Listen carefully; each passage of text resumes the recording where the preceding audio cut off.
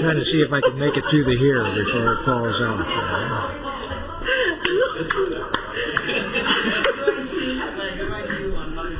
Okay, in this Call the roll serious quick, moment, my neck's getting stiff. we're going to seriously call to order the Board of Supervisors meeting of May 18th, and welcome to your boardroom. Could we have a roll call, please, Madam Clerk?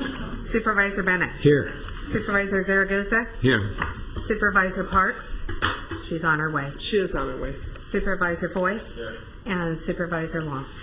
Yes, I'm here. Thank you. And now for a moment of inspiration, it is my pleasure to invite up to our podium Max Vanderwyck. Max was a teenage worker during the Depression years, and he attended Pasadena Junior College majoring in drama and LA City College from 1938 to 1940. I'm talking about you, Max. He served in the Navy in World War II, where he was stationed in Alaska and then in Korea. He worked with the military as an engineer and retired from the military and worked for ABC Electric. At the age of 72, he went to work for Vanco Builders, where he retired in 2006. He's been a member of the Ventura County Area Agency on Aging's Advisory Council since July of 2006, serves as chair of the Housing and Transportation Committee. At 93 years young, please join us, Max, at the podium for a moment of inspiration. He is the most senior member of the Advisory Council. And Madam Welcome. Chair, while you listed his other accomplishments, Max also coordinates the annual memorial for Pearl Harbor Day. Right? And does a great job with it. Oh, Good morning. good morning.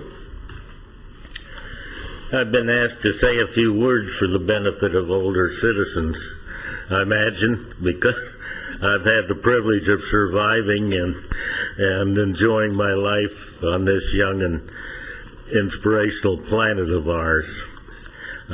Or because I've now consumed over 90 years of my allotted years' time. The word old has always been uncomfortable for me. In the dictionary, it's defined as advanced in age, belonging to an earlier period, not new or fresh, stale.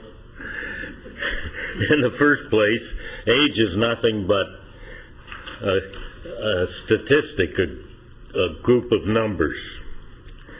I believe I'm just as much a part of today as yesterday, and actually I have control of today and tomorrow, and yesterday's gone. So stale, hardly. That means of no use, no longer of any use. And I think I'm still of use because I'm so busy. At any rate. In fact, the only way our global society will have an opportunity to advance in the future is when people with the experience of making mistakes are in charge and less likely to make them again, like we've been doing for centuries now. I've always believed that we were brought forth onto this world, each of us with a purpose. It might be a menial task or pretentious. As long as we enjoy what we're doing, take pride in our accomplishment, or even if it's a difficult challenge that we failed, at least we can maintain the confidence of trying again and succeeding. This attitude keeps one young, naturally in conjunction with good health. And talking about health, our mind controls all of our bodily functions, and therefore thinking and acting healthy, being in contact with young people in your lifestyle activities, and the attitude, I always say I don't have time to be sick. And we have, physically we have a great immune system, and if we give it a chance, it usually will work. Naturally, there are things like cancer and so forth that we don't have any control over. But another thing, I found that you can try most anything, and it won't harm you unless you overdo it. So moderation is a big factor, I believe, in lasting long enough to where you can accomplish some of the things you want to accomplish. I don't believe in complete retirement. You know, some careers are more stressful, and they might require a change to a more relaxing type of activity, or maybe even to move to a climate where it isn't as severe. However, you know, we all need something to keep our mind busy and keep moving so that we get the most out of our time. The one thing that I find distressing is to see people, some of them not very aged at all, who are just seemingly waiting around to die. And I found this is true in a lot of retirement homes and areas where they don't normally have young people around. Anyway, if anybody has any questions, I'll try and give you an intelligent answer. And thanks for listening. And thank you for coming in this morning for those words of wisdom, Max. We appreciate it. And Pardon me? Thank you for coming this morning and for your words of wisdom and for your service on the Advisory Council. Thank you very much, Victoria. Thank you for bringing him in. And good to see Jane Lozansky here. Yes. Good morning. Bye thank now. you. Thank you.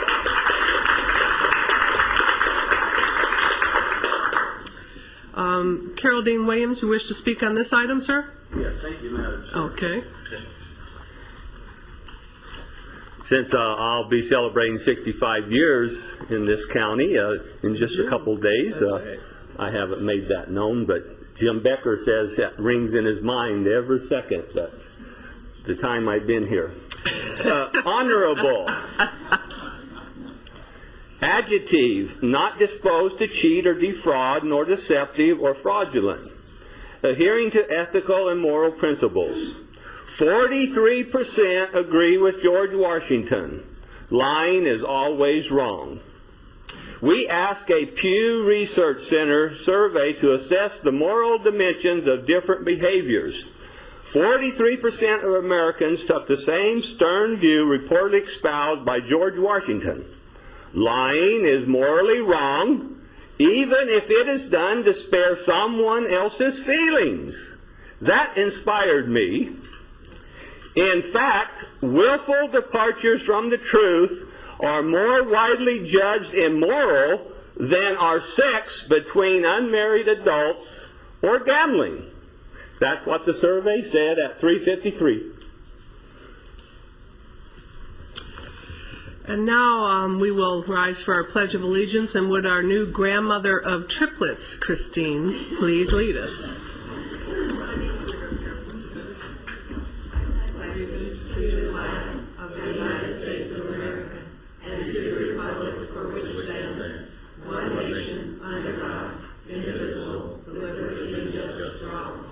Thank you. How's that new name feel to you, Christine?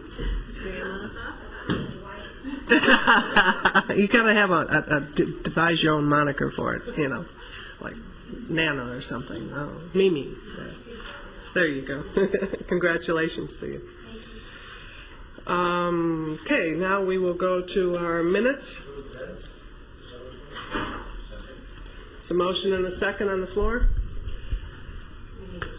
You need to push those buttons.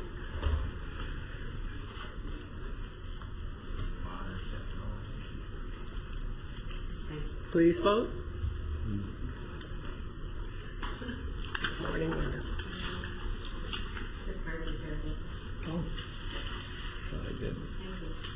And that passes unanimously. Now we have an opportunity for agenda review. Madam CEO. Yes, Madam Chair, I have three corrections to the agenda. Agenda page 4, the consent item 10, it revised the title to appoint Kathy Jinks for a term ending May 22nd, 2011, not 2010. Agenda page, short term. Agenda page 8, regular agenda item 32, remove CEO supports recommendations as this is a policy item. And time certain agenda item 22, that item will be presented by Supervisor Parks. Okay. Any other changes on the agenda? Action to approve? Motion and a second. Please vote.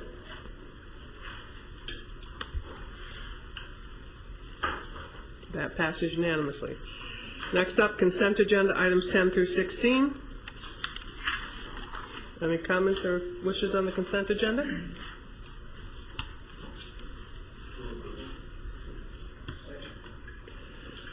There's a motion and a second to approve the consent agenda as presented. All vote. And that passes unanimously. Next up, we have public comment. Oh, I'm sorry, I was just holding it. Public comment, do we have cards? We do. Jane Wazansky, welcome.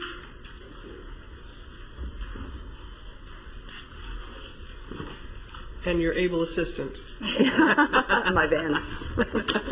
Good morning, esteemed Board of Supervisors. I haven't seen you look better with your hard hats on, but you won't be using them today. You won't be needing them because we're here bringing very, very good news. The Camarillo Healthcare District Board of Directors proclaimed May as Older Americans Act and recognized the Ventura County Area Agency on Aging and the Ventura County Healthcare Agency for its innovative approach in mobilizing cross-sector resources and leveraging new partnerships to improve access and effectiveness of chronic disease prevention and care. We commend these two agencies for their demonstrated leadership during the call to action, the Senior Chronic Disease Symposium, and for setting the standard for innovation and forming non-traditional partnerships to improve the quality for Ventura County older residents. I'm Jane Rosansky, and the Chief Executive Officer of the Camarillo Healthcare District. This is Sue Tatangelo, and she is a Senior Resource Officer. As we call her, she's a reverent authority for all things senior, because she certainly does know. We ask at this time that Victoria Jump, who is the CEO of the Area Agency on Aging, please come forward to accept our commendation that we have for you today. Where's the fan? There you go on behalf of the Camarillo Healthcare District. Thank you for all you do. Thank you for being a panel member also. And also the chair of the board, Kathy Long, would you please accept this award for the healthcare agency? Okay, Vanna.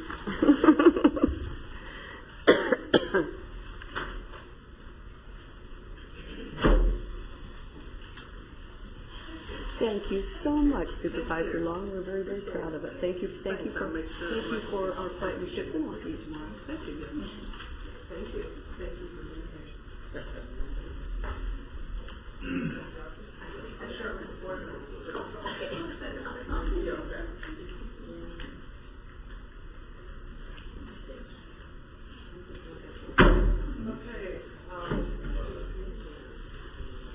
Thank you very much for the presentation and the recognition, and if you would please thank your board.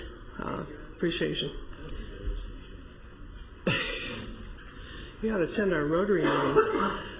Carol Williams. 353, Mr. Williams. Thank you, Madam Chair and Board. I'm here to testify that on May 11th, 2010, Honorable Judith D. McConnell, Chairperson, and Honorable Catherine Feinstein, Vice Chairperson of the Commission on Judicial Performance, determined that Ventura County Superior Court Judge James P. Cloninger would not be investigated for judicial misconduct under Canon 1. The facts and the evidence is Melissa Perez's certified court transcript, which is the record of that proceedings. On June 29, 2009, Melissa Perez, certified shorthand reporter, certified that Ventura County Superior Court Judge James P. Cloninger falsified court documents and did not place Officer Matt Thompson under oath, that Judge Cloninger then lied and asked his clerk to verify his lie. Ms. Perez certified even more judicial misconduct under Canon 1. This is the lowest level of a judge is turning to his clerk, Miss McCarthy. Miss McCarthy, I want you to know that you are a co-conspirator unless you come forward and take this information to the FBI. You are a co-conspirator. I'm asking the United States Attorney General to prosecute. Now, this is Canon 1. A judge shall uphold the integrity and independence of the judiciary. The basic function of an independent and honorable judiciary is to maintain the utmost integrity in decision making. And this code should be read and interpreted with that function in mind. Charles Fried, quote, The Evil of Lying, The Moral Life, pages 346 to 355. Value of truth lies in what it is, and not in how we value it. All valuing of truth, trivial, boring, is made on the basis of being true. Therefore, truth is not our property, it is value to foundational to all judging. 103. All right. Yeah. All right, board members, now we have an opportunity for board comments. And Mr. Bennett, how would you like to go first?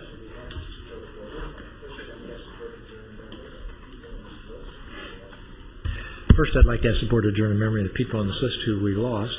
And I'm really excited about this one item. I only have one item to talk to you about, but last Friday I got to attend the award ceremony at Gill's Onions to celebrate their national award-winning project.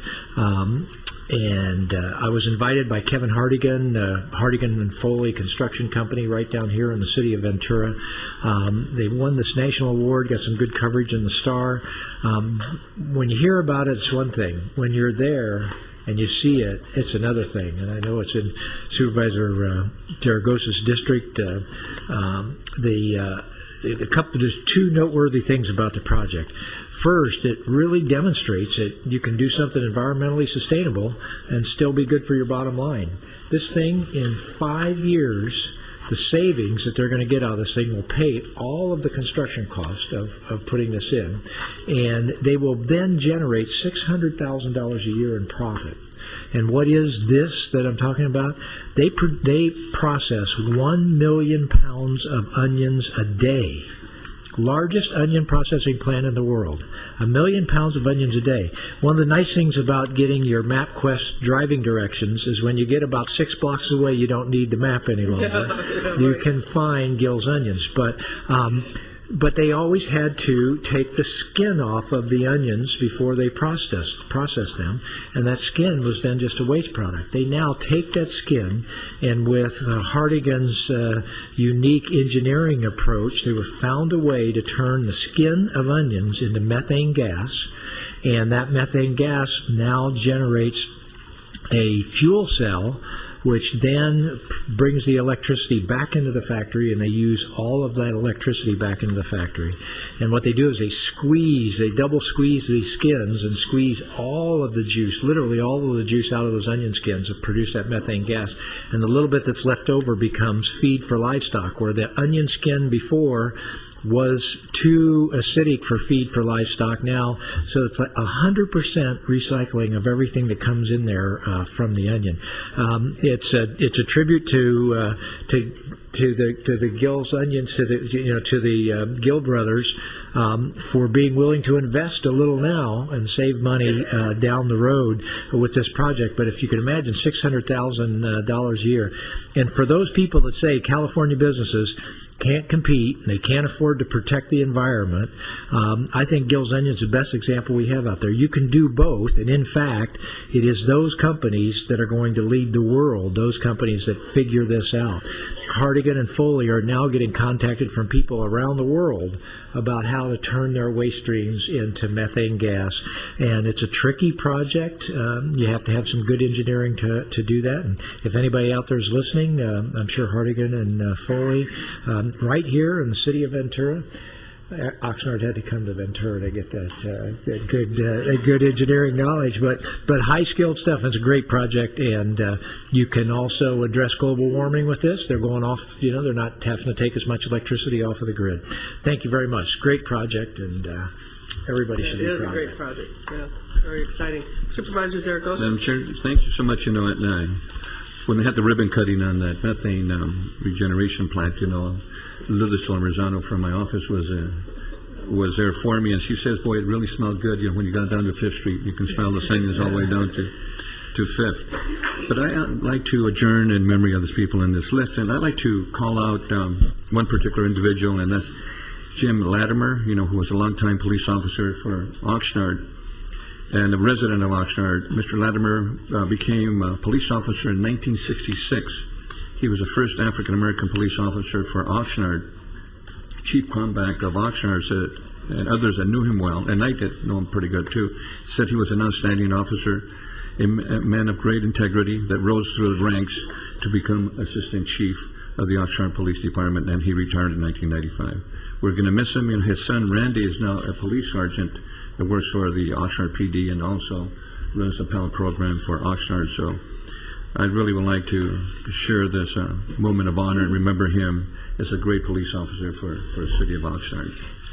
In addition to that, I also like to share that we went over to Monterey the other day, and we got approval from the Coastal Commission on Wednesday of $5 million approval for a plan to rebuild our boat ramp at Channel Islands. This boat ramp is going to help the entire county, for access for boat launching for the entire county. And I'd like to thank Marty, our CEO, and Len Krieger and Susie Watkins for attending the Coastal Commission with me and for the fine presentations they made and brought us another $5 million to Oxnard to improve our harbor. So I want to thank you, Marty, and staff. Also, in addition to that, I'd like to share that on June the 12th at Oxnard College, we're going to have a senior summit. For our seniors, there's going to be a trilingual presentation, and it's going to be from 8 to 3 p.m. Registration will start at 8, and they can call my office at 654-2613 for registration. 654-2613. Also, in addition to that, next week we're going to have the Board of Supervisors meeting. We're going to send it out to the public. We're going to be in Oxnard at the Oxnard Council Chambers at 305 West 3rd, and that's going to be at 6 p.m. next Tuesday, which is May 25th. So you're invited to the city of Oxnard at the Council Chambers for the Board of Supervisors meeting. What's the dessert? Dessert is going to be Gill's onions. That was good, John. Hamburgers with Gill's onions. That's good, John. In addition to that, Madam Chair, I was really honored yesterday to represent the board from some individuals that came from Jiwei, China. They came to hear presentations from our assessor, our auditor controller, and also from our treasure collector. Plus, they took a tour of the government center, and I was really honored to to work with them and to also welcome them on behalf of the board and the County of Ventura. And Lourdes, they gave us a beautiful Chinese silk wall hanging that I'd like to share with you. I'm going to have Lourdes bring it up. And this, we like to show off this display, hopefully at the CEO's office and my office. Sure. Yeah. Go ahead and open that up, hon, so we can share that. Lourdes says, I don't want to be a model, but I go. Maybe you can share that too. Oh, It's that's just beautiful. a beautiful silk hanging that they. Oh, you better watch Marty. She want to take a Marty, That's turn it beautiful. around for the cameras to see that, as you can see how they gave us this beautiful display and Yeah. from Ji Wei Zhou, Republic of China, and also the other thing too. I want to thank Linda Lee from the CEO's office. She's excellent interpreter and understands. She speaks about 3, 4, 5 languages from your office. And I want to thank Linda Lee for doing an excellent job and helping us out with the Chinese delegation. And so I'd like to then give this Protocol officer. this hanging to probably the CEO's office, and it's great. And one of the things I want to say is ching ching means thank you. Thank you. Thank you, Supervisor, for doing that. Absolutely. I appreciate you stepping in. Supervisor Parks. I really don't have any comments other than to ask that we close and honor the people on this list. I apologize for being late. There was a really horrible accident on the freeway, and it's one of those where you know that someone died, and you just have to say, therefore, for the grace of God, go I. So, closing their That honor. was horrible. Supervisor Parks. Yes, and I agree. That was had the misfortune to have to drive by that accident myself. It was terrible. But all those people. Also, adjourn in memory of the people on this list. Those are my comments. Thank you. Okay, thank you. I, too, have a list to adjourn in memory and join with Supervisor Zaragoza for James Albert Latimer. Understand he had dual residency, so I appreciate you bringing that forward, Supervisor. And also would like to thank Supervisor Zaragoza and our CEO and Lynn Krieger for doing such an outstanding job with the Coastal Commission on our public launch ramp. This launch ramp has been a project that we've wanted for decades probably, and it's truly in so disrepair, and it truly is a public access issue. And I appreciate you carrying that message up to the Commission and getting such a resounding vote of support for it. Thank you so much. Thank you. Thank you. I'd like to just call out that I participated in what was exciting, something that the board members are familiar with through our participation with the Economic Development Collaborative of Ventura County. I went to their Get Trade graduation. And this is a program that the EDC-VC launched in conjunction with the Oxnard Harbor District to really reach out to the business community and look for those opportunities for people interested in doing trade. Import-export trade, and it is a program that the professionals provide not just mentoring but training and information on how to do trade and how to improve their bottom line, and giving them the confidence to do expert instruction and opportunities for them to do international trade opportunities and to develop some economic sustainability with their own business. There were at this outstanding graduation, there were, I want to say 14 students, 14 businesses. It's a 12-week program. I'll get it straight here in a minute. 12-week program. And the businesses obviously voluntarily join in and pay, frankly, a small fee to get the education and the information they need to expand their business and do trade. And there were a couple of them talked about their business models and what they did and what this program did for them, and it was just a resounding note of appreciation and clearly benefit for these businesses in our county to do this. Amanda Crawford Designs, CIO Technologies. The list of them go anywhere from computer software to products such as pillow designs for when you travel long distance on airplanes. This really interesting pillow. I'm going to go online and order one. And just a marvelous small business opportunity for these folks to expand their business. So the Economic Development Collaborative is doing a great job with it. Everyone gave them resounding support back, and I know we'll continue the program along with the Harbor District, so it helps all of us. So I want to note that. Also, I know we'll be talking later about our financial challenges and conditions, and looking at our capital projects and programs that we have in front of us to look ahead to our financial stability in this county. But I wanted just a couple comments on a conference call that we held with our rating agencies, with Standard & Poor's and Moody's. And here are the comments. This was mostly from a Moody's representative, who said that that we are unsolicited in this conversation, that we are doing very well. We're not a county that's difficult to rate. We are going through the economic conditions, as well as anybody I've seen, was the comment by our rater. And under these conditions, we have a remarkable story to tell. And I know we'll hear more about that today on the agenda, but I didn't want to lose those comments from our raters. So that's gives you at least some feeling that we are doing the best we can under the current circumstances. So that was good. And lastly, just so those of you bikers know, I did the Beta Breakers walk in San Francisco on Sunday. I didn't break my arm, and I did finish, and I wasn't the last, and it was great fun to do. I've never done it before, and it's one of those years in my life that I'm doing things I haven't done before, and that was one of them, and it was really great fun to do. And I have chocolate for all of you. That was my appreciation, just to let you know. So that was fun. Thank you. And I did make it back safely. And I can walk today. Supervisor, I was just heard a comment. What did you wear? Well, let me say this, more than most. Or some, anyway. More than some. It was, I'd heard about this eclectic Beta Breakers, and it truly was that. Now I'm blushing. Okay, we're going to move ahead here. Moving ahead on our agenda, thank you all.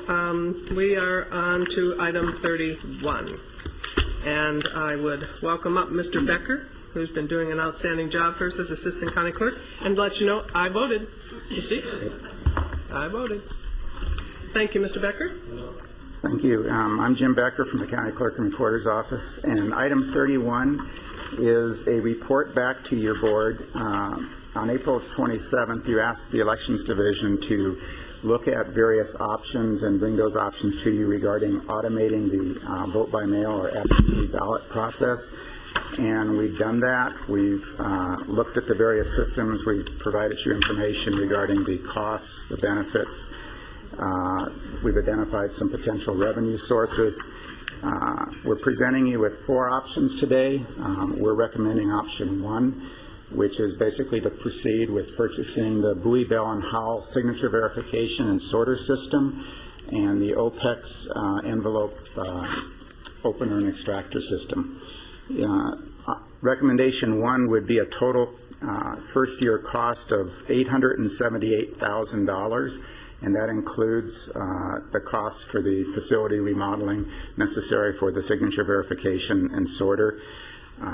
We think that that about $465,000 of revenue is fairly certain, but again, it's not guaranteed, and that would be a net county cost of about $412,000. We're projecting with those 2 pieces of equipment that we'd realize somewhere between $13,000 and $97,000 of annual savings, primarily in temporary help, and that would be based upon the number and types of elections we had. Since I wrote a long board letter, I decided I'm not going to make a long presentation, so I'm here to answer any questions you might have. And Tracy Saucedo, who is in charge of the Elections Division, is here too if you ask me any really hard questions. Yes. Supervisor. Jim, the process is not a sole source process, right? Because we're tagging on or to the That's a good Saucedo. question. Actually, we're kind of using, if you go with recommendation 1, we're using 2 processes. For the Bowie, Bell & Howell, we're able to, what they call piggyback onto an existing contract. Sonoma County has already gone with that system, and they have an approved contract. So we would go on their contract and get their same price, which would basically mean there would not have to be a requirement for an RFP process. The sole source would be the envelope opener and extractor, because there's only one vendor that sells that, so there's no need to do an RFP. And we save money by tagging on to their contract. I believe so. We definitely save time. Yeah.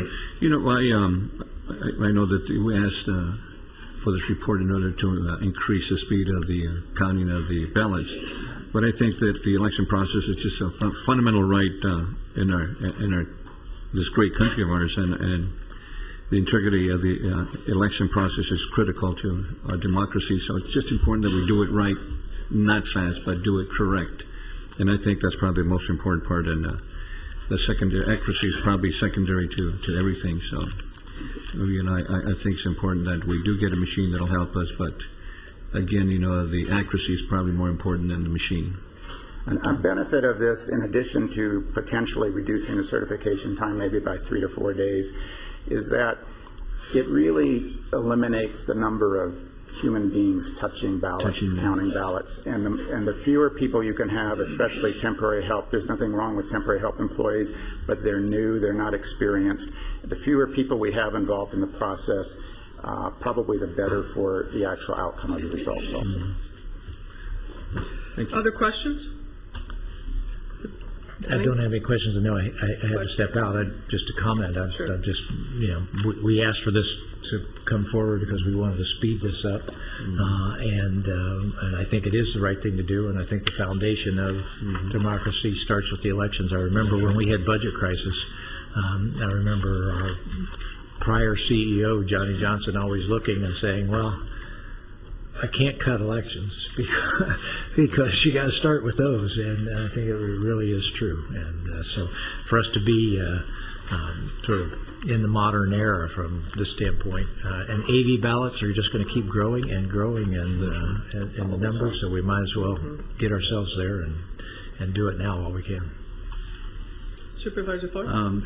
Yeah, as someone talk about speeding up as on the end of a 3-week wait, I understand what that means. And I appreciate you willing to go and take a look at this. My only concern was that, and I 100% agree with what you're doing. The idea that you have there's 2 men that are going to be elected here and this is being done and they're going to be put under this system. But I guess I don't have a problem. I was talking to Matt Carroll yesterday about it and said, I'm not really sure about that, only from that standpoint of, you know, you're going to end up with a new clerk recorder, and this is just what they agree with. But I had the chance to talk to at least one of them, said, I think that Jim has done a pretty good job with it, and it looks like he was out looking at some of the same equipment, and so if he wins, he said I would go with the same stuff. So, okay, I have no problem with that.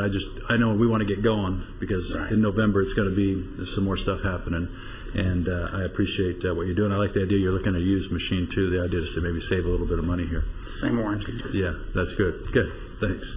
Other questions? I'm sorry. Supervisor? I just want to assure you know that really this is really good for the organization, you know, for the whole election process, and I think it'll help us, you know, to expedite, and also the accuracy of the county is extremely important. Okay. And I want to thank you for the good job. Thank you. I have a comment too that Sure. goes to your comment and Supervisor Foy. If something is not in this report, but if the state eventually mandates all vote by mail ballots or gives local boards of supervisors the authority to do it county by county, then this kind of positions us also, and for a future county clerk and recorder, you would have to have some kind of device if you had to basically do all vote by mail ballots exclusively. So we're kind of we're positioning ourselves also for things that may occur in the future and not having to play catch up. And to expedite him. Supervisor Parks? I was just looking, in terms of it paying for itself, how many years out until that would be? I'm not sure I could say how many years out. The total net cost is $412,000, assuming we get the 2 revenue sources. We're projecting the revenue the temporary help savings of $13,000 to $97,000. I can get that information back to you. It really depends upon the number of elections, and we don't really know exactly going out the size of the elections. But definitely in a period of a few years, I think we would recover the net cost. Thank you. If passed as prologue, it would pay off pretty fast. We've been voting about every way they 4 or keep 5 adding months elections. around here, right? The way they keep adding elections on us, yes. I certainly think that this is the right direction to go. I think that the first thing we need from the voters want us is to be able to trust our system, our process, the whole protection of their vote. And then time is important. Folks they trust that the time that it takes to gauge the results of an election is appropriate for the volume you're dealing with, and that it is also efficient. And I think that the other thing is that the system you're proposing is a tested system, and we're not going off on a tangent with a totally new, untested system that may have risks. So, pleasure of the board. Move the recommended action. Supervisor Foy's already seconded it. Okay, we have a motion and a second. Please vote. Well done. Thank you. Thank you. Thank you for the work on this. And Thank you. I'd have to believe if there were concern out there, we would have the boardroom filled with people expressing concern. All right, then, item 32. That last one passed, and item 32, appointments to be made to the Central Committee members in lieu of election. Item 32 is a board letter we bring to you occasionally, in which we're requesting your board to appoint individuals identified on these Central Committee. Basically, there was not enough people who want to be on those committees, and so the number doesn't exceed the number of seats. So we're asking your board under your authority to appoint those in lieu of an election. Right. Okay. Any questions? Just a comment. You'd think that a committee that has control over what's these days is almost $1 million in a campaign, that they would, people would be interested in serving on it instead of just being appointed in lieu. So we can't direct them to do a little bit more outreach so people who are interested could run for these central committees of the parties, but it's unfortunate. Maybe if they felt welcome, they would. That's right. I think you're right about that. I think they need to be more welcoming. Okay. There's a motion and a second to move ahead with those appointments. Please vote. Not going to touch that one. And that's 5-0. Thank you, Mr. Right, Becker. thank you. Good work on that. And 3 weeks. You got a busy calendar. Tracy, thank you so much for your work and all of those in our elections division. You've got a busy time in front of you. Item 33. Good morning, Madam Chair, members of the board. My name is Christy Madden, Deputy Executive Officer in the County Executive Office. This morning we come to you to request that you authorize the CEO to enter into a contract with Kaboom and Cabrillo Economic Development Corporation and the Piru Neighborhood Council for the acceptance and installation of playground equipment for the Piru Town Square property. The CEO's office was approached by Cabrillo some time ago with a proposal to partner with Kaboom. Kaboom is a national nonprofit that spends their time and energy trying to deal with social ills around the country by developing playgrounds in low-income communities that have a need for safe play equipment. They have a corporate sponsor who comes up with the bulk of the funding to pay for the equipment. We use volunteers that include the corporate sponsor volunteers and volunteers from the local community to help construct the facility on what they call Community Build Day. The local community participates in designing the actual playground itself. We've identified about 100 square feet of space in the Piru Town Square property where we intend to try and put this equipment.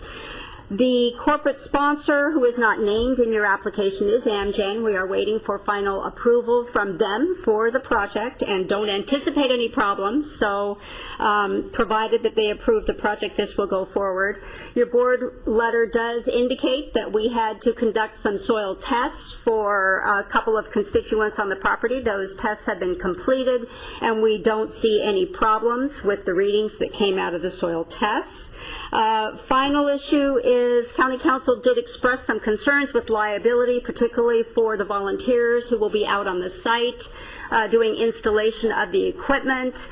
And we did work with our risk management division, and the key concern is that the people who are volunteering out there understand clearly that they are not agents of the county, they are not employees, and therefore are not entitled to any workers' compensation benefits. So we will be developing a waiver document that we will work through County Council and risk management, and all of the volunteers will sign that when they participate. So with that, there's a lot more information in your letter. I'd be happy to answer any questions. Okay. I just want to share real quick, that Kaboom did an excellent job in Island Acres. That's over true. at the annex with the MGEM and Del Rio School District, and it was just outstanding. The community really loved it, so I think they do an excellent job. And didn't they also do the project out at the rain shelter? Yes, No. they did. Okay. No, they it did. was Kaboom. It was with Kaboom, and Target was the sponsor of the project out at Rain, and everybody joined in. A lot of county employees as well as other Great event. local. Other questions? I think this is, one, I appreciate the good work on this. It really is a trifecta of folks working together with Cabrillo and the county and the corporate sponsor and Kaboom and their donation. And it's just a tremendous fun and investment for the children of Piru. I'm just very pleased. I'd like to make the motion to adopt the recommended action. Supervisor Bennett has a question. Yeah, no, I don't have questions. I just have a comment. One, these are great projects, and so I think for Piru, sort of on top of the recent win, that's got to be great for you. The other thing that I just want to acknowledge that I appreciate is that we have independence between the county council and the CEO, so the county council can point out a liability issue like this.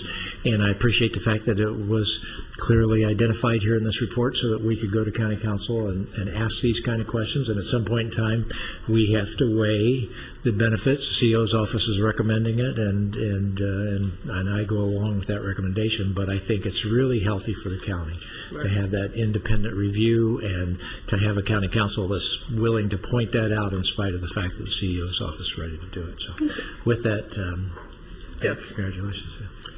So we have a motion and a second to adopt the recommended action. Please vote. Thank you. Thank you. Appreciate it. We'll be talking about it in Piru tomorrow night. Thank you.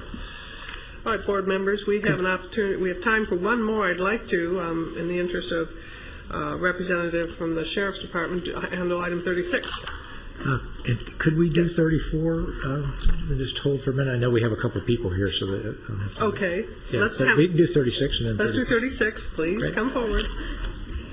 Thank you, Madam Chair. Thank you. Esteemed members of the board, Madam CEO, Cheryl Way with the Sheriff's Department here representing the department to authorize the Auditor Controller to establish appropriations and unanticipated revenue for the purpose of mobile data computers for our Civil Bureau vehicles and for our contract city patrol cars.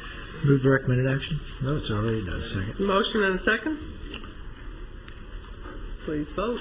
There were no questions. Always good work to use monies like this. Thank you so much. Thank you. That passed unanimously. All right, back to item 34 then. Thank you very much. There we go. And Mr. Dursey's going to give us Morning, highlights on this. board members. Paul Dursey from the County Executive Office. Since the subject matter is one page long, I won't read it. Thank you. But regardless, what we have is a real unusual year for tobacco settlement, and to set our recommendation on tobacco settlement allocation. We've had, as you know, tobacco dollars are down. They've been stagnant for a number of years. In addition to that, we've had some difficulties obtaining quorums. Even when we have plenty of people, we have difficulty obtaining quorums because of the people's busy lives, obviously, and so it's difficult to obtain quorums. It's a difficult position from being on that tobacco settlement allocation committee because you're not allocating a lot, frankly. We're reallocating year to year, and you're doing analysis to make sure that the allocations are spent properly. So it's a very difficult position. What we see is that position is going to be in the future somewhat of a no new money position, but we can either cut one program and give it to another or cut programs. That's what we see going on into the future. So it's going to be it's a difficult position to hold from a public standpoint because it is time consuming and it does take some expertise to go out and evaluate programs. So regardless, we are having difficulties filling those positions. In that light, and in the fact of where revenues are flat, we are recommending that we just maintain basically a status quo budget, status quo tobacco settlement allocation for next year that is the same as this year. We do actually have a little bit less revenue we're anticipating from the tobacco settlement dollars coming in next year than we expected for this year, but it's actually what we're projecting for next year is actually a little bit more than what we actually received this year. Our initial analysis that we get from the Office of Attorney General, they expected us to receive $9.2 million this fiscal year. We actually received $7.6 million, and that's after we budgeted about $8 million. Next year we're budgeting $7.9 million, and we're assuming that we'll have interest coming in to make up the difference between what the actual tobacco settlement dollars are and what our program costs are. In addition to those numbers, our office did the analysis, the allocations. This year we did the program results. Actually, it worked out fairly well because we went in, we set up some metrics, and now we have some metrics to follow up on from our standpoint. It worked out pretty well. Doesn't mean it won't be done by the tobacco allocation committee next year. However, it worked out fairly well in this regard. So what we're looking for is the approval of $8.266 million, and that does include the $50,000 additional dollars going to the Conejo Valley Unified School District, and the other on I think it's Table 1 and Exhibit A. Those are the allocations for the different programs that we are recommending, which are the same as last year, except for the additional $50,000 to Conejo School District. Our second is adopt the allocations as outlined in that table. Receive the program evaluations that I said was performed by our office this year, and that's Exhibit 3. And then authorize our office to contract with the nonprofit agencies, non-county recipients for those dollars. And then the sixth recommendation is to reappoint certain members, reappoint members to the Advisory Oversight Committee, and seat the chair and vice chair is number 7. So those are our overall recommendations regarding this program. Like I said, we're having some difficulty from a revenue standpoint and from a quorum standpoint. So our recommendation at this time is to go forward with status quo. Okay. Questions from the board? Yeah, Madam Chair, I think one of the important issues here is that this is a safety net. The bulk of the money is going for the mental health and children programs and medical services for the county, and the bulk of it is going to that. I think that's extremely important. And also, on the other amount where you have services for the uninsured and underinsured, I think it's extremely important, because I think we're serving some additional 34,000 folks that visit our ER services. So the money's being put to good use. So I want to thank you for that. Are there questions? I don't have questions, just comments. The Auditor Controller, you have a question? Minor correction on Table 1, second column in from the right. It should read 144,000. One of the zeros were dropped. Thank you. Okay. Question, Supervisor Parks? We like those kind of things to be pointed out. I have a question, just an interest question, because I don't keep all this in my head, and I'll look to our county council. This original settlement is projected to be a 20-year 25 years 25 initially, years. but it actually is perpetual. The initial thought was 25 years, but my understanding is perpetual. But it will be decreasing.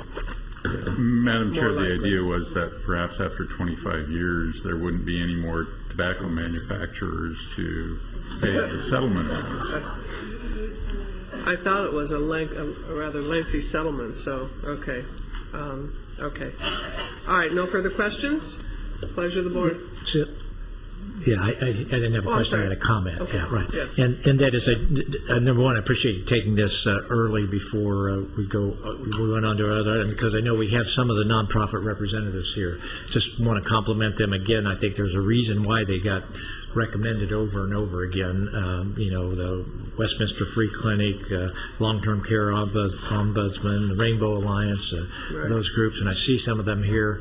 I just want to let them know we appreciate having them as partners, and also this has gotten to be a much more efficiently administered program. I remember when we first started off, you look at the administrative cost, it is much more efficiently done, and I think we have to keep driving this program to be efficiently administered like this. So with that, I'm happy to make the motion.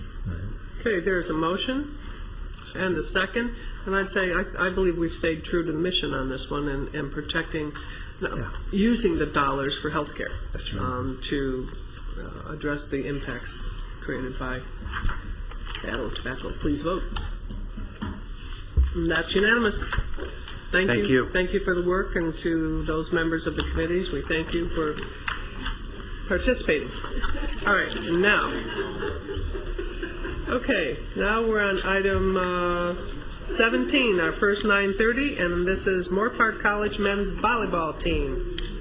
And this is Supervisor Foy. Thank you. This is exciting. We have the opportunity here. We've got volleyball team. Coach, you want to bring them all down and do that? All these tall guys. Maybe I should stay up here so I don't get to stand next to those guys, That's right. Here to accept the award is going to be the Moore Park Athletic Director Howard Davis, Coach Steve Burkhardt, Assistant Coach Mike Nelson, and some players. And the players are here too. And Moore Park team volleyball team beat the #1 seed, and that was Irvine Valley. And it was a very exciting game at 3-2, take them to the state championship against Orange Coast. And it's interesting, we're doing this, we're also doing the debate team, and the debate team beat Orange Coast in the national debate. So some great teams coming out of California. So it was on April 2nd in 2010, they captured the men's volleyball state championship with a 3-0 sweep of Orange Coast to bring the Moore Park to its second. That's exciting. Second title in men's volleyball in 5 years. The team again led its victory with these great players. I look at all these people. Not all your players are here. They're not all are here. But I know that Adam Quinn was named most valuable player. Correct. Adam. No, it couldn't be. Some of these kids are still in school and doing. It's finals week. Oh man, it's a tough time to bring everybody. If we don't bring you now, you're gone. So, but anyway, so it was great to see it. So, Coach, why don't you give us a little bit of a understanding how this all came down? Well, first of all, thank you for having us. Hopefully, we've made the county proud. All the members of our squad are from the county of Ventura, which, as you may or may not know, Orange County thinks they have a lock on volleyball in this state. And we went down there and beat Irvine Valley. We were all the teams that were in the semifinals had beaten us during the course of the year. So we were probably the 4th-seeded team in the semifinals and beat Irvine Valley in a very close match, and then swept Orange Coast on their own court, which was great because I kind of kidded some of my people because there was probably 850 Orange County and Orange Coast fans and about 50 of our fans, and I'm sure if you polled the audience, they would have said, "Where is Moore Park and how is it that you're beating us?" And so I'm really proud of the team and the effort that they put forward. You got a lot to be proud of in this team, in this squad, and the school, of course, Moore Park College. Very proud of that too. Thank you.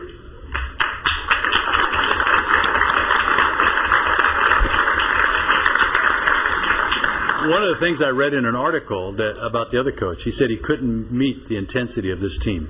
Right. That's great to hear. That he didn't know what it was, but he couldn't compete. So it's pretty tough for a coach to say that kind of stuff about another team. And yeah, well, congratulations, gentlemen, and you do make the county proud. Thank you. Why don't we? I'll take a picture with this resolution over here.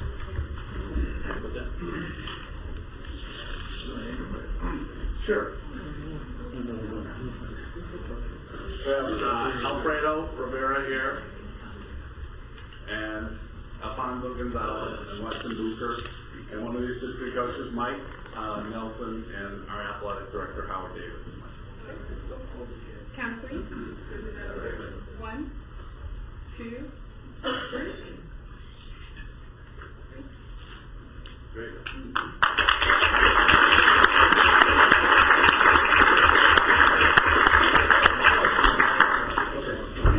I'd also like to present to our supervisor a picture of the team that he can have for Oh, great. My pleasure. I will. Okay, thank you. Congratulations and thank you. Yeah. Thank you for coming in, Coach. Thank you. Thank you. Congratulations to you all. All these guys came to see you. All right. And thank you, Supervisor, for bringing that forward to us. And now we have resolution to the Moore Park College Speech and Debate Team. Yeah. Again, Orange Coast College. That's great. As these kids went all the way to New Orleans to deal with the this win. So I think that's exciting. But I know that he's going to be here to accept this for the team. This team made a 14-member team in the national tournament in New Orleans, and they again won over Orange Coast College, with more than 76 colleges competing and more than 600 coaches and students. So it was a big deal. And again, Moore Park took home its ninth national title. Tremendous. I mean, tremendous things coming out of these colleges here in this county. I know Supervisor Bennett, we had something here, and you're bringing something later today too. Some tremendous stuff coming out of Ventura County with some tremendous people. So anyway, this whole entire team is here to be honored, and so our athletic director is going to accept this for us. I don't know if you have any comments for them. Just all the speech and debate kids are in finals. That's why they're not here. I know it. All these smart kids. Good but for you them. know, Yeah. what was it? 13 women, one man on that. All right. Skirts rule.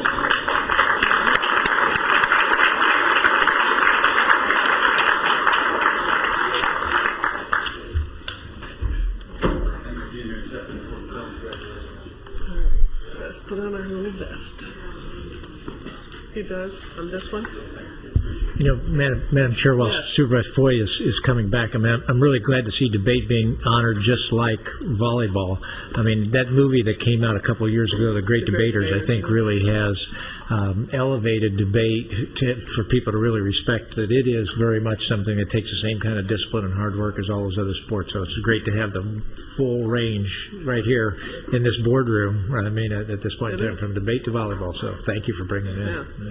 Thank you, Supervisor. We have a speaker on this item, Carol Dean Williams. Are you going to debate us, Carol Dean? Pardon? You have a 103? minute and 3 seconds. Thank you, Madam Chair.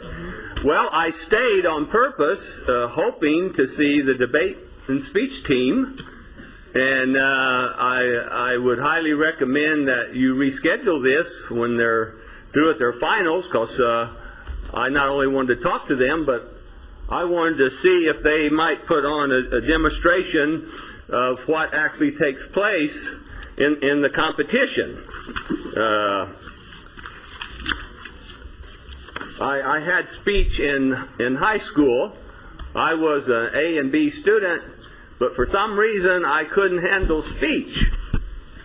And so I got transferred out of the speech class, and I hope I've made up for that over the years, attending the board meeting. I see a lot of affirmatives there. But the debate now, I wanted I wanted a little bit more information on the debate side. Excuse me.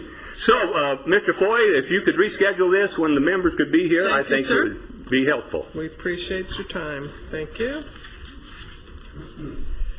All right, we'll move on then to our next item, and that is our item 19, which is to proclaim May 16th to the 22nd, National Public Works Week, above, below, and around you. And Mr. Pratt, where are you? There you are. Okay, everybody, put on your vest. I think we're going to pick up trash or something. Not sure what, but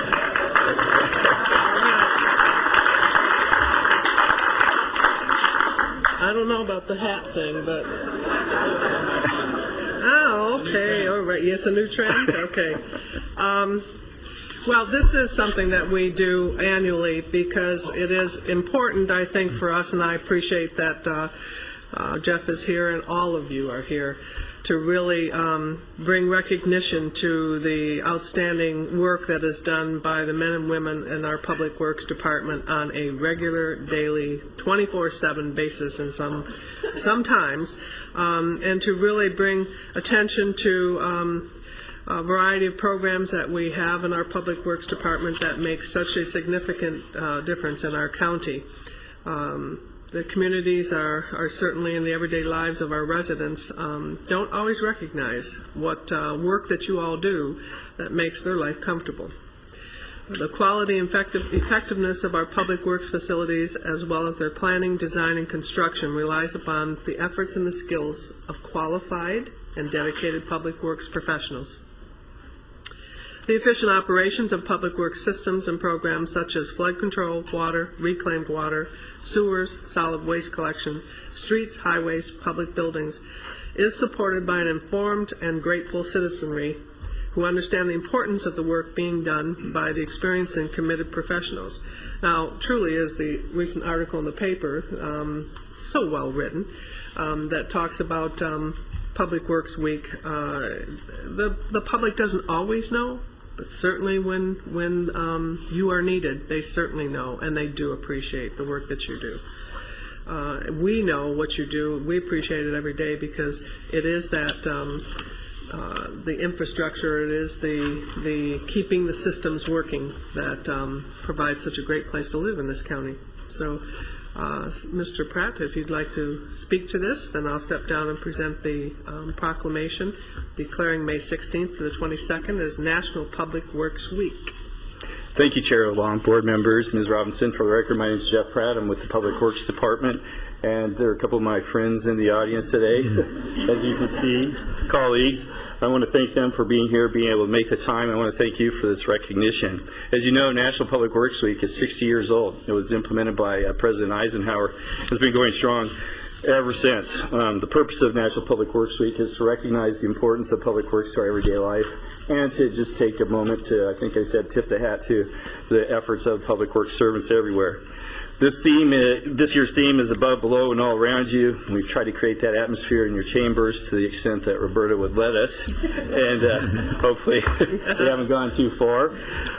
Traditionally, we use this time to recognize some outstanding effort by public works employees. This year's no different. This year, we'd like to recognize some of the people who have contributed in a great way to our continuous process improvement. And I'd like to ask anybody who's gotten one of these Public Works coins to stand up if you're in the audience today. Just stand there for a couple minutes.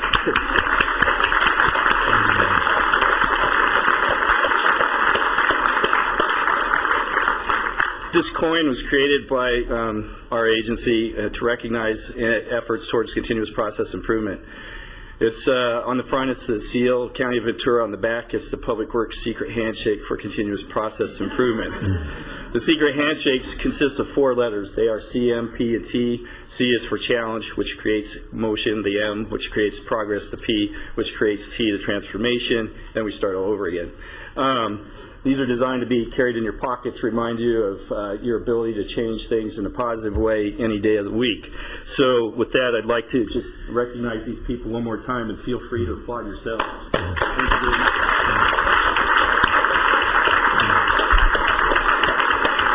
And Madam Chair, can I say a couple of words? I just want to share something that I'm very proud of all these men, because I worked with the city of Oxnard for 20-plus years in public works. When you turn the faucet out, the water comes out. When you flush, the sink goes down. And you pick up the trash and you fix the streets and so forth. Thank you so much for your good work.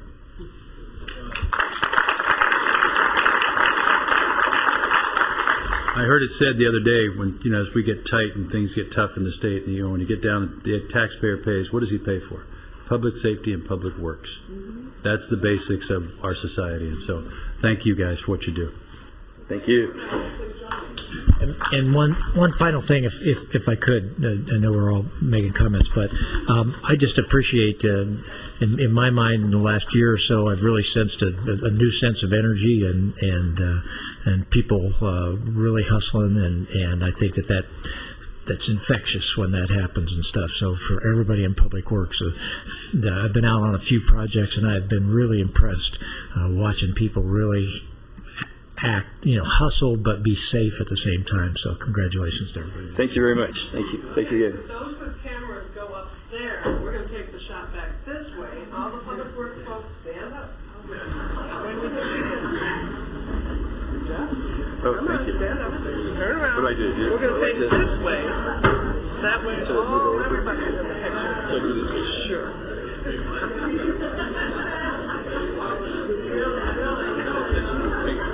I have a pink one.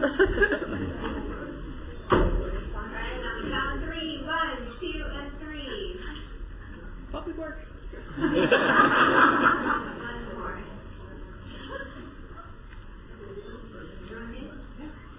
Not me. I'm sorry. See, Kathy, you finally got me in a hat. What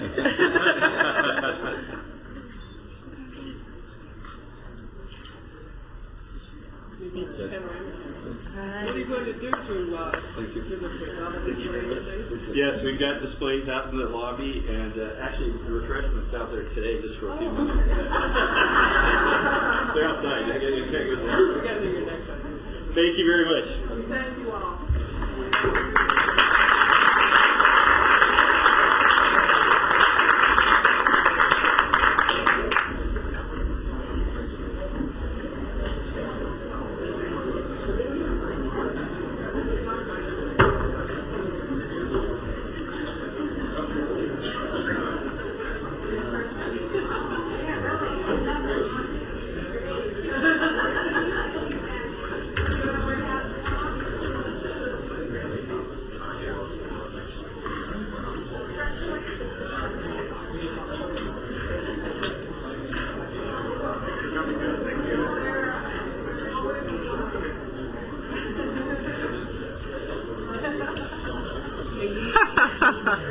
Okay,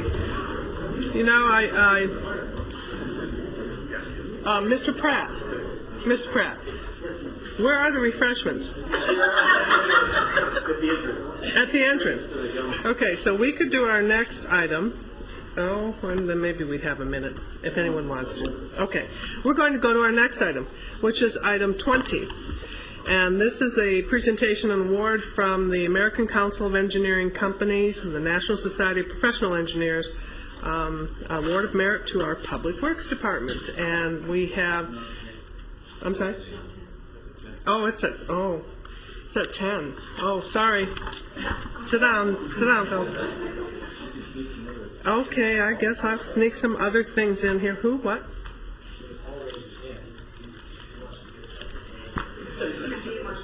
Okay, we did 33, we did 34, we did 35. Okay, 35. Mr. Grossgold, you're on. Greg, you're on. Chair Long, members of the board, Ms. Robinson, Greg Bergman of the General Services Agency. On March 9th of this year, your board approved a resolution directing the preparation of an engineer's report. The letter accompanying that resolution indicated that we would return to your board today. The item before you today has 3 recommendations. That you approve a resolution indicating the intent to levy an assessment, provide preliminary approval of the required engineer's report, and provide notice of a public hearing to be held on June 15th. I can answer any questions. Are there questions? I'd like to move recommended action, point out this is an annual assessment, not a monthly assessment. That's Okay, there's a motion. broad support for it in the community. And a second? Is there a second? Second. Motion and a second. And please vote. This is a community taking care of itself. That passes unanimously. He's just back. Okay. We did item 36, so we'll go, let's see, Mr. Matheny, who probably did 37? 37, but we don't have them present. We'll do 38. You know, I sit on that. I sat on that committee. If you want me to do 37 for you. Okay, 37. We'll do 37 then. 37. 37 is just the recommendation that the annual renewal of the delegation authority to the treasurer to invest and reinvest the funds of the county. Okay. Not on that. Do we have the ability at any time to repeal that authority? Is it 1 year? Does it go for 1 year? You have the authority to rescind the delegation at any time on notice at any board meeting. Okay. There you go. All right. Here. Well, you guys went fast. Yes, all we of a did. sudden, huh? Apologize for. Well, Pratt is serving donuts out there. No, I'm just kidding. Yeah, I apologize. I had to wend my way through all of those people out there. Anyway, this is the annual item that comes before your board to take care of the investment function of the Treasury portfolio, and I'm prepared to answer any questions if you have them.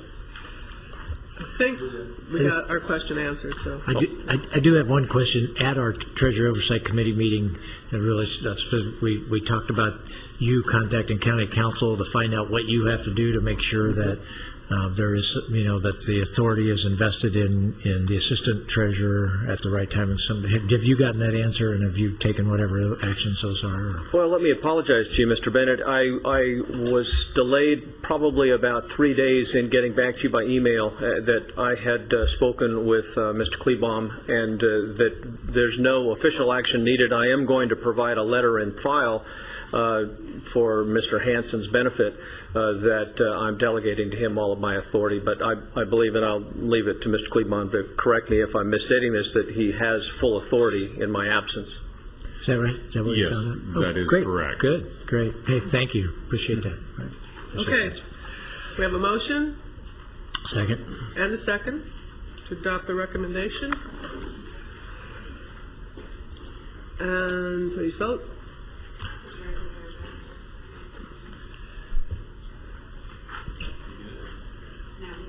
Mr. Zaragoza, you have to vote. Passes unanimously. Thank you. All right, item 38 is mine. Pretty straightforward. The Board of Trustees of the Piru Cemetery have recommended these two new appointees to continue to reach the number of 5 representatives on this board, and that's my recommended action to approve the adoption of those appointees. Motion is second. Please vote. People are dying for those jobs. Please vote. That passes unanimously. What was that comment? We won't repeat it. I said people are dying for those jobs. Right? Oh. All right, item 39. Really, that bad joke. Item 39, pretty straightforward letter of support. The board has heard the presentation on this significant threat that's posed to our agricultural industries, particularly the citrus industry. They have made a request asking for some funds from Secretary Kawamura, and I just they asked for some support to both get the funds and expedite the process. So that's my recommended action on this item. Motion and a second. Please vote. Good job on the letter. Thank you. And that passes unanimously. Okay, and item 40. Supervisor Parks. I'd like to move approval of Dr. Michael Ferris to the Tobacco Settlement Committee. He's served before, was chair before, and is an excellent addition, comes in with, at the top of the learning curve. So move that. Motion and a second. Please vote. I think we're lucky to have him. Thanks for filling that position. And that passes unanimously, and there's a motion to move the correspondence agenda. Second. As soon as our clerk catches up with us. And a second. Please vote.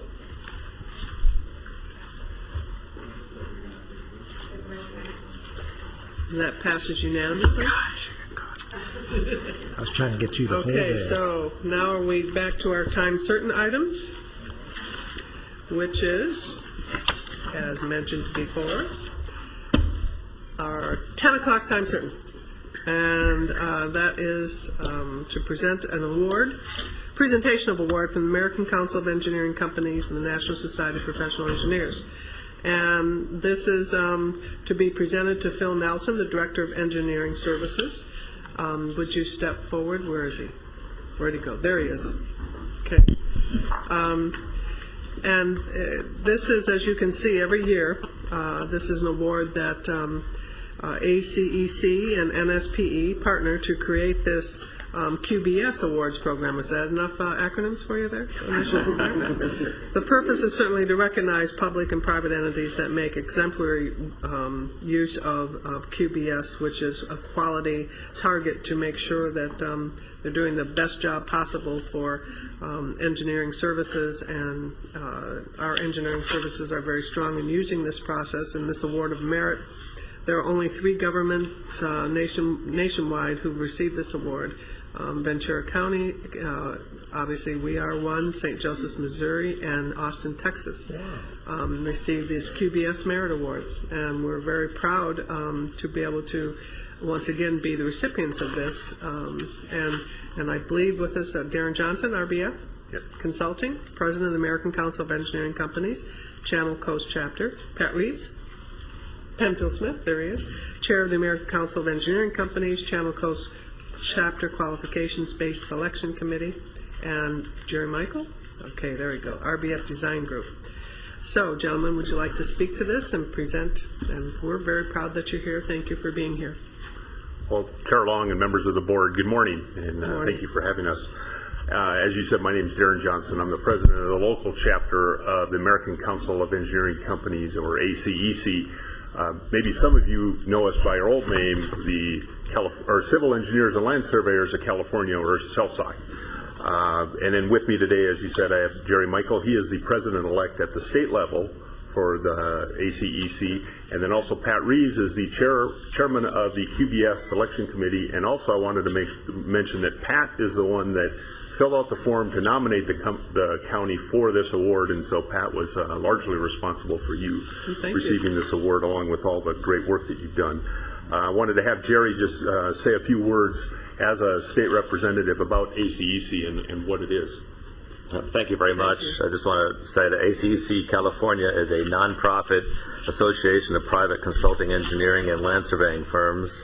As a statewide organization, we are dedicated to enhancing the consulting engineering and land surveying professions, protecting the general public, and promoting the use of private sector in the growth and development of our state. Our members provide services for all phases of planning, designing, and construction projects. Member services include civil, structural, geotechnical, electrical, and mechanical engineering and land surveying for all types of public works, residential, and commercial and industrial projects. As you mentioned, Chair Long, every year ACEC and the National Society of Professional Engineers partner to create the Qualifications-Based Selection Award System, the QBS Awards Program. And so the purpose of the QBS Awards Program is to recognize exemplary use of the QBS selection process.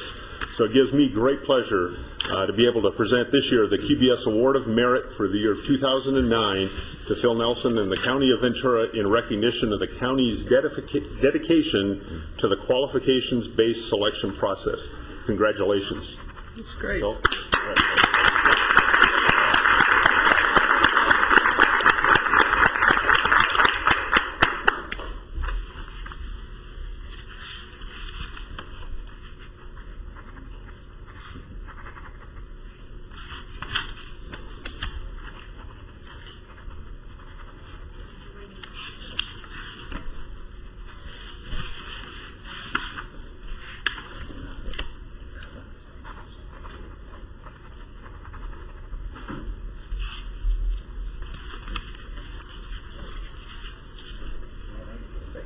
Thank you. Thank you very much. Mr. Nelson, you wish to make any comments? And we certainly appreciate you all being here and this recognition. It's outstanding. Thank you. Thank you, Chair Long, members of the board, Mrs. Robinson. I do accept this award very humbly and graciously from ACEC. We're very proud and honored to have it. I'm lucky in that I've only been in the job a year, so I get to stand in the limelight for efforts that are really not my own. And I'd like to thank a few folks first. Pat, for putting in our nomination. But also I'm hoping that they're here. Tom Morgan and Bob Quinn, who are previous predecessors of myself, former directors of engineering services, who largely authored and put these procedures together. And of course, Alec Pringle, who's not here today, but is serving on the grand jury. So it's really those individuals that I have to thank, and the project managers who have worked so hard to follow those procedures and practices. Our goal is really to develop strong business partnerships with our consulting partners in the community. I think we've achieved that, and we're really pleased to be recognized for that, and we thank you for the time to be able to do it here. Thank you very much. Thank you. Thank you. Congratulations, and thank you again for being here.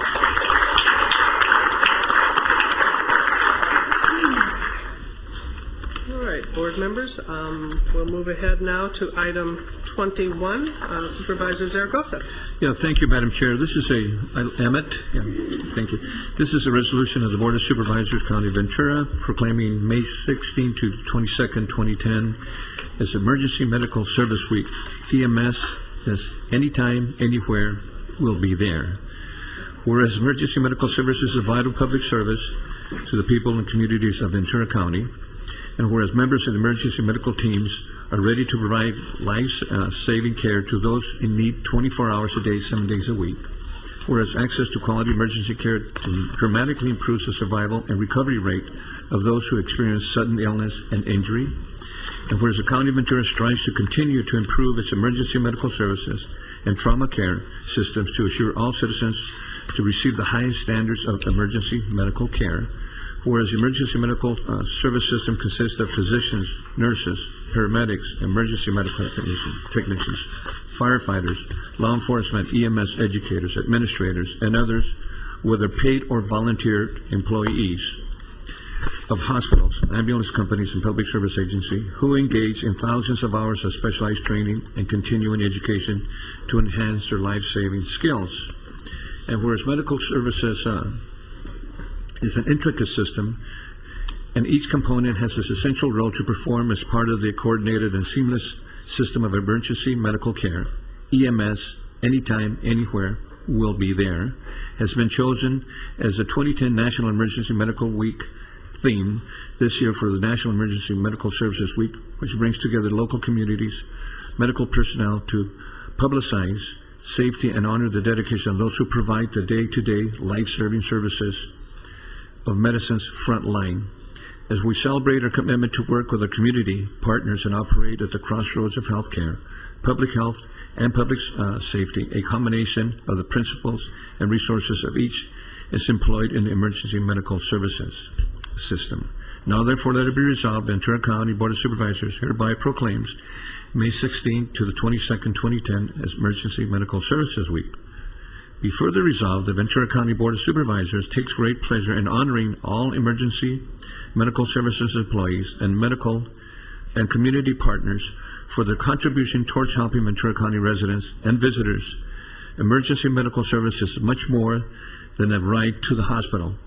It's a coordinated system of response, emergency medical care involving multiple people, multiple agencies. A comprehensive medical service system is ready anytime, anywhere, will be there.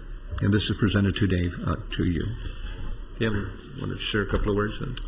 Thank you, Supervisor Zaragoza, Chair Long, members of the board, Ms. Robinson. I'm Steve Carroll, the Emergency Medical Services Administrator.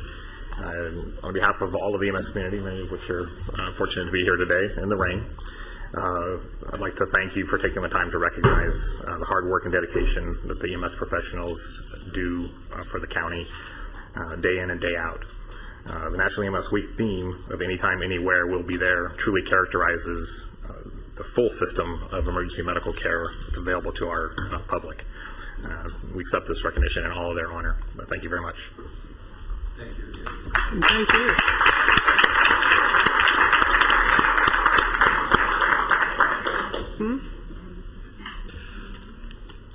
all of you who are present here for this are EMS professionals? Please stand. Please stand, yes. Neither.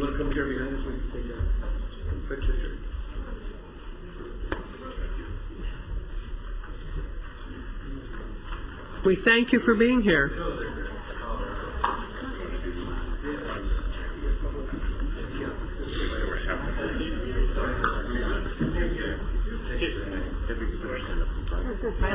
I'm hiding behind the tall people.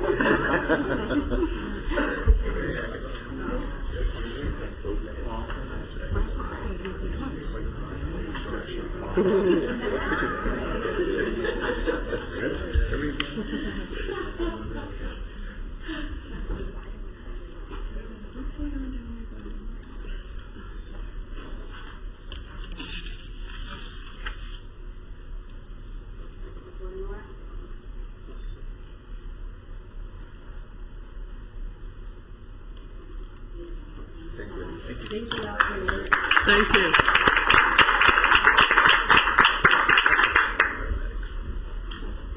We appreciate your work. Thank you so much. I know it's been a busy morning. I listened to the traffic reports all over. There were things going on, just horrible things. Yeah. Supervisor, thank you.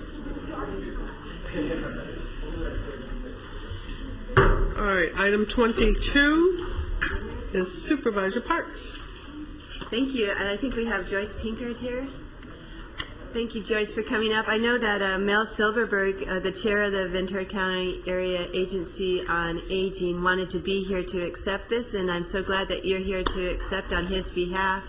He did make a note for me to read, so I will read that. He wants to make sure that we certainly acknowledge the work of the Ventura County Area Agency on Aging in effectively managing the operation of the agency during this difficult period of severe budget constraints.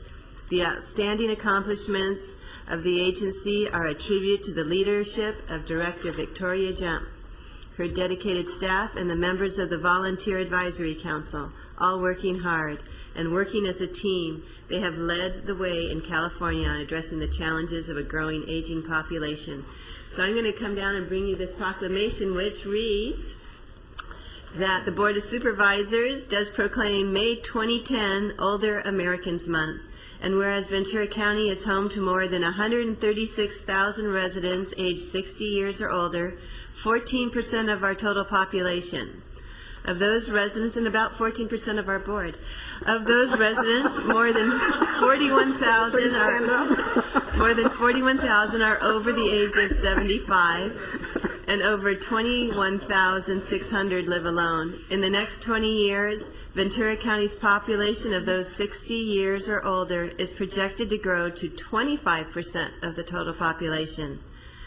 Whereas older Americans are treasured members of Ventura County and share their invaluable experience, knowledge, and leadership skills with younger generations, and whereas older persons are diverse, respected individuals who continue to contribute to our region's social and economic well-being, and whereas older residents of today and tomorrow promise to be among the most active and involved older adult populations in our nation's history. Yes.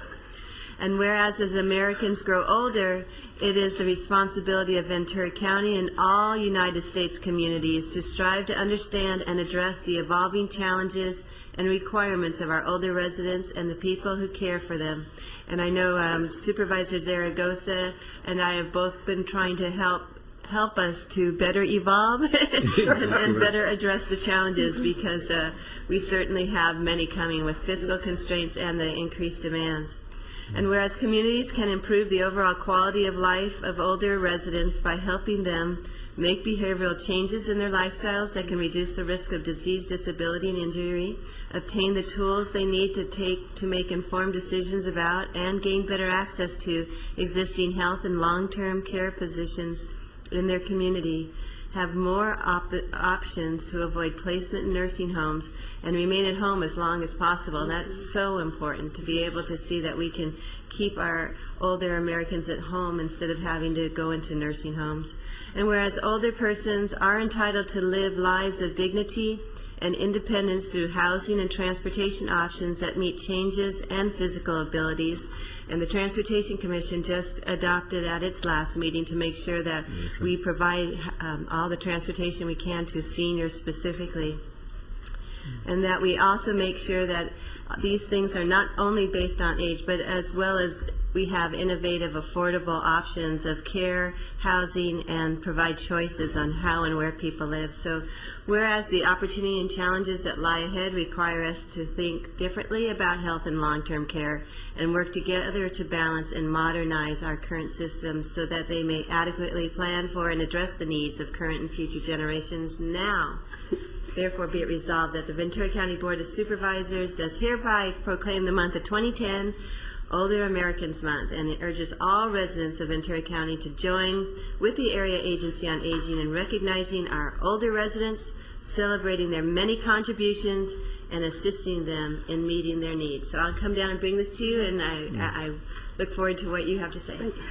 Okay. Thank you very much for that wonderful declaration. I will gladly accept this proclamation from Supervisor Parks. And we have the Senior Summit in Oxnard on June the 12th. Thank you very much for all the seniors in Ventura County, all of the older Americans. I'm going to change it, all of the older Americans. There wasn't anything on here about our theme. Our theme for the Older Americans Month is age strong, live long. All right. And that is pretty proactive, and we can use that as we all age, through the years. I'm proud to be an older American. I've been an older American for 75 years. I feel good about it. I exercise. I'm a bone builder, and we just do all kinds of things. Fantastic. In order for me to age and be strong, I must keep my muscles and my bones active. And I want to thank you very much, and I will present this to the next meeting. Thank you very much. Thank you. You look great. Thank you. I feel great. I'm with you. Thank you. Thank you so much. Thank you. Did you want a picture? Picture. Yeah, you got to do a picture. You look so marvelous. You have to do a picture. I feel great, and guess what? Popeye was my hero. And he would eat his spinach, and then he would pop up the muscles. And I feel good now that I can do the same. All right. Good for you. Count of 3. 1, 2. Gotta keep moving. All right. Thank you, Victoria. Supervisor, thank you. All right, item 23. Ooh, we got 10 minutes yet. Ooh. Break. Let's go out. Oh, break. We'll go out and get some refreshments.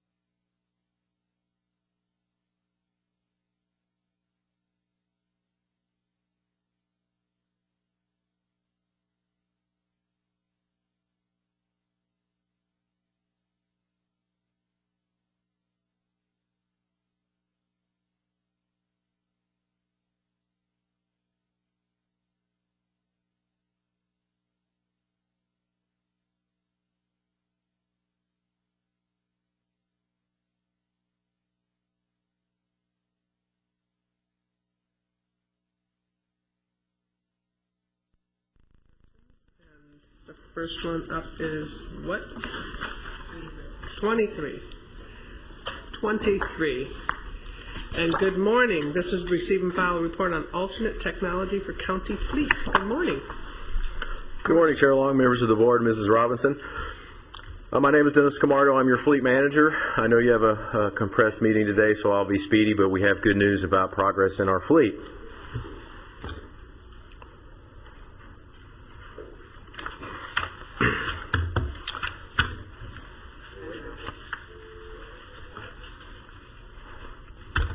Well, we have good news in our fleet. We're making good progress in our fleet. We're having measured progress, and we're doing it very smartly, we believe.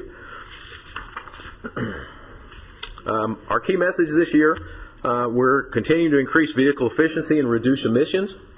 We're keeping our eye on emerging technology. We like keeping up with technology, proven technology.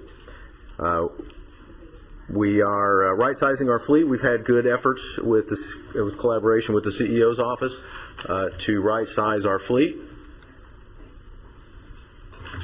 We're also rolling out fostered share vehicle use by dispersing our motor pool. We're getting very good traction with that. We're also finding ways to reduce costs and miles driven. So we're taking a multi-approach to the things we're doing. Hybrids, we continue to increase our hybrid numbers. We have 135 total hybrids now, which we're very proud of that. We're also increasing over the last few years PZEV, partial zero emission vehicles. These vehicles are gasoline vehicles but have the same emissions as the hybrids. Can you go back one, please? Yes, sir. When you show the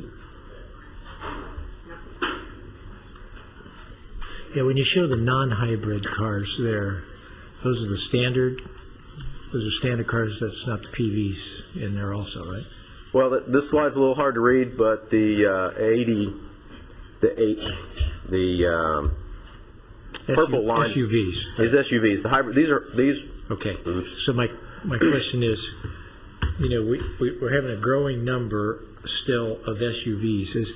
Do we have any hope of being able to level that off? So at least while we're increasing in hybrids, are we able to level off the SUVs?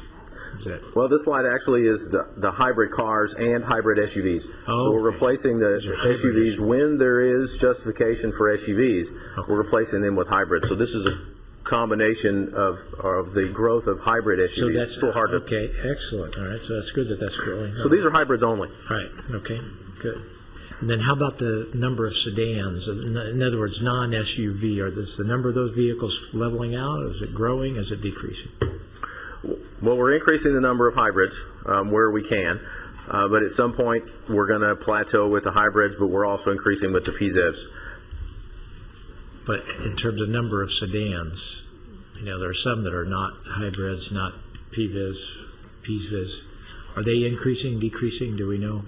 Well, they're decreasing because of the hybrid replacement and to the underutilization, so we're having some drop out as well. Great. All right. Love to have that number if you can get it to me at some point in time. Sure. Great. Thanks.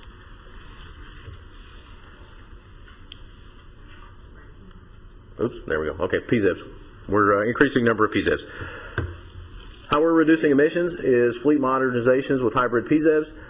We have a no idle policy. There's a state no idle policy for diesels, but we've expanded that to all county vehicles where there's not a cumulative 5 minutes of idle time where you have to shut your vehicle off, not in intersections and that kind of thing, but we don't want vehicles idling at all. So we've expanded that to all county vehicles. We have an aggressive smog program where we're not mandated to smog our vehicles, but every 6 years, new vehicles are 6 years, but we're doing them every 2 years so that we don't wait that long or wait past the warranty period to find out that we have a problem. So we do that in-house, so we have the ability to do that. So we're smogging all of our vehicles on a 2-year schedule, which is an accelerated schedule, and we have to. We're ahead of schedule for our diesel retrofits for our on-road trucks. We're ahead of schedule for that. We're also begun our off-road diesel retrofitment. So we've begun that. What's the timeline on the retrofits, the diesel retrofits? The on-roads is December of 2011, but we're going to beat that. The off-road is 2015. 2015? Yes, sir. Now, how many diesel trucks do we have? I don't remember the exact amount, but we have, I think it's 112, I believe, if memory serves. So we're over half of the. We're over half. We're going to meet that. We're going to meet our deadline well in advance of our deadline. We chose to be more aggressive in our timeline and not do everything at the end. There's certain mandates that we have to meet each year, but we wanted to be ahead because any day mile that we're ahead, we're saving emissions. Because there's penalties if we don't, right? There's severe penalties for the deadline, but we thought that there was a environmental impact for being tardy. We didn't want to be tardy because that just postponed every mile we drove was a dirty mile. So we tried to, or where we could economically, was to accelerate that best we could. So we're way ahead of the program. Yes, sir, we're way ahead of the program. Great. Thank you. Cumulative benefits since 2002, we saved 61,000 gallons, which is about 9 tanker loads that you see at the fuel station. Emissions avoided, CO2 is 600 tons, nitrous oxide 120 pounds, which doesn't sound like a lot, but is a good bit. In context, I'll go over these quickly, is $163,000 in fuel savings, 102 vehicles, equivalent of 102 vehicles, and 114 acres of pine forest carbon sequestered. Industry trends, we'd like to stay up with industry trends. New hybrids and PZEV models entered the market each year, which gives us more flexibility and to be able to replace vehicles throughout our fleet. So we have a mixed approach. Also, there's new hybrid medium-duty trucks, which we're looking at for our medium-duty trucks, box trucks, laundry trucks, dump trucks that will be hybrids. We're looking at that as well. We have a bid out for some of those as we speak. Plug-in hybrids are coming along, but we think that's going to be a segue into pure electric vehicles. We think that's going to be a test ground for the pure electric. So we think that's going to just be a natural segue. Diesel passenger cars are coming along. We have some work to do on that. Hydrogen, we think, is still far out there. Right sizing, we've had good luck with CEO's office in identifying underutilized vehicles. It's working. To date, this fiscal year, we've reduced 27 vehicles out of our replacement queue. That relates to about $540,000 in savings in vehicles that were identified to not be replaced. So that strategy. I can ask that question. So going back all the way from 04, is that what I'm looking at? You had almost 1,100 and some number of cars. Now you're down to a little over 1,100, 1,115, 1,112, something like that? Yes, sir. That's great. I know Paul and I, we had talked about that when we first came on. You were looking to get rid of a lot of cars that weren't being used by a number of miles and things. Right. That's great. A lot of savings besides just, the other stuff is just the dollar savings about having a whole bunch of cars sitting out there nobody's using. Well, we're having a paradigm shift with the Me Mine. We all have to have a car. As Californians, we're very attached to our vehicles, so we're having a paradigm shift because of economics and being much smarter in our utilization of these assets, which what we've done is we've dispersed our motor pool, which fosters a flexible where we can put vehicles at any county location, and it operates under the fractional share model. Where the fractional share model is the department doesn't own the car, we own the car, and they check it out, rent it by the hour and by the mile, which is even more of a micro level than the rental agencies, which is by the day. A department can check out a vehicle by the hour and by the mile, so that they don't have to own the car 365 days. They only use it the days they need to use it. We're getting good utilization out of that. We've got some departments that are actually coming to us now and say, we need vehicles, but we don't have enough to have our own vehicle. We need some assets, and we're putting assets in buildings that people are starting to use. That number is still continuing to go down, the number of cars over the next year or two? You believe you got to that plateau level where you're about right? No, I think there's going to be some vehicles that are still going to come down that are permanently assigned. But I think what will happen is some of those, there'll be some vehicles just go because of utilization, but some of those vehicles will be reassigned to a building rather than to a department. There will still be some net savings, but some number will come down. Right. Well, you look at this, you got over 60 plus cars, less than you did, 6-7 years ago. At some number, that's way over $1 million worth of savings just in cars alone. So exactly. That's great. That's great. Madam Chair, on the to use a car in the multiple locations, what do you just go into the car and the key's there and then you activate it, or how does it work? Well, actually, there's some technology that we're using that you go online. We have an online website. Through our website, you make a reservation, much like a rental car company, and you choose your building, and it will show how many vehicles are at your building, when they are available, green or red. You can make an appointment for that vehicle. It communicates to that vehicle, and we have a fob. We have a fob that unlocks the car and validates the car. So you can't steal the car because there's some technology that disables the car. But if you have an appointment and it's your appointment and you show up correctly, it will unlock the car and validate the car and let you have the car. If you break into the car won't start. Okay. And then the other thing, if I use it for 30 minutes, then I come back and remove it, and then I'm charged for 30 minutes? Yes, sir, by and the mileage. computer? And mileage. So you check out, you tell it that I'm done, that re-secures the car, and then it calculates your mileage and distance, and then you're only billed by the hour and by the mile. That's excellent. Very good. But that secures the car at the location. And what that does for us is that gives us flexibility. We had a customer call up and said, we really have a need for a cargo van that we had not anticipated a cargo van, because cargo vans are typically in low demand. And they had justification for a cargo van, and we put a cargo van out at Knoll Drive, and they're getting very high utilization. And at what point, who gasses up that car at, at half tank or a quarter tank or the last one that gets in? Or Well, we ask for them to fill it up at half a tank to be courteous to the next customer that comes along. We have technology in the car that allows them to use a credit card in the car that validates the car and disables and enables the credit card so they can get fuel. We prefer they get fuel at the county sites. That's smart. But what that does for us is then we can go farther away than we're tethered from our fuel stations. We're also having some encroachment into East Valley. We're wanting to put some assets in East Valley. We have some at the courthouse now. We're looking at Enchanted Way to serve that part of the county that has been underserved. So they don't have to come into Western County to gas up and go back? That's correct. Now we have fuel stations in East County and Camarillo. We have them strategically placed in the county for that reason and for emergency purposes throughout the county. But if they go out of town or they're in an area that's not close to a fuel station where it's not economical for them to come to a county facility, then they can use commercial fuel. But we have technology to secure all that as well. Are the managers of these and the directors of these different departments liking what's going on? Yes, sir. I would imagine it's got to be helping through this budget issue, saving dollars, everything else. That's got to be great. Well, it's a multiple that if they have a vehicle that they're not utilizing but their program needs it, or they have a 60% utilization, they can rent this vehicle for 60% and only pay for 60%. And it also helps with personal mileage. There's many departments that are using quite a bit of personal mileage that we'd rather them use a county vehicle, but because they didn't have enough utilization to have a car, this is a good bridge.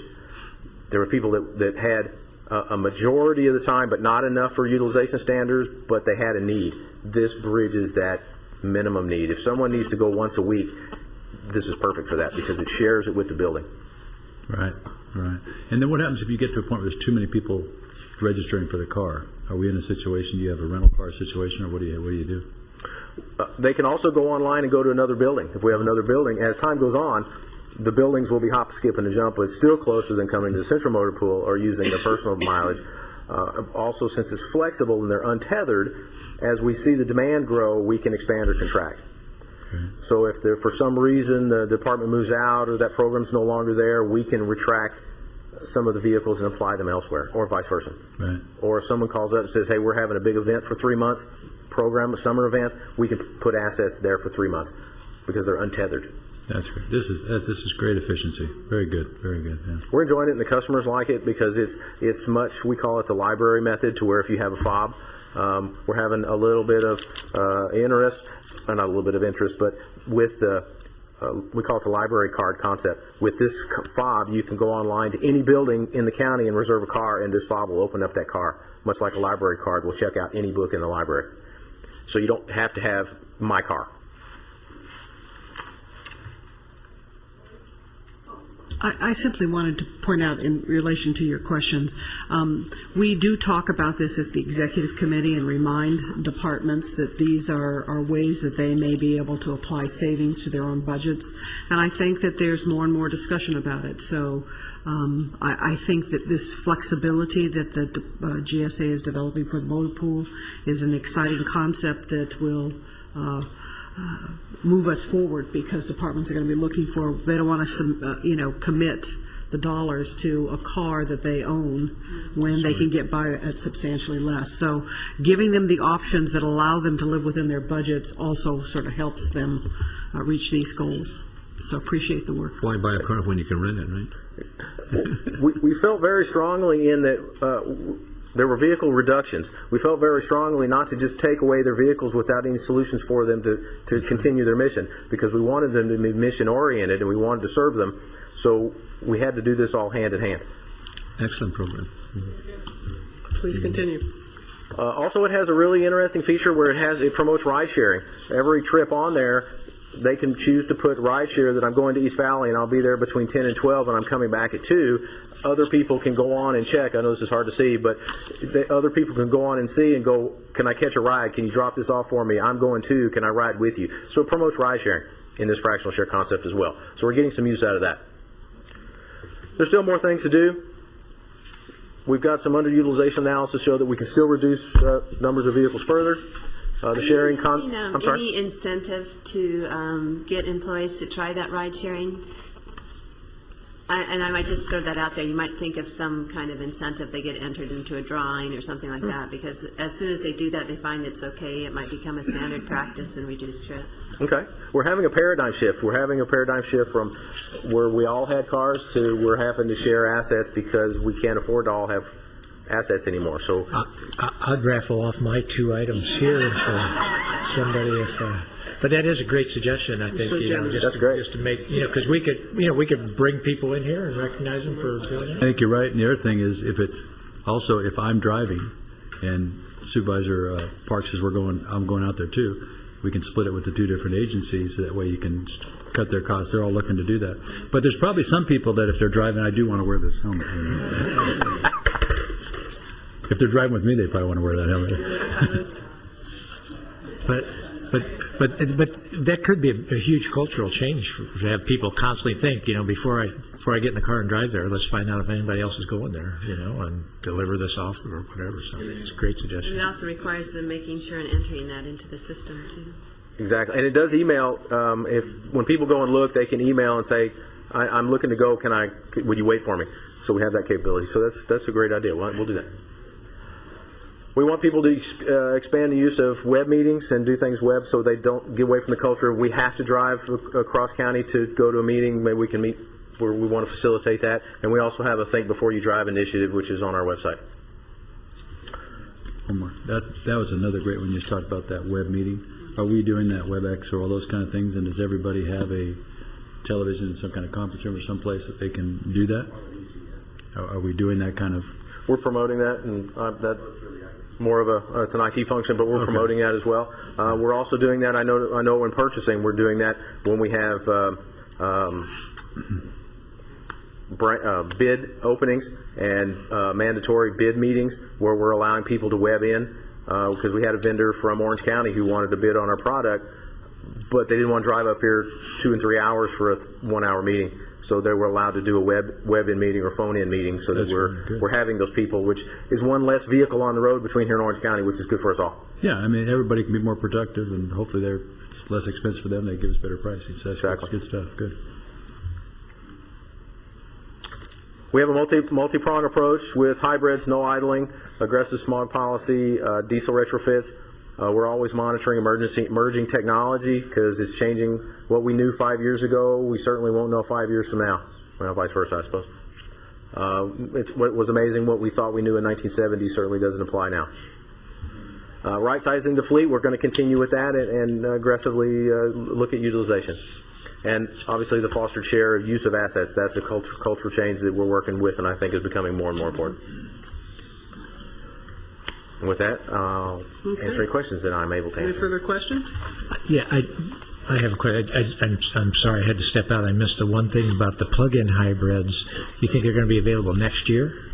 Well, they keep talking about it's always next year. That's what I keep hearing, right? Yeah. But from what I'm seeing is we think that's going to be a segue into the pure electric, or that's going to be a test ground for the batteries for pure electric. So I think it's going to be a mid-step between pure electric. Also on pure electrics, the interesting part is we're starting to see new houses being built with electrical access to the garage for that, which I think will go a long way. I went to a seminar on this. That will go to a long way to help people build that infrastructure on charging at home to where the garage is already set up for any kind of meter. So we're starting to see that already. 220 or 110 in the garage? Both. Actually in 480, they're looking at 480 as well, but generally 220. Similar to a dryer outlet, they're going to put a dryer, I mean all houses now, it'd be really strange not to either see gas or electric in your garage, but they're putting electrical outlets in your garage that would facilitate a charger in a close proximity to where you would normally park your car. But you're seeing the same thing, which is They keep talking about the plug-in hybrid, but they keep pushing the deadline back on it. They keep pushing it back. We haven't seen a viable product yet. We're hoping that that'll be the segue between electric, because I think the electric's probably the more correct way to go. And do we have a rough idea what pricing is going to be on the plug-in hybrids? We haven't seen them yet. The retrofits are very expensive. We looked at some retrofits, and they're pretty expensive. And Madam Chair, the electric has, 200 a mile max on that before you recharge with it, all electric? Most of them are between 80 and 100 and 120. Or less than 200. The Nissans, they're looking at, I think, 100, 140. The Volt will go, I think, 40 under plug-in, and then it reverts back to gasoline, which is a different strategy than what they're doing. It's an electric vehicle that kind of charges itself when you run out of juice to get home. So if you're 180 miles away, you better plug in because you're out. Well, it depends on which technology. There's different technologies. Okay. There's pure electric, which is pure electric, like I don't want to say a golf cart, but it's pure electric, and when you're out, you're out. The Chevy product that they keep pushing back and promising is actually an electric vehicle that has a generator on board that will actually charge itself and switch over back to gasoline for a while. So it's kind of the opposite of a traditional hybrid that runs on gas and electric assist. This is more of an electric with a gas assist. Just to help it out. Good. And then, of course, the new technology that they're really trying to push, and they're trying to push up in San Francisco, is literally, if they can standardize the batteries, pull in, and when your battery's dead, just switch your battery out, and you'll have battery changing stations and stuff. So that's something else for us to keep in mind. That'll be interesting. We talked to them last year, and we didn't have the concentration enough that would interest them this early on. Right. Because we're not as concentrated as they are. They're obviously more concentrated than we are. Right. To impact them more, but that's certainly a technology is do the DeWalt drill battery change. Okay. I've actually heard that as a way of the future nationally, that instead of gas stations, it will be basically switching batteries at the stations and moving forward and renting them or whatever to the next one. Let me just make a comment, because I know, Paul, when I first got elected, I think it was in February 2007, we came and you gave us a tour of everything. You talked about this whole thing you were doing, reducing, finding ways to car share and to do all that. Congratulations on making this happen. You guys really doing a great job here, because I think you saw we have too many cars that got, less than 50 or 75 miles a month on them, and that whole thing. And so tremendous, and I know you are really open to say we can find an effective, efficient way to make this thing work. So congratulations on what you've all been able to accomplish here. This is great news. Madam Chair, just have two things. One, I'd like to ask the CEO to organize for us, when it's convenient, some kind of report back on the web, our use of web meetings, and how, and so that we can work on that in terms of the culture. And I'd like to echo the comments made by Supervisor Foy. I mean, this is all what it's about. I mean, I kind of wanted to make a joke, ride sharing. I mean, somebody would actually think about that with 8,000 employees. That's, you're doing a great job of trying to push us, and this is exactly what people expect us to try to do with our government tax dollars. So congratulations to everybody in the department. And I know this fleet thing has been something you've been very passionate about since you got your hands on it and stuff, and I'm really pleased to see the steady progress. One question for you: where are we? The Ventura City Police have started hybrid police cars to some extent. Where is our sheriff's department in even looking at them? I think I'll have to defer that to our friends at the Sheriff's Department. All right, great. You haven't had any conversations with them. I mean, they haven't approached you yet about that, right? I think I'll have to defer that to our friends at the Sheriff's Department. Okay. Very good. Thank you. Thinking the fifth. Good job. And I have a question too. When we were talking of the savings, 9 tanker trucks worth of savings, less money, less pollution that we end up with, and the 9 tanker trucks, says that since 2002, so it's about a tanker truck a year that we don't use in gas. Is that right? Yes, it's incrementally grown. It's going to go even faster because we have more vehicles. When we first started, there was only a few vehicles for us to choose from.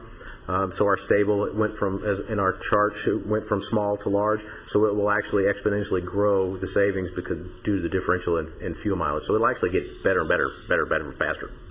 That's remarkable. Good. Okay. Any other questions? So receive and file action with that addition of the request from the supervisor on the web report back on web meetings, right? Okay. Motion and second to do just that. Please vote. Excellent report. We thank you. Great progress.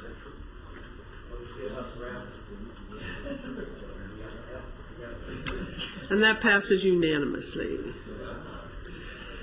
Okay, board members, now we're to our 11 o'clock time certain. And it's not quite 11 o'clock. I need some signatures here, Supervisor. We have a couple minutes.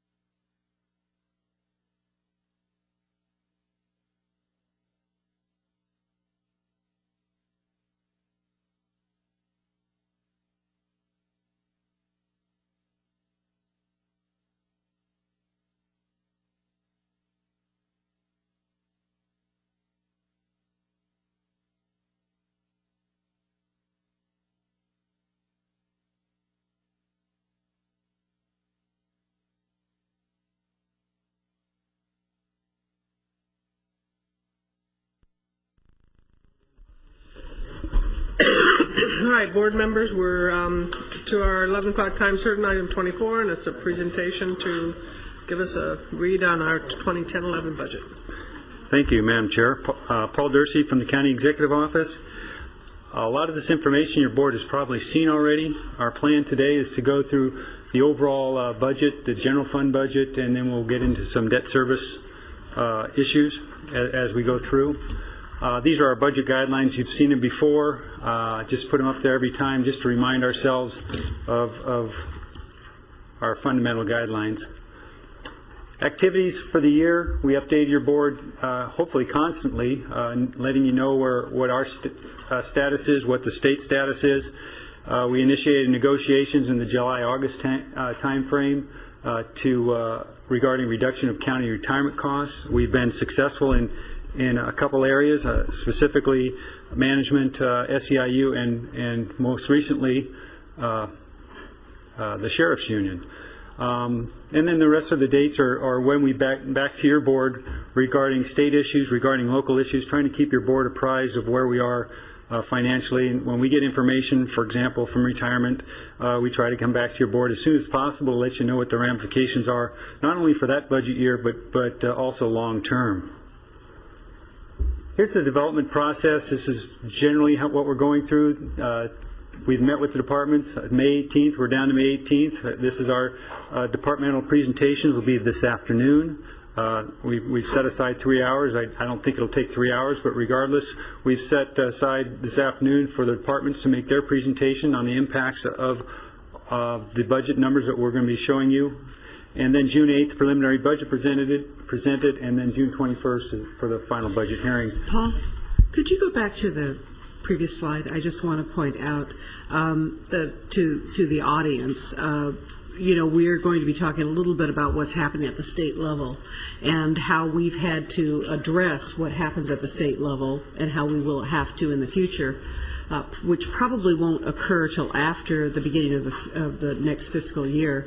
But as the second bullet from the last indicates, the board had to respond this last September to the last year cuts by the state, and that resulted in deleting $2 million in appropriations and another 41 full-time equivalent positions. So I just don't want us to gloss over, even though we manage these things, that that's a cost. That's a cost to service in terms of the people that we serve. So thank you.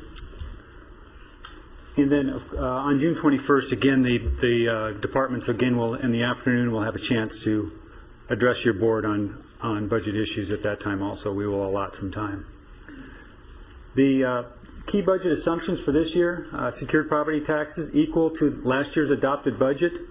Last year's adopted budget, again, we assumed that there was a 4.5% decrease.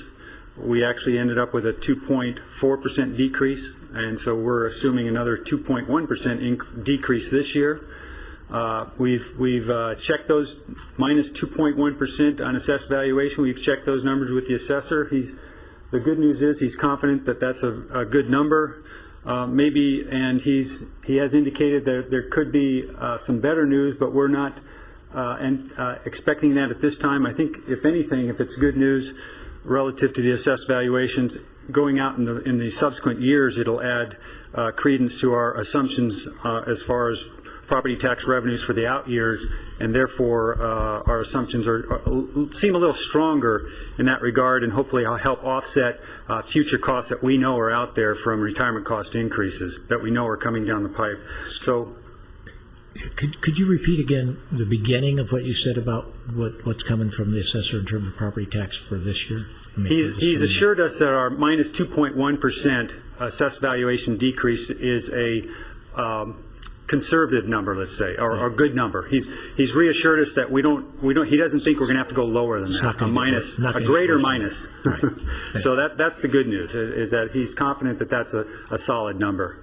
And anything above that would be very good news. And like I said, I think the better news is going in the out years, that'll help solidify our assumptions in the out years. Tobacco settlement revenue, we talked about that a little bit, 7.9, and then we added interest earnings on top of that. The Prop 172, we're assuming $50 million 54 million, excuse me, and we're assuming about 50 million for the current fiscal year, so we're expecting a pretty aggressive turnaround in the Prop 172 sales tax. Health and welfare realignment. In your aggressive, optimistic look at sales tax, could you tell us what is the percentage increase that you're seeing? It's almost 10%. If you look at, we're assuming it's 8 million, it's 8, I guess that'd be 4 million, 8%. Over what we're projecting for this year is about 50 million, and we're assuming it's going to be 54 for next year, so that's about 8% increase. Thank you. So that is, And we originally budgeted for this year 54. 54. So we're kind of keeping our the same level. We're rebudgeting the same level we budgeted for the current year, but this year we are not realizing the revenue that we budgeted. So, So the 8% increase is the 4 million this year that we didn't get, plus the 4 million next year that we're anticipating? well, I mean, the 8% is the difference between what we're assuming we're going to get this year, which is 50 million, and the 54 we're assuming we're going to get next year. So theoretically, there's two different numbers. If you're looking at budget to budget, there's zero increase. If we're looking at what we think we're going to actually get this year to next year's budget, it's about an 8% increase. So going back on that then, Paul, what has given you this optimism? I mean, if this was 100, 200,000, okay, it's a big deal, but you're talking $4 million. I think a lot of it has to do with we've seen increases in the numbers throughout this fiscal year, and we're assuming that this fiscal year was extremely low. We think this is a really bad year, and not so much the end of this year, but the beginning of the year was really bad. So we're thinking that next year's, as far as increases, we think it'll go up, and when you compare it to the prior year, we think it'll go up quite a bit because this year was so low relative to the beginning of this fiscal year as a carryover from the prior year. So this, for us, this is not just a hope and a dream. You really have some understanding. No, we have some thought, yeah. Okay. If we were hoping a dream, we'd put 60 on there, but the rest of these people would love 60. Yes, exactly, and that has to, we have to weigh that with what we're trying to be realistic in our assumptions without cutting back too hard, but at the same time not being overly optimistic. I think we're optimistic, but probably not overly optimistic in that regard. I also heard, talking with car dealerships, that they feel that people deferred purchasing a new car and they expect a big spike also. So that might be the same kind of thing. People waited, and now that they're ready to go, they may all go at once. Right, and I think that the assessor can talk on this a little bit, probably more so, but even in the real estate area, there's like $10 billion of let's say Prop 8 adjustments that everything's been adjusted downward. So that's kind of a number that if the real estate market recovered back to 2007 right now, then we have an additional bump up in our real estate property tax revenues, but we're not expecting that. Now that may, after what Bloomberg says there's 7 million foreclosure waiting to happen, that may be optimistic. But Paul, if on the reassessment, it would be another year later, right? If it went up. Well, generally speaking, it depends on how quick the assessor can make those reassessments, because they can do it right away, just like they did. They reassessed a number of properties downward. They could do that. This computes in the first of the year for the next fiscal year, right? Mm-hmm. Paul, I had one other question on sales tax. The last 4 months of sales tax revenue, has that been running strong, and you're thinking that if that continues, then we would be at the 54 million? That's correct. February and March ran pretty strong. April frankly did not run as strong as we were expecting. It was a little about 2% up from the prior year. It was still up from prior year, but we were thinking it'd be in the 6-7% range, frankly, but it was not. So we're keeping a close tabs on those numbers. Great. And if the way the state sent down the sales tax and the allocations, we actually go through August. By the time it's because they pushed out 2 months and those types of things. So anyway, we go through August as far as accumulating that data. And I just want to make sure I'm saying this right. We budgeted $54 million for sales tax. We ended up not getting the $54 million. We ended up getting somewhere around 50 we're projecting at this time. And we're projecting next year we're going to get $54 million, so we're going to budget $54 million again. That's correct. Right. Health and welfare realignment revenue is, we're expecting to be down a little bit than this year, and that's primarily due to the VLF, because the VLF is not, we're not assuming the VLF is coming back as strong as the sales tax. There's a VLF element in our health and welfare realignment. The Prop 172 fire contribution at $1.9 million equivalent to this year, and well, we don't really know state and federal impacts yet. We know what the state has proposed, but I think again ours is a wait and see scenario, and we'll get into the state budget impacts a little bit later. But let me say, but you do believe something's going to happen with the state? Well, oh yes, I think that something will happen. Yeah. From the state standpoint, there's definitely. I mean, they've played enough games, and I'm not sure how much cash is left, and there's got to be some more. There's going to be some hits, and generally speaking, the hits will be at the local level, not at the state level. So yes, right. we will see hits from the state. And health and welfare realignment. Health and human services where we expect the hits. But in sales tax realignment, or just in other? That's just the realignment sales tax revenue. We should have said health and welfare revenue, because it's more than just sales tax revenue. Yes. So one is realignment, though, but also the state will most likely hit health and human services for whatever programmatic cuts that they'll have. So locally we'll have less realignment revenue to share amongst them, and then whatever they do at the state level usually hits those program areas. But we're projecting a $3 million cut in realignment revenue. That's correct. We know we're going to have some other cuts in health and human services from the state. Correct. But we don't anticipate the state's going to hit this realignment. Well, that's a different subject, because under one of the state scenario, they're shifting like $10 million in realignment from mental health over to social services. Mm-hmm. And then I would imagine they're expecting that the mental health aspect will be picked up by MHSA, right. And then they've shifted the funds and saved them a lot of money also by not having to cover the social services cost on the other side. So there's a lot of games played by the state at this time, shifting funds around. As a matter of fact, they've taken, I think we'll get into this a little bit, but they've taken our local savings and reallocated those also. So any savings that we would see, for example, if they cut the entire CalWorks program, we would see probably $1 million to $1.5 million of local revenue that we allocate toward that program. They've taken that money and reallocated it again, so we wouldn't even have that to reallocate. So there's a lot of things that the state has done that probably beyond their. You got to hand it to them for chutzpah. You know? Yeah, really do. But the MHSA Act does not allow them to supplant. That's correct. Funds. That's so correct. It'd be illegal if they do that, or. Well, I think they're pushing that. Their idea would be to push that back down on us. Now, if we want to now we would be the ones supplanting, not them. But I think there's so many ramifications to shifting the money from health realignment to social service realignment. There's a number of steps that the state would have to go through, including legislation, including probably a federal waiver of some sort regarding federal programs, those types of things. So.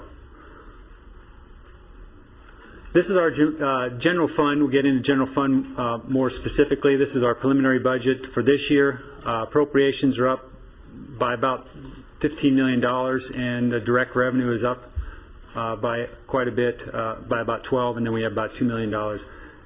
The net cost is in excess of our general purpose revenues by our $2.7 million, and that is the money that's coming out of our set aside for homeless programs to fund those homeless match on the one-time expenses for permanent housing, and the contribution to the housing trust fund.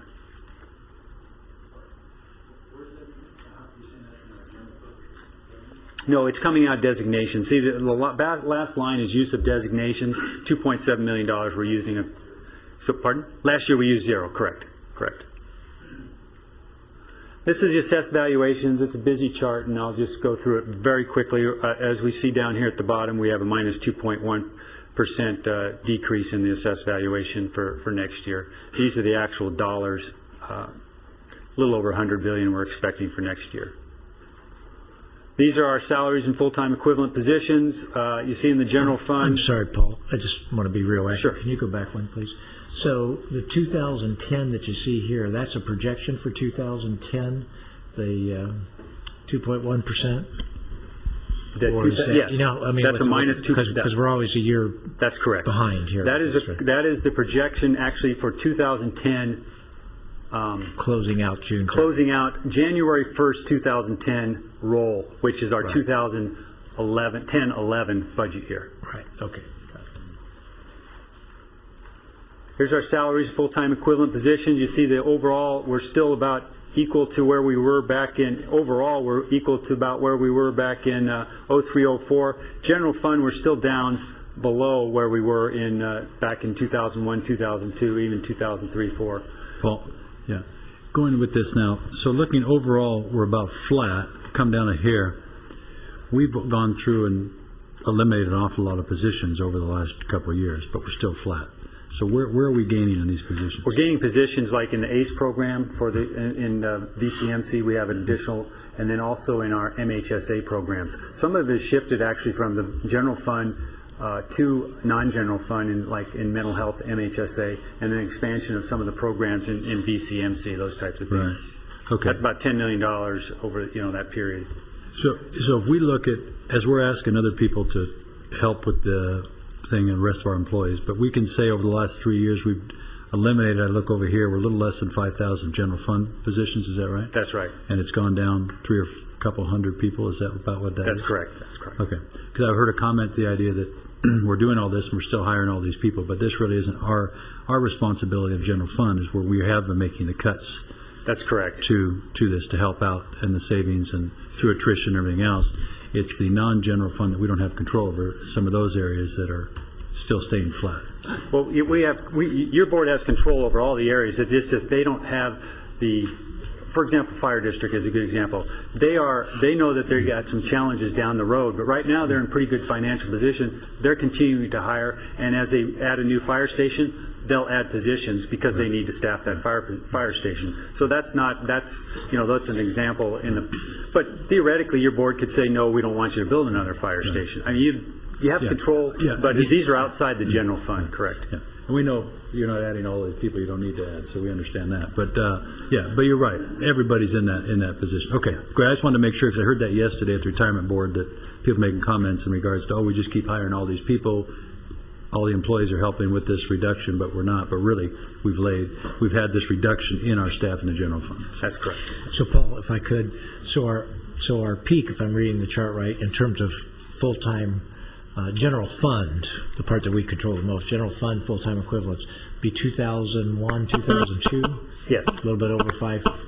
Yes. 5,000, and now we've dropped down to below 4,000. That's correct. That. All right, thank you. And that, and again, this in 2001, 2002. If you look at the population, the number of employees per resident is down, and there's no doubt. And I think that's an efficiency issue, and it's some is by design and some is by necessity. So I think that's good that we. I think that it speaks to the fact that service demands have not decreased over the last 10 years, and yet the number of staff that we have to address the service level that was there 10 years ago, as well as the expanded service demands, are fewer people.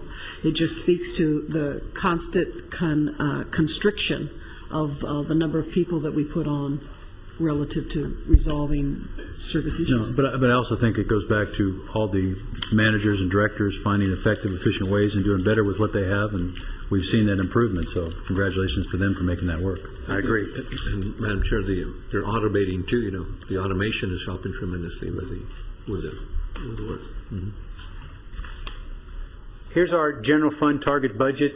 Actually, it should say preliminary budget rather than target budget. But down here it says preliminary. These are our numbers by program area. General government, you see, is down a little bit. These are net cost numbers. Again, $313,000 is our general purpose revenues. That's what we have to allocate among all the different program areas. Public safety is going up by $4.8 million, 2.8%. It's not nearly as much as they need to grow by, but it's all we can afford to allow them to grow by. The $1.8 million down here, general purpose revenue, is allocated 3 times to public safety. So I think what we really saw was the other general fund. That includes the $2.7 million. The appropriations down here includes this 2.7.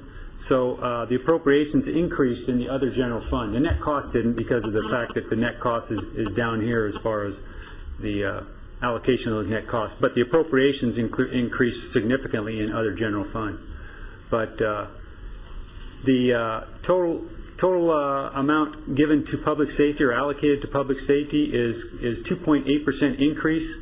That's well above our required amount that we would have to give them under the settlement agreement that we've agreed to abide by. And that number is closer to I think it's 0.6%. So it's 4 times as much as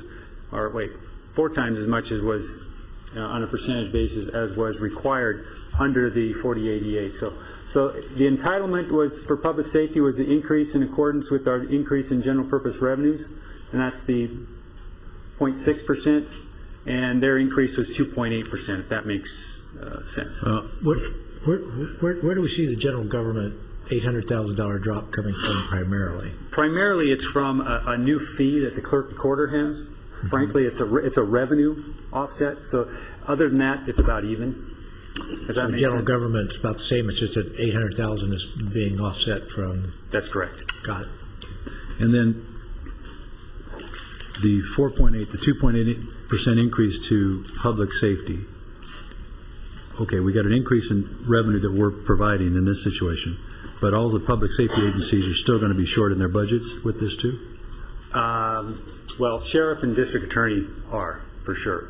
Probation and public defender, we think are in reasonable good shape.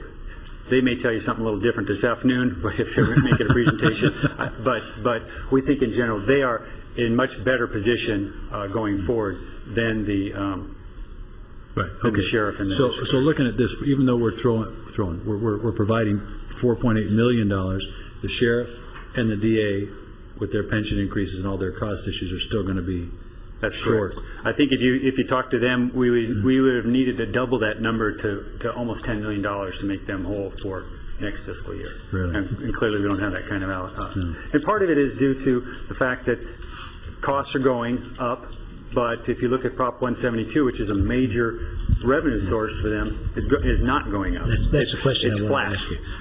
How much of this is their revenue not going up or actually dropping and stuff? Most of this is due to costs going up rather than revenues going down, because if you look at 172, the revenues are not going down, they're flat. But if you assume that in general a 3% increase, it's significant in that regard. So yeah, if we would assume a 3% increase on the 54 million, for example, we'd have another, whatever that number is, a couple $1 million in their budget. So that would help offset some of that. So most of it is due to cost increases rather than revenue drops. Now, because even on the revenue side, 1.8 million new general purpose revenues, you could argue that all of that money is going toward public safety. Right. You know, this frankly reflects that what we do have is going to a high priority area of public safety. We may not have much, but we still prioritize it. And at some point in time, we don't have enough to cover the ongoing increase in costs. So that. Okay. So, Paul, out of this 177 in your targeted budget there, or preliminary budget, how much is that as sheriff and DA? I don't have those numbers off the top. But it's a big portion of it. Oh, yes.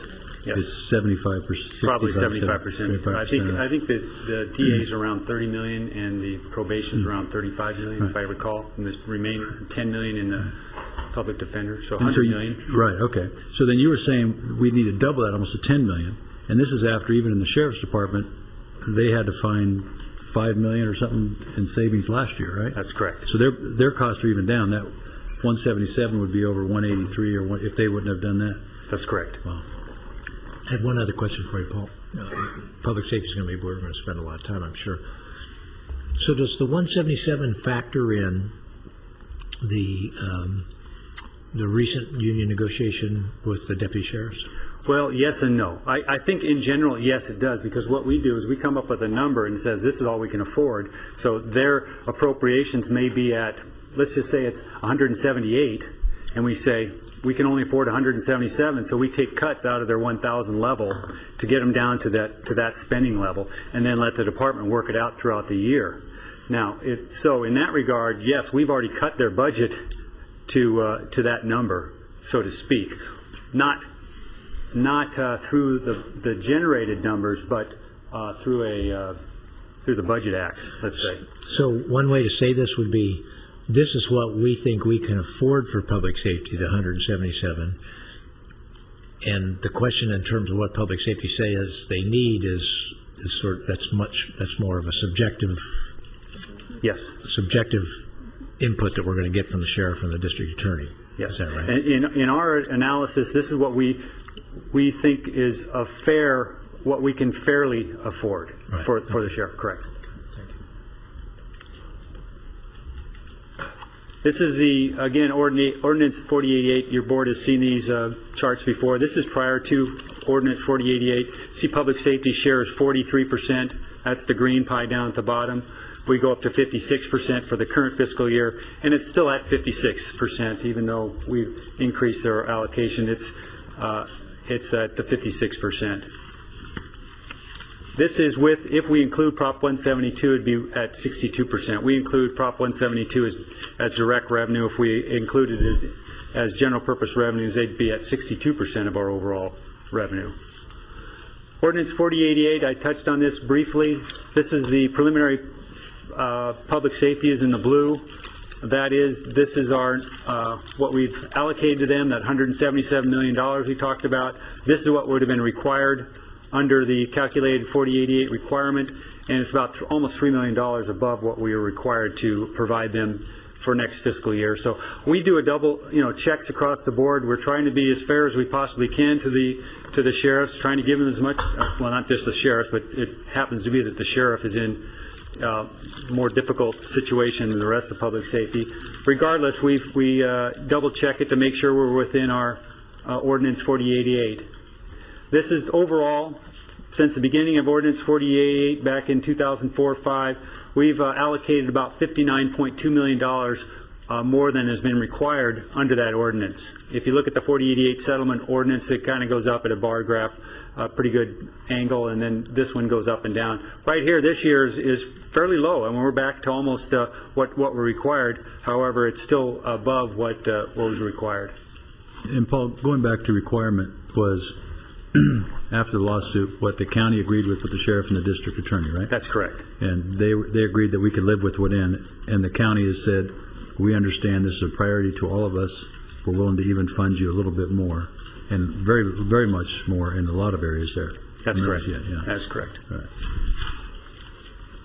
And then we get into our fund balance to revenues ratio. Again, fund balance, our definition of fund balance, I think we covered this a while ago. Our definition of fund balance is our designation for subsequent year financing as available for appropriations as your board desires. Your board can allocate any of the designations. However, these are unrestricted designations. We show back here that we're below. If you exclude our tobacco settlement allocation, we're below the 0%, and we're expecting to be right at about little under 10% for this year. I think we expect our number to be around $85 million in pure dollars, $86 million, which is just a little bit under if we have $879 million, $880 million of revenue, it's a little bit less than 1% or 10%, excuse me. Key potential, future impacts, state funding. I think that's really what we really have to emphasize. Could we go back one, please? Just wanted to ask you about this. This is fund balance revenue ratios. We've talked a lot. You said we're going to be just a little bit under 10%. We've talked a lot about this chart over the years, and our goal is to get to 15%. In looking at our administrative policy manual, and maybe there's some other place where it has it, but on page 11 of 17, it reads this way. It says,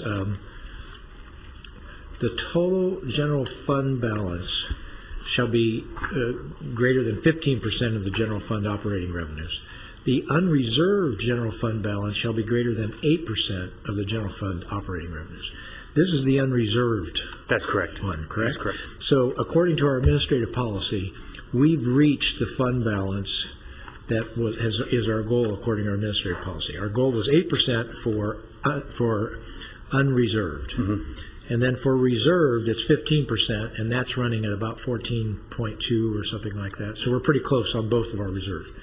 Yes, pretty close in that regard. Yeah, if you look at the administrative manual, I think that administrative manual data is a little old, frankly. I think that was done at a time where when our number was closer down to 3 and 4%. So we were trying to make baby steps in that regard. If we put it at 15%, then it would have been why bother? Why not just put it at 100%? I mean, it wasn't an achievable goal within that certain time frame. So we had it a little bit lower amount, but. I think and if you look at the new guidelines put out by GFOA within the last year, they say their recommendation again is the 15% on the what we would call unreserved. On yes. the unreserved. Yes. Yes. Right. That's what their guidelines. But Yeah, our policy, and that's our policy manual. Yeah, part of it is it's frankly our fault for not updating the policy manual in the interim. But yes, it needs to be updated to reflect the current GFOA guidelines. Or I would say we need to have a discussion about that. Okay, that's right. Right. Well, our update would be approved by your board at that time, correct? Okay. Our recommended update, let's put it that Paul, way. and then if it's 15% of the unreserved, what is it for reserve, with the total reserved and everything? They really don't get into that because generally speaking, the reserve is allocated for a specific purpose. Right. Okay. And what'll be really interesting as we get into the new GASB, and Christine probably is much more familiar with the new GASB 54 than when we get into those types of things, whether or not GFOA comes out with a new definition, and we'll be tracking that closely also because there's a new classifications of those fund balances. We don't think they're going to change significantly overall. We don't think they're going to change our overall numbers, but what they call one thing is going to be a little bit different. I think we still need to keep our allocations because, for example, the healthcare set-aside was agreed by your board at the time to be used for healthcare issues and those types of things to set aside for public safety mitigation. And so it would be helpful from a policy making standpoint to know when we say it's reserved versus unreserved, what is reserved by the authority of somebody else telling us you got this money but you can only use it for this, versus what is reserved because of policy of the board. For example, tobacco settlement money. That's just a board policy that says that's reserved. But the board could reverse that policy if we were in a pinch. That's correct. Correct?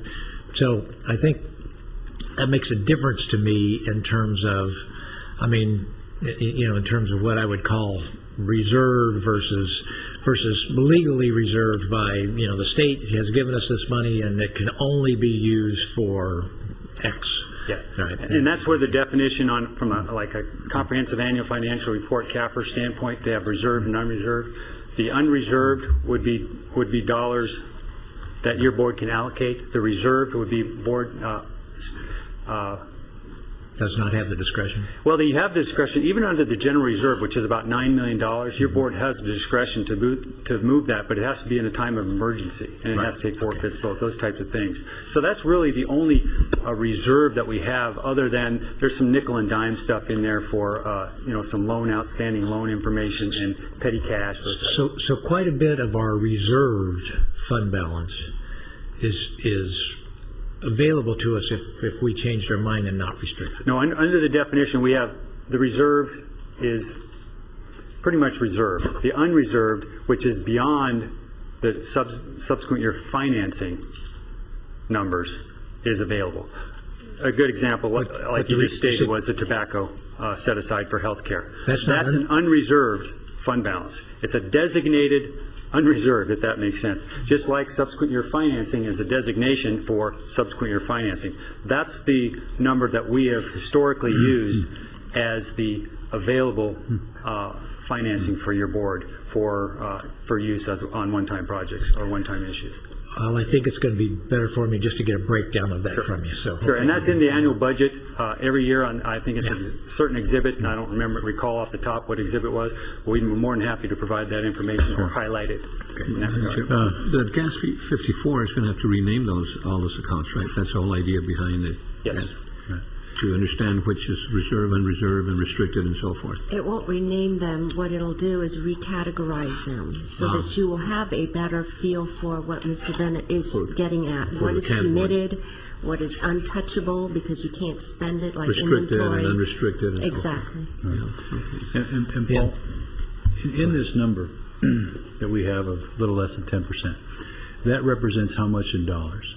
About $86 million. $86 million. And how much of that do we call that is real cash versus what's owed to us by the state? Well, round numbers. That's hard to determine. I can tell you that the general fund cash balance is probably in the $30 to $40 million range right now. Right. The rest is owed. That 30 or 60 million you said is owed to us by the state. Yeah, some of it is a cash flow issue. Some of it, frankly, is accrued for various purposes. Correct. So, if we stop business today, theoretically, we would eventually end up with those dollars in the bank. Right. But we know that's grown from 30 then to 60 or some number you said in the last meeting, last time, from the state. The state is growing that amount they owe us. Yes. And you're expecting that somewhat to grow, possibly, with what the state's doing? Well, that I couldn't tell you because most of their recommendations are not, not kicking the can down the road, so to speak. Not to delay payments. That's right. I think they do have some, but they've historically done that anyway. So, but it's more actual. True shifting of funds and cuts. During the last year, when we went from 30 to 60, did they say they were going to delay payments to us? Or some of it they said they were going to delay. They made some commitments to improve their cash flow by delaying payments to us? Okay.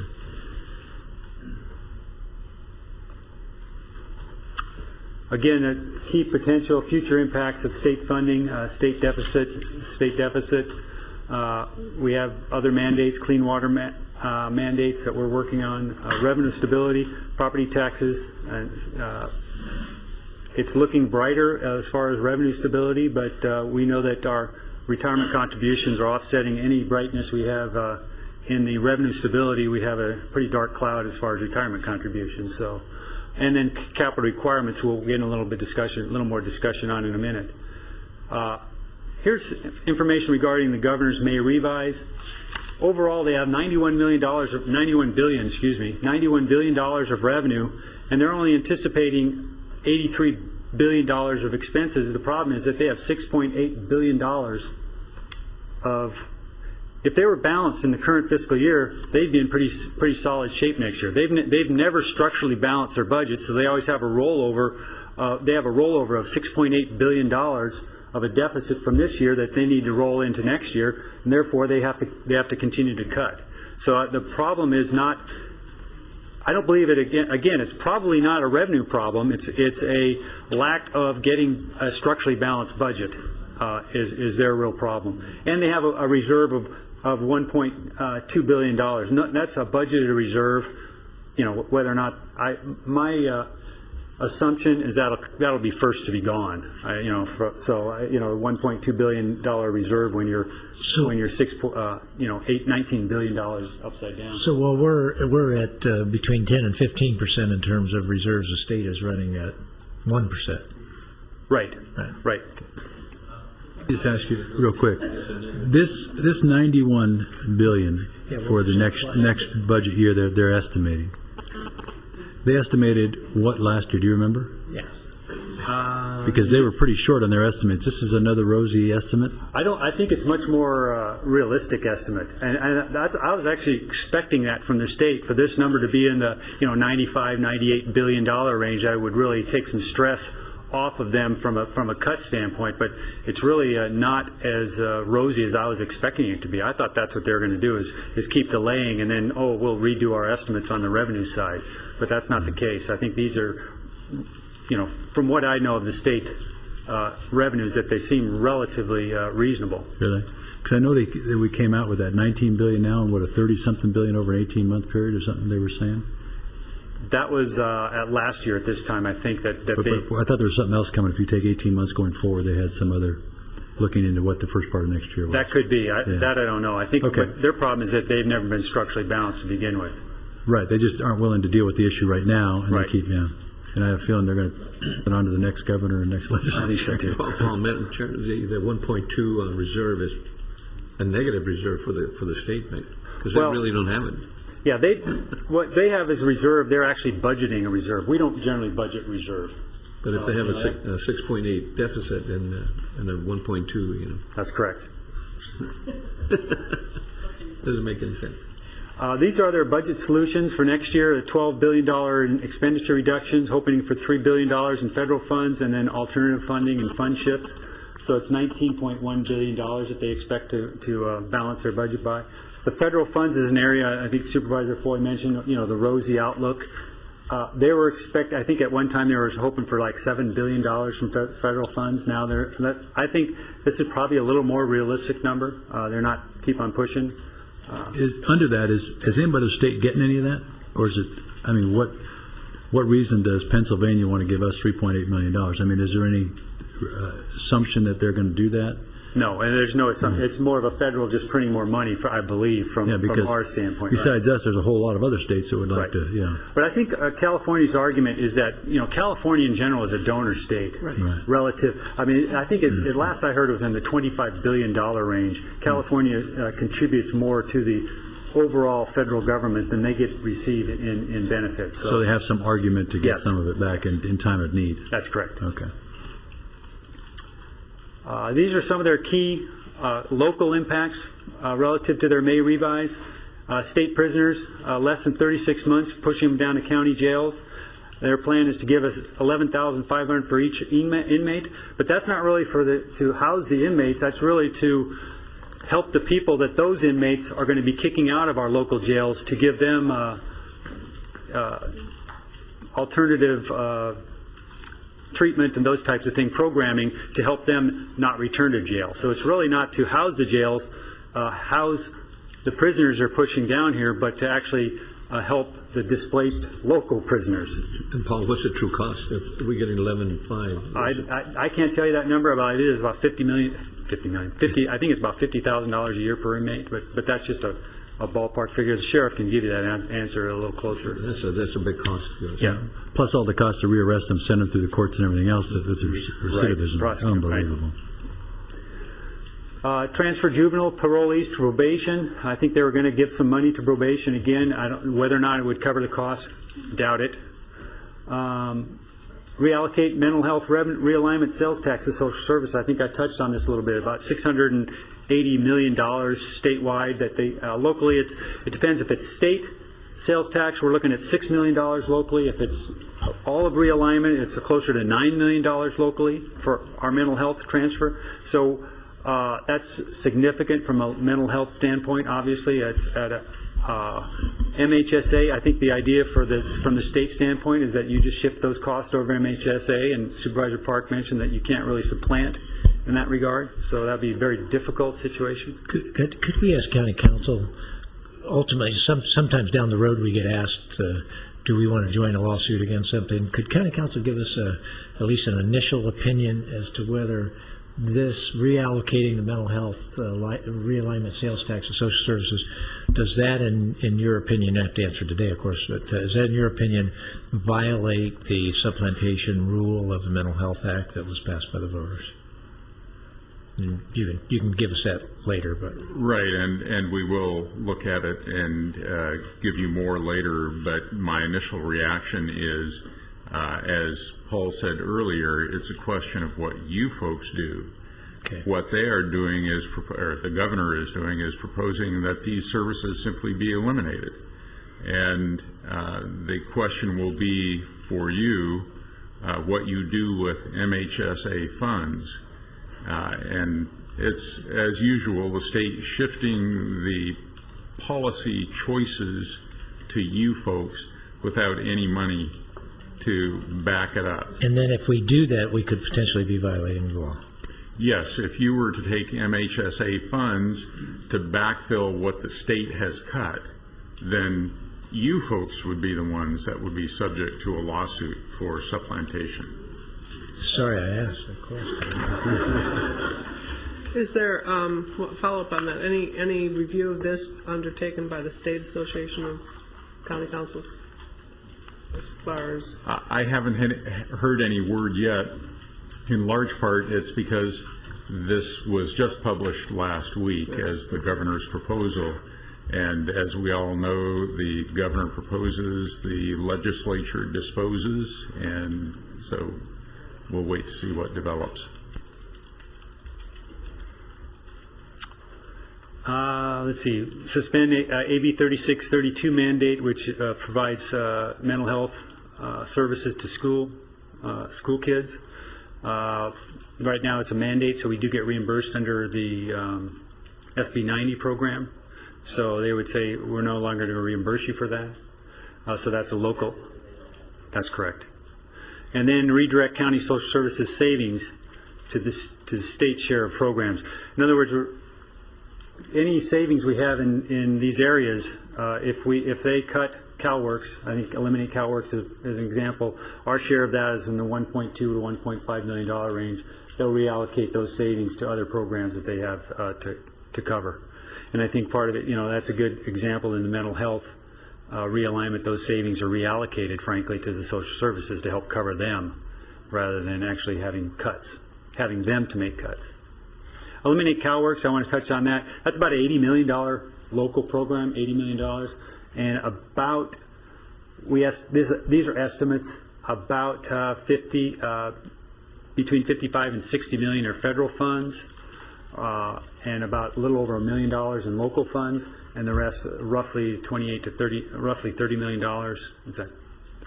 80 million, yeah, about right around 25 to $30 million of state funds.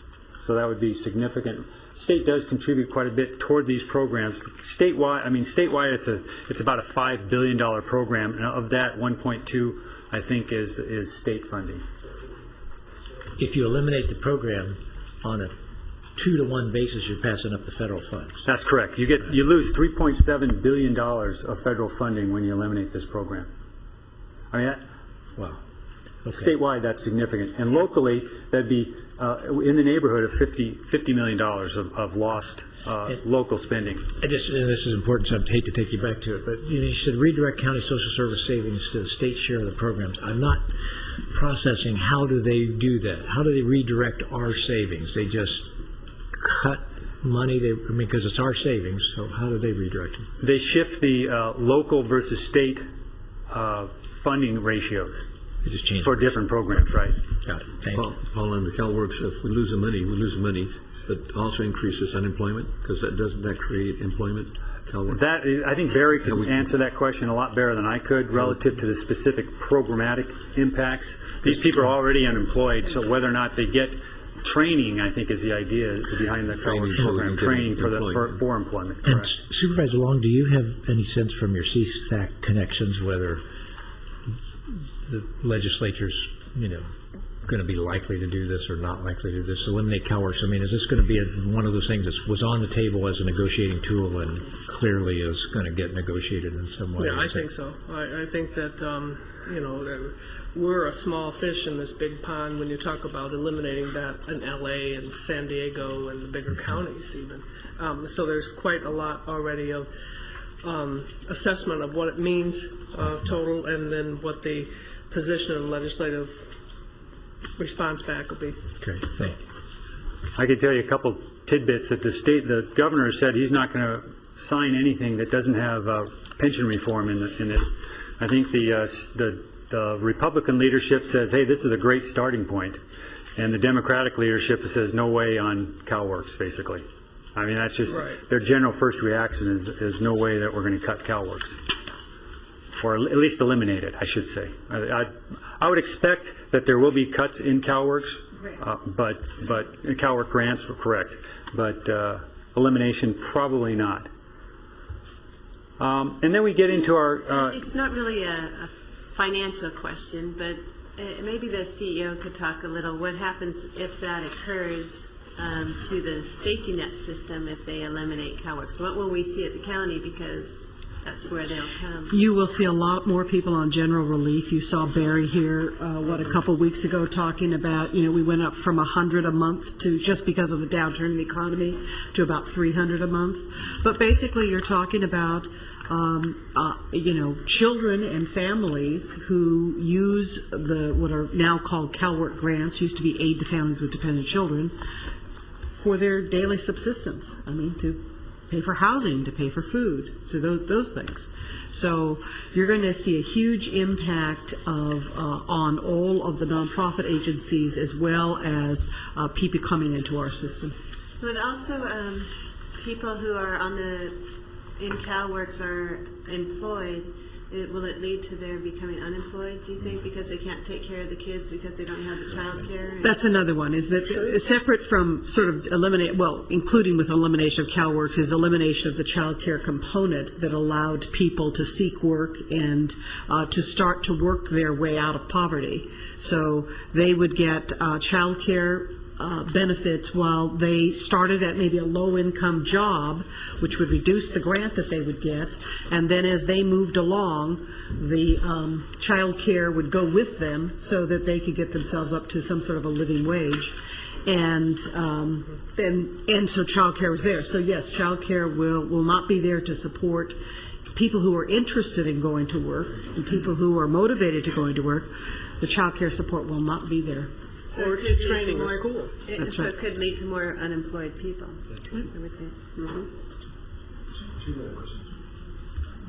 Do we know of any state that does not have the CalWorks program? Does our staff know of any state that's completely eliminated it? It's a federal program, according to the staff. Yeah, and every state accepts the money? From my knowledge, I don't. So we'd be the first state in the country to... Pardon? Yeah, we'd be the first. Well, we can find that information out. We'll have to ask Barry. And then I noticed you don't have IHSS listed up here as a cut. Is that? Well, that's one of those things that the state's having issues with. They think they're going to try to get $600 million statewide out of IHSS. They haven't identified specifically how they're going to do it. We're not sure. Their whole idea of going down to minimum wage, they think isn't a good idea, so they'll have to cut service level the next step, I believe, is cutting service levels to a certain level, and they think they'll get funding. They'll get reduced cost in that regard. But their idea is to work with the IHSS constituency to get that $600 million. It is at this point. The proposal was to go down to minimum wage, and as you know, a lot of counties have actually exceeded what the state currently provides. We have not exceeded that amount, and we also have agreements that would reduce the hourly rate if in fact it came down from the state.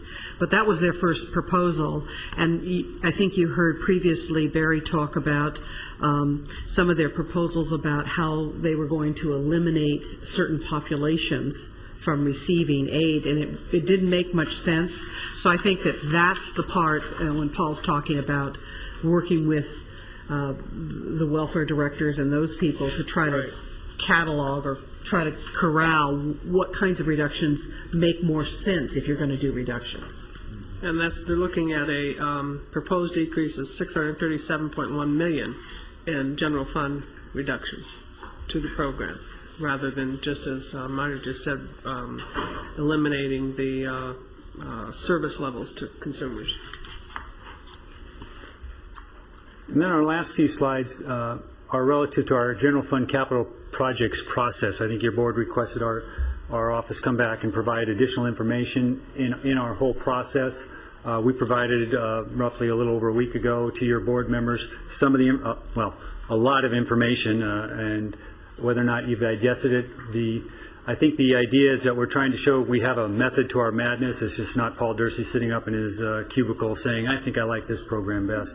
We actually have our annual department actually sends in requests, and we receive those requests. We incorporate those into the 5-year capital plan. That 5-year capital plan is reviewed by our capital planning committee. Your board has our policy from our capital planning committee. We included that. Out of the capital planning committee comes our Schedule C, which they've identified. We don't list them, what's coming next, but we've identified the ones that the capital planning committee believes is higher priority. We don't have a specific, this is coming in, but they've identified what they think are higher priorities through this capital planning committee process. So we include that in our Schedule C to the preliminary budget board letter, and we've included that also in your packet that you received. Included in this year, you see some pros and cons. Your board asked to receive some of those pros and cons. If you notice, we're not real creative on most of the cons. Most of the cons are we can't afford it. So if we could afford all of these programs, we'd be more than happy to implement them. But we can't. So therefore we have to prioritize. So that really comes back down to our office, and we prioritize and make recommendations regarding those projects and that debt service relative to the project priority and how it's rated by the Capital Planning Committee, what the board interest is in it, debt service capacity, what we have available under debt service, revenue sources. Clearly, if we have something that's 100% revenue offset, we're going to be moving forward with that a lot quicker than we would be on something that has no revenue offset. Or expenditure offset. I think you heard this morning, Jim Becker with the clerk recorder, they have some expenditure offset in the long run that really helps as far as the overall capital project, because they see efficiencies. They're going to see lower costs overall. We'll take those into account also. And then, of course, maintaining county assets and trying to, as they get old, we want to replace them, and our office is involved in that whole process. Madam Chair, so all the assets have a life, an asset life? Have we exceeded most of them, or are we? We've exceeded some of them, let's say that. The percentage? We fully exceeded the Poli building, if you recall that, and we moved our Human Services Agency administrative group over to a new building over here on Partridge Drive. I think that building had exceeded its life at least 4 times. But yeah, they all have a life from a practical standpoint, but we also spend a great deal of money each year to make sure that we keep what we do have up and running. This building here, I think, is built in the late 70s, let's just say 1980, so it's 30 years old. Useful life would be estimated originally within the 40-year time frame. We think it's going to last more than 40 years. But because we've kept it up quite well, we spend money to keep it up. And the committee looks at that? Yes, the committee will look at all that stuff. And what's the makeup of the committee? The committee is the Director of Public Works, the County Executive Officer, the Auditor Controller, and the Director of General Service Agency. Most of the stakeholders. Also main stakeholders and main participants. And also the ITSD Director is on the committee, technically not a voting member. That's probably another policy that we need to update, but that hasn't happened yet. But and one other quick he's also a member. On the assets, do we have, for example, this building is one type of asset as opposed to an equipment asset and so forth? Yes. And then they have priorities from that type of asset? Yes, correct. Okay. And generally speaking, the smaller equipment would be purchased by either Transportation Department or the, not transportation, I should say the GSA transportation or GSA heavy equipment. Those types of things are purchased by that ISF based on needs and based on their formula relative to specific departments. We're looking at overall, generally overall county assets. The life of that equipment. Buildings right. and if you look at the list, most of the items on the list are frankly IT items, and so there's very few real buildings that we expect to start implementing the building of those buildings within the next several years. So that would be long-term replacements. Right. Yeah. Madam Chair, you had mentioned, I think this is the crux of one of the things that we asked for, sort of how do we get to a Acela being recommended to the board? Correct. And you had mentioned that you're not very creative with the cons. You just say you don't have enough money. And I guess what I think would be helpful for the board is to have more information about the cons, and not necessarily that you're trying to be negative about somebody's proposal, but the con could be simply, this project won't be ready for 18 months, so it just, we don't have the capacity to do this project at this point in time, or that system has 2 more years of useful life left in it, and this system only has 6 months use of useful life. That would, for me, be much more helpful. And so the more of that we can get, it would let me understand what staff's logic is as they're coming with a recommendation, as opposed to the Acela kind of shows up and it's like, well, we think this is time, and we think it's time. So I don't know what other, but anyway, that's my thought. I understand that. Problem, I guess we can do that. However, a problem would, when you start doing that, we start getting into evaluating, prioritizing, excuse me, against other items. For example, I think a good example is the property tax system versus the payroll system versus the accounting system. Well, those are priority. We know that the property tax system overall, from a countywide standpoint, is a significant item. It's our main source of revenue, and that from an overall priority, that, you know, when you compare that, we could put the cons for the accounting system would be, well, it's not as important as the property tax system. Or it's still limping along pretty well relative to other items. If that was the only thing we had out there in the next 6 years, it would probably move up priority-wise. But we can try to add additional items from a con standpoint. I think Excella probably may be a good example. Excella, you know, a con would be we can just true up our current at X number of dollars. You know, that would be, I guess, a con why you wouldn't go with a new system altogether. Or a con would be our current system fundamentally works for 2 out of the 3 departments. And that's probably a true statement, but it doesn't fully integrate everything. It can limp along with that type of thing. But anyway, I think that one of the issues, I hear what you're saying. In fact, we do that. We do it internally with ourselves, and we say, how do we fit this puzzle together? And the puzzle may be, for instance, we decided to buy a building a couple of years ago. We decided to buy that building because, A, the opportunity knocked, and it was at such a rate of price that when we looked at everybody that we could put in it, it made sense overall. If that opportunity had not presented itself, we probably would not have reached a certain priority. And so you see on the last page of sort of the capital projects plan, there's a list of things that get evaluated, and they get evaluated a little bit relative to each other.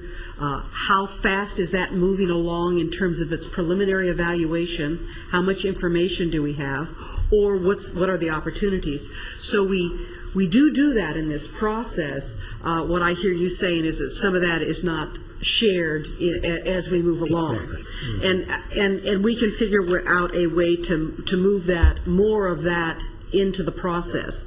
But if you look at the last page in your packet on capital projects, there's a list, what is it, 10 or 12 items that you're looking at the structure. And one of the dynamics here is that you're trying to keep it loose enough so you can take advantage, you know, so Paul was saying that we don't say this is the highest priority. We say here's a group of priorities. Now, when we have an opportunity to do one of these, we want to be able to if the board has approved that group of priorities, then there may be a way to shuffle the deck that we can work those in. And so if you look at that, we do look at all of them according to that, and maybe we need to put more into the detail that gets provided to your board on each one of the projects. So, for instance, you know, we might have somebody, for instance, I think Human Services Agency has a list of, ultimately Human Services Agency would like to have a bunch of satellite offices, and they're trying to look at how do you use technology to do that. That's out there. It's not something that we're putting on our big priority list. We'll continue to work with them to figure out how they're going to pay for it. And so it might rise to our list when we've got that all figured out. So, but we can look and see what options that we can put in there. Yeah, we'll try to develop a methodology where we can capture some of that internal discussion and document it, so you can see why why a certain project was determined compared to another project overall. I would appreciate that, because I think there are 2 things that I would try to capture. One, as you said, you have to, you started your comments by sort of saying, well, that's a little hard because we have to prioritize, but that ultimately is what you do. You end up prioritizing and making a recommendation to us. So if we're not included in that thought process, we're just getting well, this is what the recommendation is, and it's sort of an up or down. I think it's better for us to be included in the thought process, and particularly if we're allocating general funds, because our policy is that the departments are supposed to, that we're trying to have the departments pay for the things, but then there are times when we say we do that out of general funds. Well, then it's even more important for us to sort of be more participatory in sort of what was the rationale and logic that got us, or that gets staff to this recommendation, and to not hear that it makes it more of a vacuum. So anyway, if a recommendation comes forward and it says, we recommend this project, it's going to be self-funded by these two departments that are going to share it. That's one. We'd still want to know, why do we go forward with this? But if it's, we recommend this project and we recommend just off the top, we're going to relieve these departments of X amount of this burden because we're going to cover it with the general fund, then that's more important so that we're involved in that prioritization process. So thank you. Makes sense. And what does all this mean, our capital projects? Basically what we've done, here's just outstanding debt obligations that we currently have, just for your information, no particular other reason.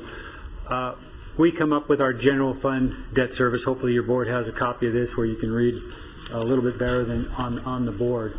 But what we do is we have our current debt, which is this year's debt 910, and we try to lay in.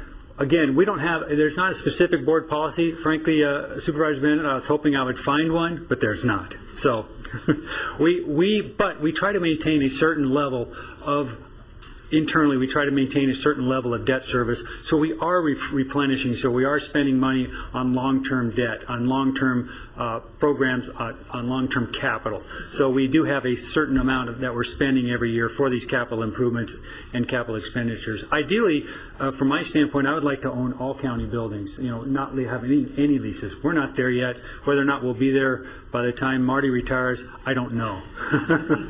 But, yeah.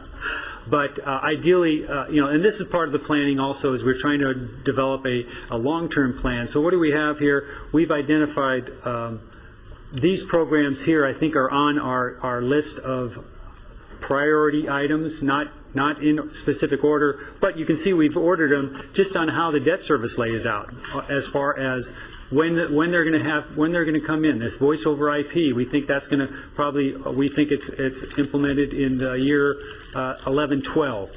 But what happens is that some of this debt service falls off. You see this 2220 Gonzales Road falls off. So we try to fill that in with new debt service right here, the $3.5 million. See, we're still down almost $2.5 million of debt just because we needed it, or we didn't have additional items as far as long-term debt, and we frankly needed the money to help provide operational support. Paul, for the payroll system, you show 1640 up to 1112, and then 0 and 1213. That's paid off by that time, is that it? On the payroll system. Yes, exactly. See, that's an example. Yeah. That's an example. This rolls off in this year, and we try to roll something else in. In this particular case, it's the work furlough upgrade, the $1.5 million.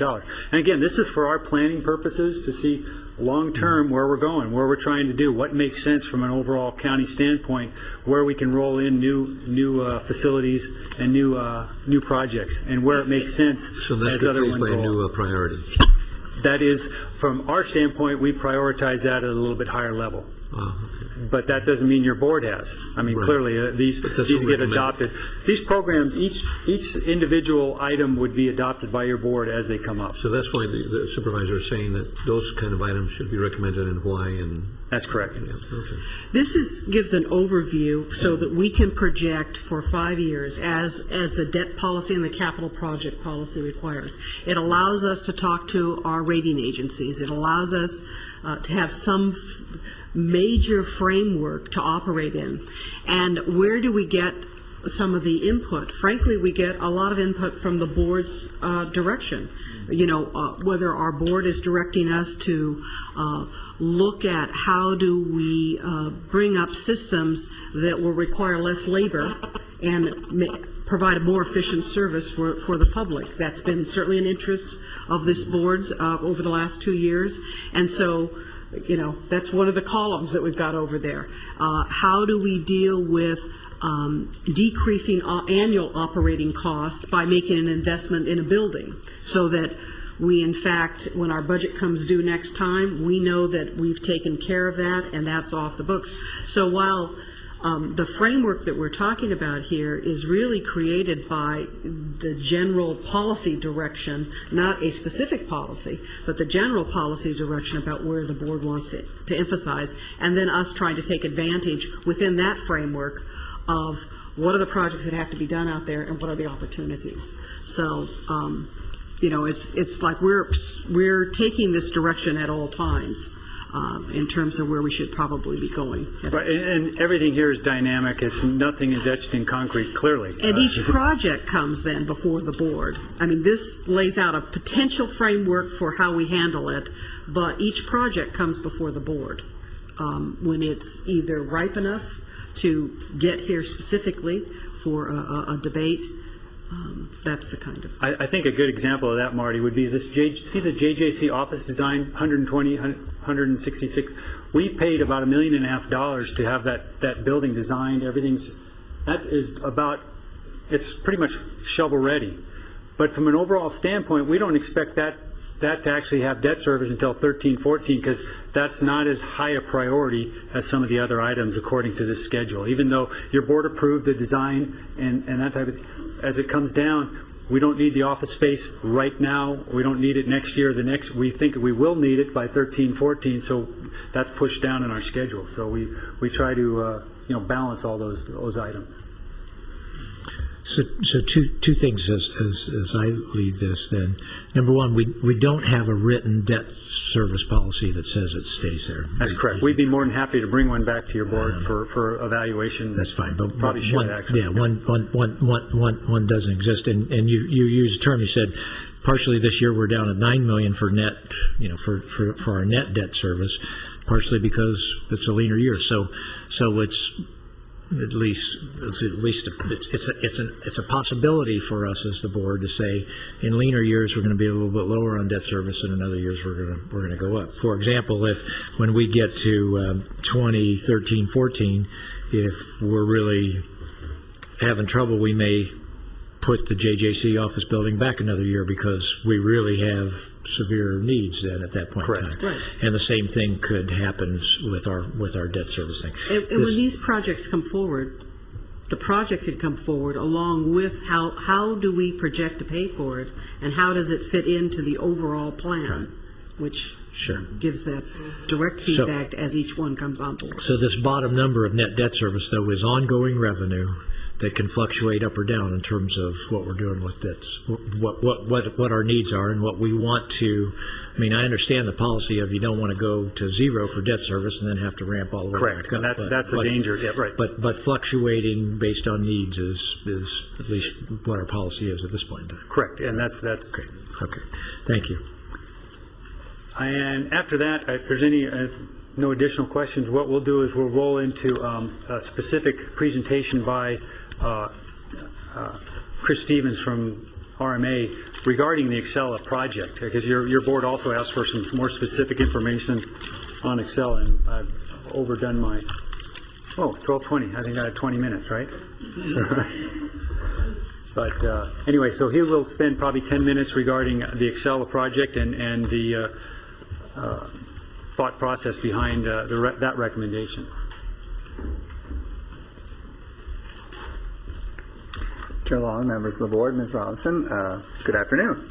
As Paul said, in January, when you asked for some additional information on the capital improvement program process, you also requested that we come back with some alternatives for how the proposed Acela project might be funded and how that might be rolled into fee changes. So we've put together a little information. Now we'll go through it as quickly as I can given the hour.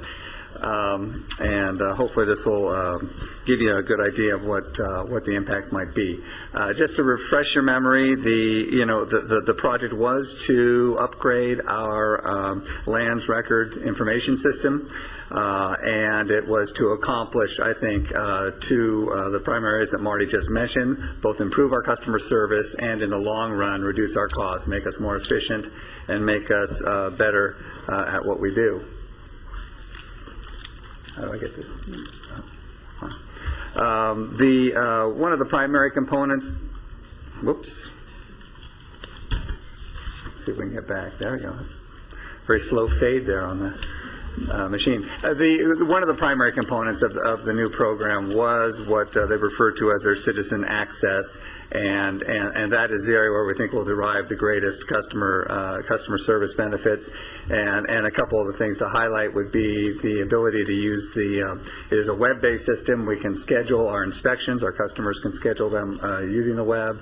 A new element that didn't appear on this table in January but has been added by the Acela folks is electronic plan submittal, which is something we're kind of excited about. Would allow architects and engineers to submit their plans electronically instead of with their 50-pound rolls of plans.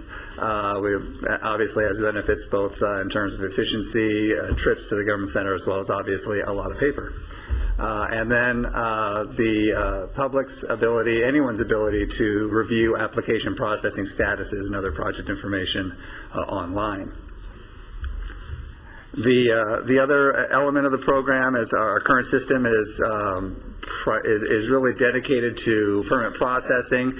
The Acela automation product takes us much beyond the permit activity and allows us to bring in any number of other activities and other partners in the project. Again, it being a web-based system, unlimited users, as opposed to our current system, which is a desktop version, which requires someone to purchase a license and then have it installed on their computer. So it is a whole different platform, and we see lots of opportunities with a broad range of uses here within the county.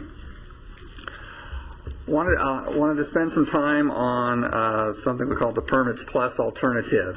When we presented this to you in January, we had provided you an alternative of something we called the Permits Plus True Up and Grow alternative, which is and when we presented it, we indicated that this was not an alternative that we would ever recommend. It was there for comparisons purposes. Well, as we started looking at our fee schedule, we realized that if we weren't going to ever recommend it, why would we want to provide that to you as an alternative for what might happen to our fee structure? The alternative that we had put out in January was to acquire 200 licenses of the Permits Plus system and actually try and put a lot of effort into getting that system to function at as close a level to the Acela automation product as we could. That's a big effort, and what that is kind of doing is putting new tires on the Edsel. We still have this old program, and we've done our best. We're not going to ever get there because of the nature of the product, but we're putting a lot of kind of capital and time into it. What we are going to highlight for you today as our Permits Plus alternative is what I would call as a straight true up. We're not proposing to grow the system. If we do not move forward with the Acela automation product, this would be truing up our licenses, which is purchasing a small number of additional licenses so that we can cover our current users within the Public Works Agency and the Resource Management Agency and continue using the system as we do today. Not trying to add any bells and whistles or making the system more robust. It is really just kind of continue the system as is. Obviously, that's significantly less expensive, and you'll see when we get in the alternatives. Chris, what would fire do then? Because isn't fire... The fire protection district actually would fall out of this kind of alternative and would really... I might say kind of regroup, fall back. They'll have to develop their own project and would have to come back to the board with their proposal for what system they may want to use to get their current Tidemark product kind of up to standards. So they kind of fall out of the project entirely. It will focus on its current base of users in the Public Works Agency and Resource Management Agency. So with that, this is, I want to highlight you the alternatives that we looked at, and we have two what we call Acela alternatives. Those are the 1A and 1B. The 1A alternative was the project that was recommended to the board in January, which was to acquire the Acela automation product and to capitalize it through the general fund with repayment over 2 years. And you just saw that in the table that Paul just presented to you with their Schedule A, B, C, I can't remember Schedule C. So that was that's the information that the board saw in January. Alternative 1B, as we call it, that's the Acela product, and that would be with the borrowing capitalized and paid for by the departments, not by the general fund. The departments couldn't bear that cost over a 2-year repayment, and so the repayment would be over a 10-year period. And as you can see, the costs are slightly higher because our finance costs, because we are paying over a longer period of time, are greater. And then finally, the alternative 2 is the Permits Plus alternative that I just described to you. That is limited to RMA and PWA and getting our licenses up to where they need to be. And frankly, those are primarily within the Resource Management Agency. We have a higher number of users, and so we'll have to acquire more licenses. And then after that initial true-up, it is just simply our maintenance costs over the out years. So here's a table kind of summarizing. There's a lot of information here about what the effects on our fees would be with the various alternatives. And we just chose 2 fees within the 3 agencies, the 3 primary agencies, and these are the fees that, for example, for the Resource Management Agency, we just selected our fees that are most common, you might say. The hourly rate fees apply to our discretionary permits, and then the zone clearance is the permit that is issued most frequently within our planning division. We issue, I think, approximately 1,400 of those on an annual basis, something of that nature. As you can see, because the capitalization costs do not begin until the 2nd year, you'll see that the difference between the 2 Acela alternatives, in the 1st year there are none. They are the same. The financing does not start to kick in until year 2. And then you see, once we kind of get into our regular payment, get through that development phase, the permit increases kind of flatten out. But you can see the difference between the 2. And then you see at the bottom the Permits Plus alternative. You see fire is not listed there because they wouldn't be part of the project. Steve, Madam Chair, we're talking about replacing the Etzel, the old. Yeah. Yes. And so what happens to the fire district? What do they stay with the old car, or what happens? Well, no, if we go with the Acela automation product, the old car. if we go with the Acela automation, fire is part of the project entirely. They will completely upgrade their systems through that. If the Acela automation project is not approved, and we just have to true up our Permits Plus, fire will have to go on their own and identify what their needs are and come back with a separate project. Okay. We just didn't have time right now to I was just wondering what's going to happen to the same with the old car then. Right, and the chief may be talking about that this afternoon. I don't know. But one kind of interesting anomaly, you might say, for Resource Management Agency, because we have a number of licenses to acquire that 1st year for Permits Plus, our fees would actually be a little higher in year 1 with the Permits Plus product than they would be with the Acela automation, because we cannot capitalize any of those costs. That becomes part of our operating. But then you can see it, once we've acquired those licenses, we drop back down and stay on a fairly even keel. It's kind of hard to evaluate these, I think, on their own. So what we've done is provided you some sample projects. Can we just ask a real quick question, going back in that one? I look at some of this, and I see, especially with fire and the 1 and 2, I mean, some of these, like with fire and this Acela 1B, you go from 12 cents a square foot to 22. I mean, this is almost an 85% increase in cost. It gets real expensive, huh? Yeah. And that's all this is just covering the cost of this, the financing. Is that really what the cost? Because where's the? I know we talked about efficiencies and effectiveness. Where's that savings coming in? Thank you very much. It's very difficult for us to forecast those. Our costs, so many factors go into calculating fees on any given year, that what both RMA and fire did was we made no assumptions about cost savings. We just said all things being equal, this is where our fees would be, so you can kind of get a comparison between the two. The Public Works Agency did make an attempt to incorporate within this some cost savings elements that they would realize. So you got kind of a hybrid here, but for fire and the resource management agencies, we made no assumptions about the efficiencies and what their effects would be on our costs. So it's all things being equal. So this is kind of the worst case scenario. You're hoping that if our efficiencies got better, I would find some savings within this? Absolutely.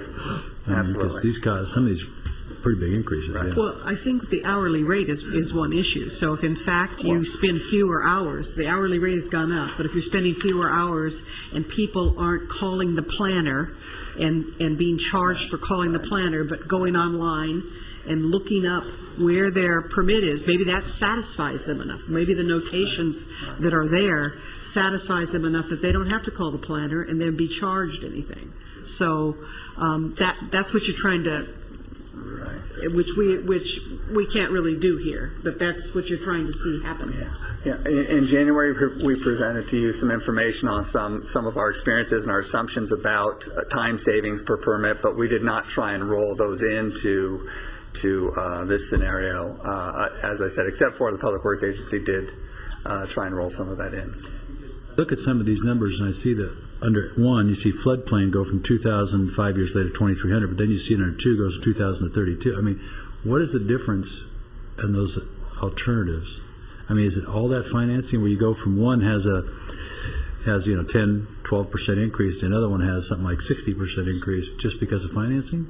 No, it's because whether you're having the people that are actually getting the permits paying the full cost, or are we going to subsidize them? 1A subsidize them. 1A subs. Okay, that's the difference. All right. Yeah. Okay. But the difference between 1A and 1B in this scenario is the paying the capital cost through your fees. But the whole idea, just through the general fund. The whole idea is to improve the system. Correct. You're improving the system for citizen input. And 1A and 1B is the same system. We're providing the same level of service and getting the same benefits in 1A and 1B. It's just simply the financing. Mm-hmm. Okay. As I said, we wanted to try and apply this to some real-world examples, and we went back into the system, identified some projects, and applied the new rates to the information we had on the projects that were approved. This is a rather a simple parcel map waiver, voluntary merger, relatively simple subdivision project, the kind of thing that we see fairly commonly, and you can kind of get a feel for what the actual charges were for this project, and then under the various scenarios for year 3 and year 5. We initially had year 1, but as you saw on the table previously, there was no difference in cost in year 1, so we decided to start at year 3 and year 5 and give you a flavor for the difference between the various scenarios in the out years. And then another project here is a much more involved, larger project, was a contractor storage yard, again giving you a flavor of the difference in costs between the projects. Again, each project is different, and so I don't want to take time to go into any details about what kind of review was had, but it just gives you, I think, a good sense for them. We've given you some others in your packet. I won't go through them here. And this doesn't take into account what Marty had said, in the sense that this is all based on the same number of hours done, everything else. That's correct. Versus if something could have been done quicker, somebody could have gone online, which might have saved some hours. That's correct. So some of these, it could have been cheaper for them under the new system. Entirely possible. Yeah. We hope so. Anyway, that completes my review of that, and be happy to answer any questions. And as you see, Jeff Pratt and Chief Roper here as well. If you have Can you go back one slide, please? Sure. So it seems to me that, I mean, you're getting the same system with 1A and 1B. Same system, right? The question just is who's going to pay for it, right? Is it going to be paid for by the users like our normal policy is with planning? I mean, generally in planning, we're not making a lot of, we're saying we're trying to do true cost recovery. So 1B would be true cost recovery, right? It's more consistent than that, right? Yeah, more consistent. Yeah, more consistent with our true cost recovery. So I guess the question, I'm just trying to see if I'm wording this right, is we could be at year 3 or year 5, either one. Let's just take year 3. At year 3, with this program, we'd have the exact same program, all the same benefits, and either this person pays $2,970 under 1A, or the person pays $3,176. And if we choose that the people who are getting the permits pay closer to the true cost, right, then that would free up $3,500,000. That's what you have allocated, Paul, for 2010-11, and $800,000 of ongoing revenue. All right. So as we get to the what's that? Ongoing revenue, right? So as we get to our budget decision coming up here, because we're just at receive and file at this point in time, it feels much better. In others, I have the information now to be able to say, do I want to do the $3 million of ongoing revenue to keep these fees from being $3,176 to instead keep these fees to be $2,970? Or do I want to do something different than that with that $3 million, and then do something different with that $3 million in terms of ongoing revenue, and looking at our needs? This helps me be able to make that prioritization. I know one thing, either way, with 1A or 1B, we're going to have to vote for fee increases, and they will be substantial fee increases, right? Just whether they're more substantial but they're going to be substantial fee increases. And so, and did I paint that picture accurately? And did I say that right? That if we chose 1B and all other things staying equal, there would be $3,500,000 of ongoing revenue that we could consider for other options when we adopt the budget, right?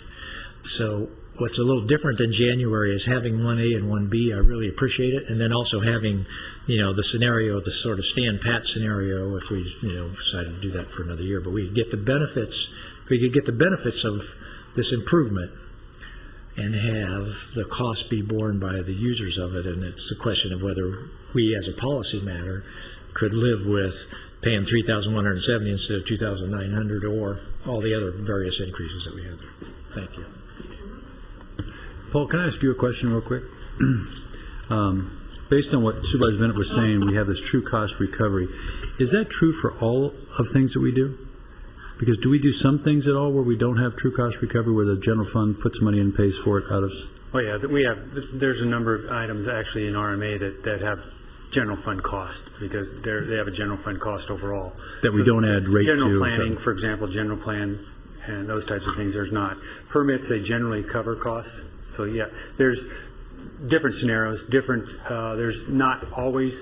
Sheriff is a good example also. We don't have full cost recovery for the Sheriff's Department on contracts, because we cannot charge a certain amount of overhead for the Sheriff and the Undersheriff and certain other items. So no, we don't have full cost recovery. We have a cost, but it's not generally not significant in that regard.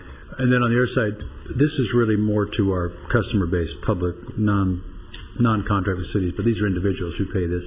Do we have that same thing? Do we do all true cost recovery to almost everything that hits individuals like this, permits or, Generally, we try to. I'd have to evaluate and get more information from each program area, but generally we try to. There are even limits in planning, though, because it's not 100% cost recovery. Right. Because, the board has made a decision about at where to put that limit. Chris, you want to address that? I just want to make sure we're just consistent with what we do, because I think you made a good point there. Yeah. I think it is accurate to say we're not 100%, but you correct me if anybody disagrees it, but our goal is generally to try to do cost recovery from the permit applicant. And there are exceptions. And there are exceptions. That's correct. Yeah, by board policy, we waived some of our fees for solar installations, for example. That's a more recent one. Years ago, the board decided to price our tree permits at a lower rate in order to encourage folks to come in and do the appropriate some of those things. incentive-based So there have been some of our items are not full cost recovery. Okay. That's why I wanted to make sure we were just consistent as a board, close to as consistent as we possibly could. And then Chief Roper.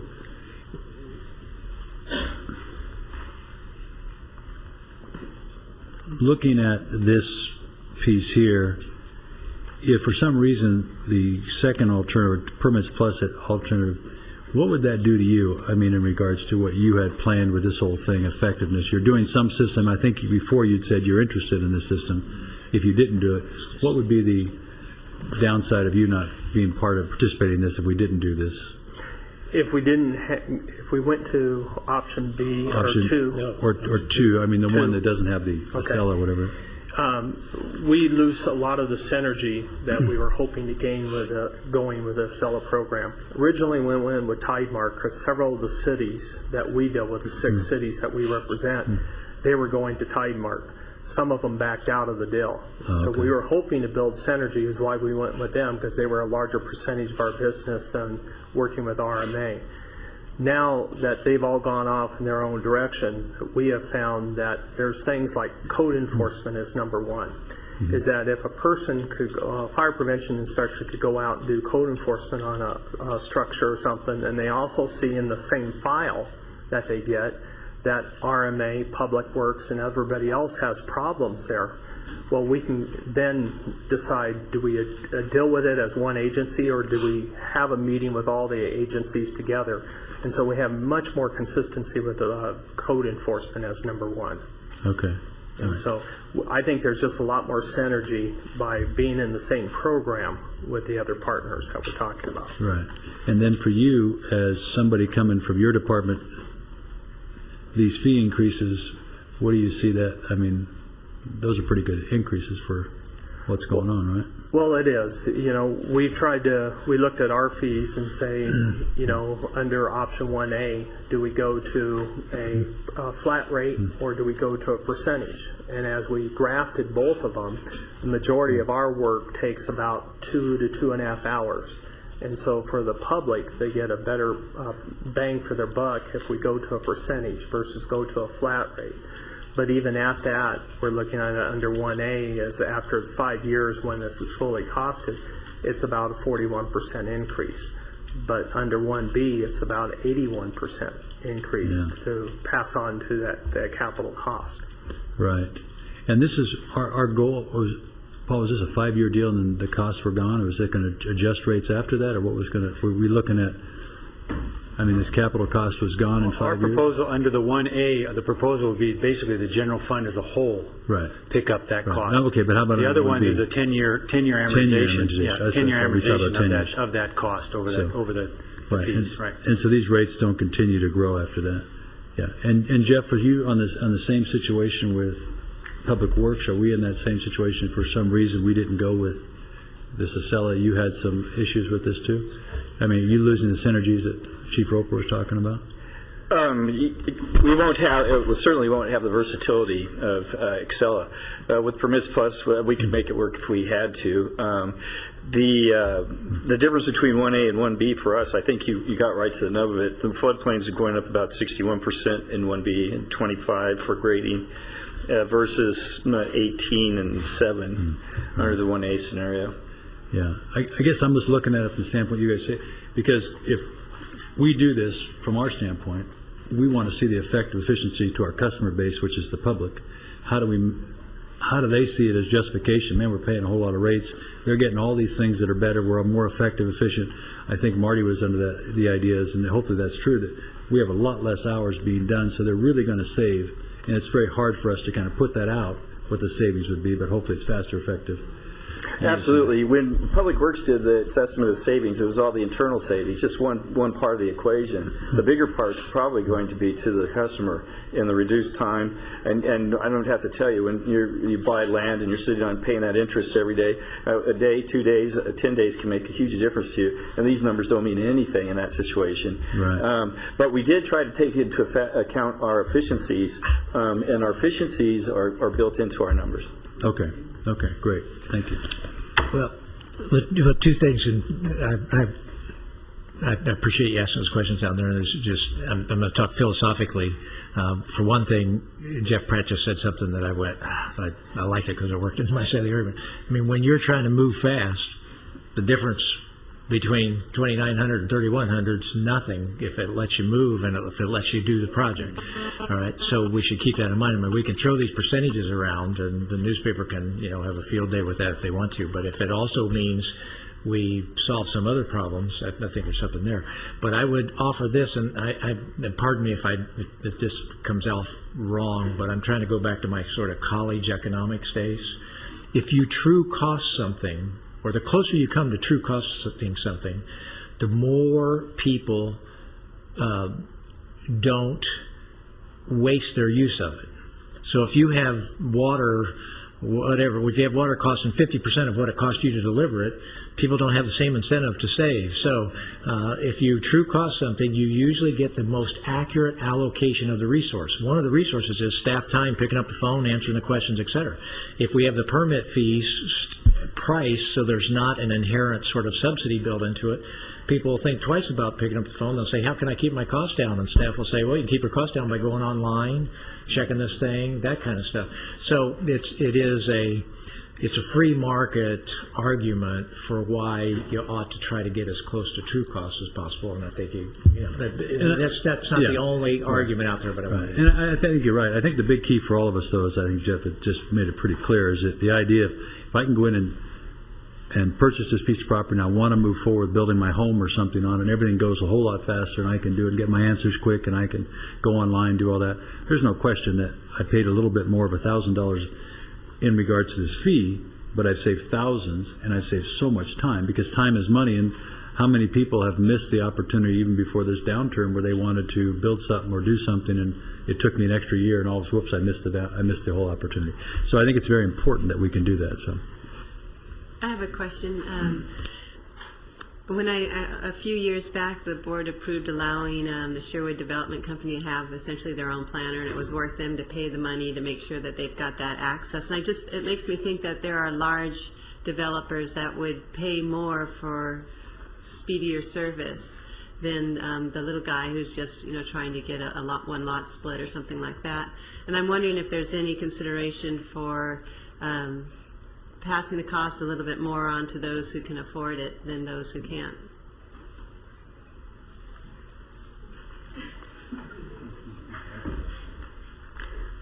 No. The board has taken some actions, as I mentioned, with respect to solar projects, trees, and things that to treat them a little differently.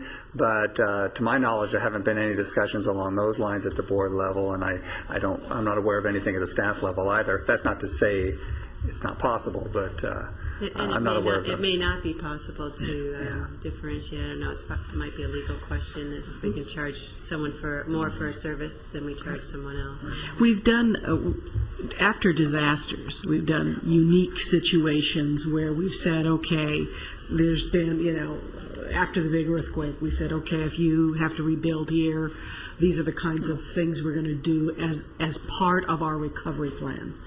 But it wasn't just ongoing business and deciding to isolate a certain group of people and saying they get a benefit and somebody else doesn't. So. Just to let you know, I was probably one of the biggest skeptics on this particular project to begin with, and it took some convincing on the departments. And one of the ideas that there is a synergy overall, not only from those three departments, but also other departments, I think that kind of convinced me that maybe it should be a general fund contribution in that regard, because there is some impacts that we see down the line, or some efficiencies from the assessor's standpoint and some of the other general fund departments that we would anticipate that would get into this. The Ag Commissioner, for example, is another one.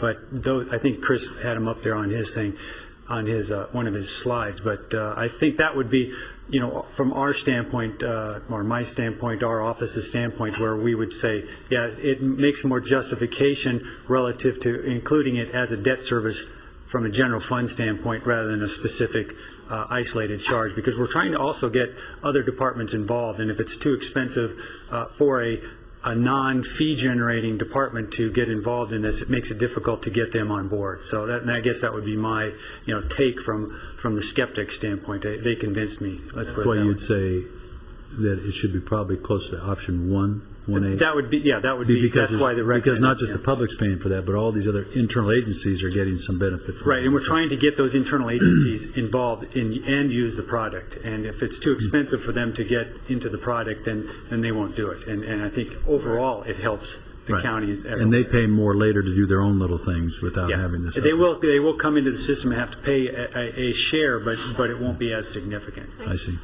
And I guess that one of the concerns I have, it gets back to the little guy. There are those of us who've never asked, needed to have a permit and go through this process. And all of a sudden, that little guy who has nothing to do with it is helping to subsidize these guys that are using that. Isn't that essentially what will happen if the taxpayers, whatever, are taking it out of the general fund to pay for the financing? Then we're all paying for. Oh, I'm sorry, you got up to answer your last question. But in a sense, it's more just a comment. I don't think that's really either I'm accurate or I'm not accurate. on your last issue, though, I wanted a clarification on Public Works. In a sense, it does what you're talking about. The more complex permits get charged more. It's essentially an hourly rate with all but a couple of exceptions. And the exceptions we can change. But for floodplain clearances, it's a flat fee, so everybody pays the same. The rest of them is pay for your service. If I could have Paul step back up, and Paul made the comment, sort of saying why he would, a justification for a 1A versus a 1B in terms of these other. Tell me what happens if we go with 1A, then do all these others get to just jump on for free? No, there wouldn't be a free deal. They would be phased in over the years, and Chris is more familiar with the actual physical how that would mechanically work.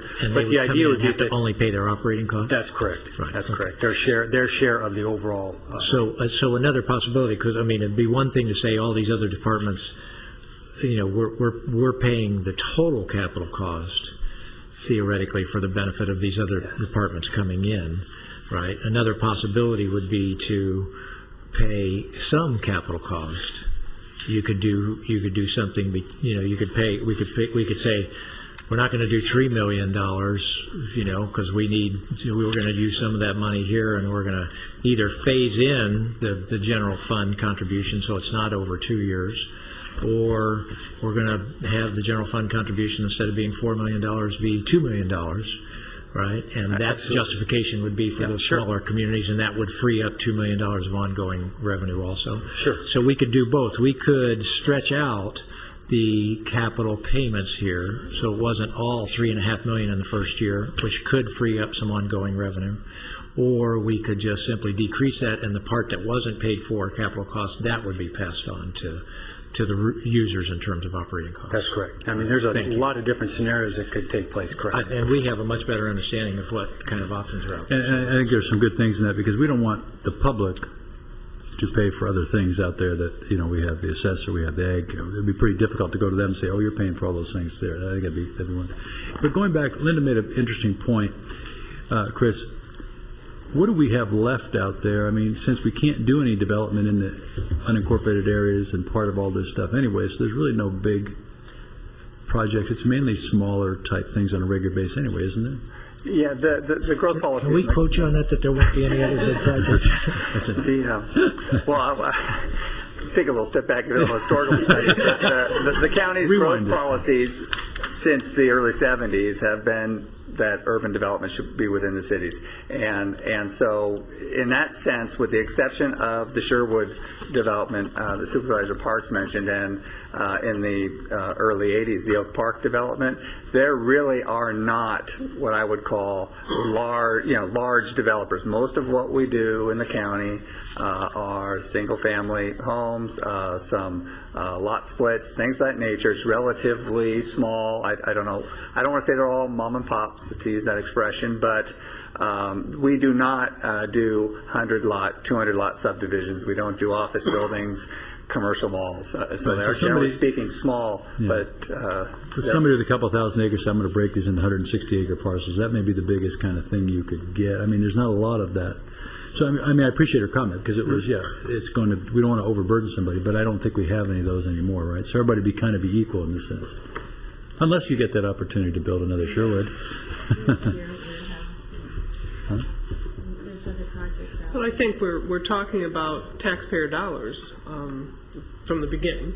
General fund dollars are taxpayer dollars, and the other, more than just permits, which came out of our January 12th presentation. When you talk about what's a benefit to the little guy, or the person who's not going after that permit, not looking for efficiencies of time and money and process. The assessor's office, there's benefit to the assessor's office for electronic, for tracking permits for reassessments, the ag commissioner, participation in the permitting process, and the public will have access to this permitting process and watch as things progress or inquire about something. I think there's a clear benefit to all taxpayers on stormwater management and what will come out of that Public Works Agency shop and the Treasurer Tax Collector alignment of business license and land use permit data. I think that's a benefit across the board to all taxpayers. So I think we could make the argument also for the general fund contribution to this to really get this thing up and going, whether we space it out longer or what other models we may come up with. But yeah. Other comments? I don't have comments about this. Okay. In terms of a motion, I mean, we need a motion to receive and file. Right. I'd make that motion. I'd also like to include in the motion, if it is the sense of the board, that we asked for sort of a little bit different way to do these things. Basella was brought to us, and we sort of had an opportunity to vote yes or no then, and we said, we want more information. That this is more the format that we'd like these things to come forward in. It gives us some options, even though you're going to be recommending 1A. It gives us some. So what would 1B be? I think I would like to include that. I think the board would say this is how we'd prefer to have these come forward, as well as trying to lay those cons out a little bit more, or the advantages and disadvantages a little bit more of those other projects, so that we are aware of those. I won't. So anyway, that's what I'd like to do as part of the motion, if I could. Make a motion to receive and file, and also give staff that direction on this. There's a motion and a second on that too. Everyone understand? Marty, any issues with any of that? Is that difficult, or Paul? And No, similar like I thing? said, we in fact do it already. So already it's just a inside, matter just of showing what it out we here. include. Yeah. Okay, great. Yeah. I know. All right then. Motion and second. Receive and file with that direction of staff. Please vote.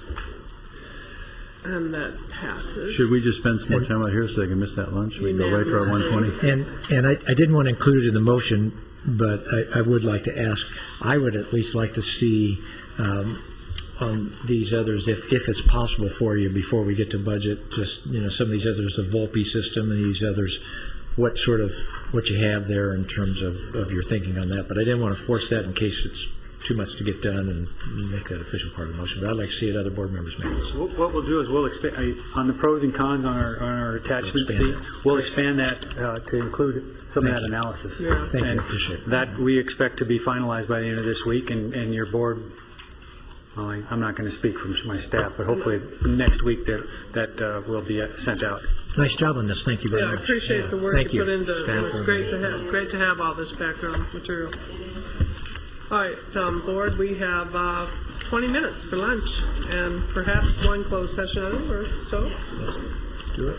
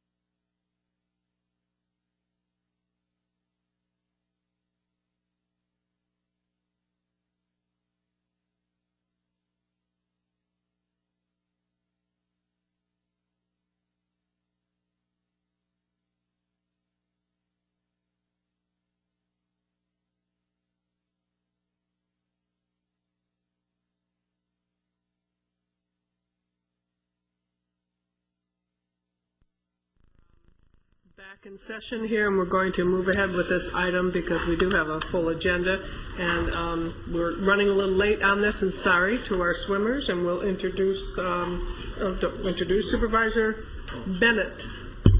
You're on. Thank you very much. Real pleasure to have Ventura College men's swimming and diving state champions here in the boardroom with us.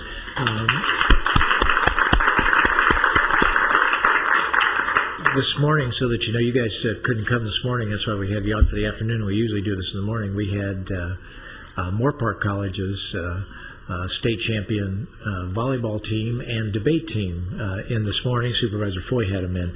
So this is a full day for community college state championships in the boardroom. And so I'm just going to read a couple of quick things, and then we'll give out the certificates and a few things for the board members to know. The 2010 Ventura College men's swimming and diving team won the state championship for the second time in school history, won the Western State Conference Championship for the 8th consecutive season. They had a record of 15-0, a streak of 66 consecutive regular season victories over the past 8 seasons. So this is that powerhouse that Moore Park defeated. You know, we talked about how Moore Park beat the Orange County team in volleyball that always wins. Well, this is the powerhouse that's a consistent winner that is out there. And several of the team members were named to the Community College All-American team, All-Western State Conference team, and All-American Scholar athletes. And those members of the team, Ventura College men's swimming and diving team members include, and we're going to come down and give certificates, and I won't read everybody's name out. Head coach Larry Barrett here, right? Would you mind coming up and just giving us a few words about the season and the team and anything you think is particularly helpful for us to know, and then we'll pass out these certificates. Thank you very much.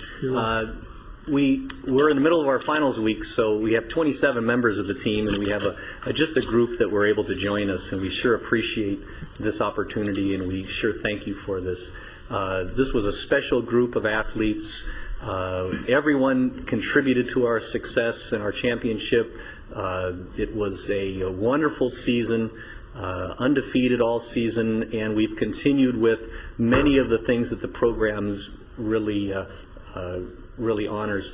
They're terrific scholar athletes, wonderful young men, and great representatives of Ventura College, the city of Ventura, and the county of Ventura, and I'm really proud of them. Congratulations. Thank you very much. This is a certificate for you from the Board of Supervisors honoring the team. And then we have a certificate, and if you're here, you'll come up and then we'll take a picture, so if you stay up as you're here. So Hayden Alden. Hayden is here. I'll put the ones that are here.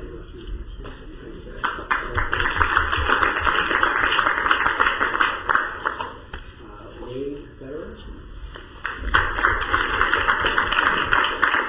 Many of them have left, so I'll do what I can to get the correct ones here. Colin Barrett, related? He is related. And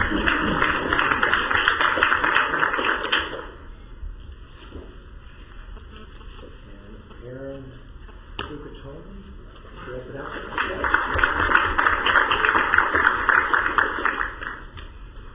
Jason Hassler.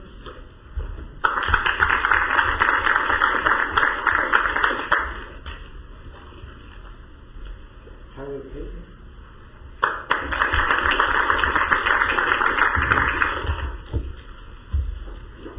Chandler Thomas. Yes, I have your certificates, and turn that on over here, John. Coach. Come down, take pictures. You can come down. There we go. Come on over here a little bit. Yeah, you can come down and take pictures, sure. Keep coming out. Go this way. Yeah, there's some like that. Yeah, you can open up your screen as you go over.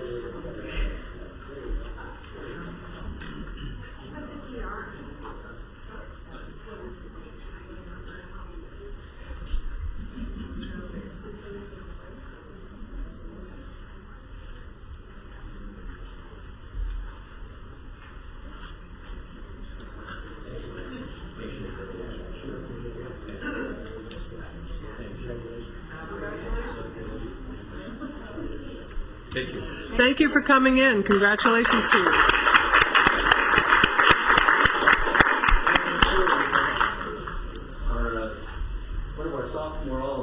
Wayfair has brought a few T-shirts for you. I don't know. Oh, great, great. Any ones that would like, we'll bring those. Great, we'll take them. This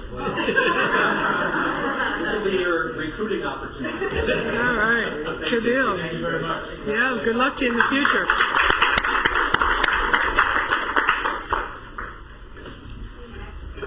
Yeah. Okay. Thank you, Supervisor, and now may the rest of our afternoon go so swimmingly. I had to. I guess I'll dive right in then. We have like adults and size. It's different size. Adult. No, I can't do adults. Come back here. The largest one is good. I'll do this to my son. He'll wear it. My son, I'm not. Ooh, that's really extra large. Big. What size is that? XL, what's yours? XL. Is it? He's more of a water polo. More of a water polo. Here, Peter, there's extra large. Oh, extra large is I'll pass. Give it to him. Give it to your boy. Yeah, yeah. Okay, we're done playing now. Okay, we're going to do this is the opening of our budget study session, and we have presentations lined up from our agency directors and department heads, and we look forward to hearing from all of you. Right, I'll just kick it off. Our plan was to just go alphabetically as accordingly, and we've set up a number of departments have their presentations ready, and so we'll just start with the... This also is a little early because of, as you know, we don't do the preliminary budget, doesn't come out until June 8th, and we don't actually do budget hearings till the 21st. But this is an opportunity for your board in advance of that to start to get a handle on what, frankly, the target budgets, what the perception is of the departments in relation to the target budgets and the kinds of things that they're going to have to do in order to meet those targets. So we thought this earlier in the process would be beneficial. That? Okay, and we've allocated 10 minutes per department, generally. Yeah, bigger ones, you may need more time. Animal Services Department. Good afternoon, Ms. Nolan. Good afternoon, Madam Chair, members of the board, Mrs. Robinson. Before you, I thought besides showing you some of our clients this year, I wanted to give you the board a little bit better understanding about what this year's general fund support is going to do to our ability to provide services to our animals. With that, let's see if I hit the right button. Okay, so right is forward. Okay. The county general fund really only accounts for a quarter of our department's total budget. As you can see, our department is a $4.8 million budget, and the general fund contributes, next year is going to be contributing $1.2 million toward that. This is going to be a 3.5% reduction over last year, and that reduction is going to be $43,000. I know you were talking earlier about $43 million. Well, for us, $43,000 is a major reduction to small departments. It means a lot, and I'm going to show you what that means a little bit later on. A little bit of history.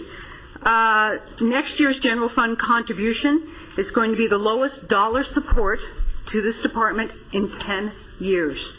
Back in 2001, general fund support was this amount, and it was enough to staff 59 people for our department.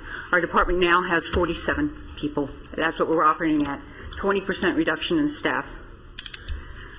Over the years, with the actual dollar amount, general fund contribution has been lower and lower.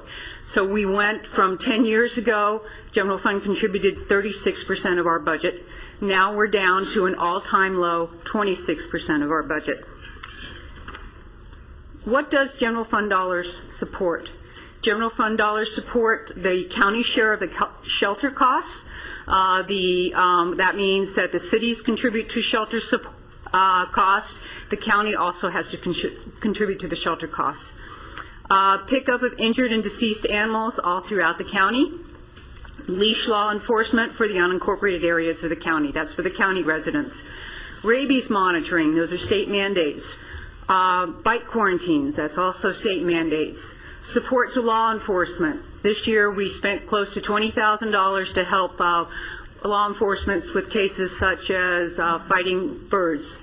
And veterinary services. This is our little known and under adulated part of our services. Our veterinary staff does all the cruelty cases in the county. We do all the wellness support and all the medical for the canine units. And we also do all the support for the homeless and special needs that the homeless that are involved in the county services. The county share based on population? The county share of county sheriffs, is yeah. based on population. Mm-hmm. Okay. And if we have like an abuse case in a city, does the city then pay for that, or does No. the county? No, county pays for that. County pays for that service for right. everybody county. Right. Thank you. This is my most important slide, and this is the one that's not the fun slide. 2001, 10 years ago, we had more dogs than we have now. We had more staff than we have now. Remember I said we had 59 staff. And we had a euthanasia rate of 44%. This last year, we had more dogs. And we had less staff, 20% reduction in staff. And we were still able to reduce our euthanasia rate down to 31%. That's great. Our strategic plan, and as you all hear it in our offices, I'm sure, is to reduce the overcrowding in our shelter by continuing to lower our euthanasia rate. But we can't do this without putting a lot of strain on our staff and on our resources, because the only way to do that is to keep the animals longer. To keep the animals longer causes problems in terms of infectious diseases. So we're putting a strain on our veterinary resources. We're putting a strain on everything. That $43,000 reduction, minor in your overall scheme of things, that could have gone to any number of things. It could have paid for extra help in terms of veterinary staff. We're now working with PEC, and we're getting a volunteer vet to come in once and twice a week, but we're not getting a voluntary techs. Those are the nursing staff. Both of our nursing staff are now working overtime almost every day of the week in order to keep up with the amount of animals that we have.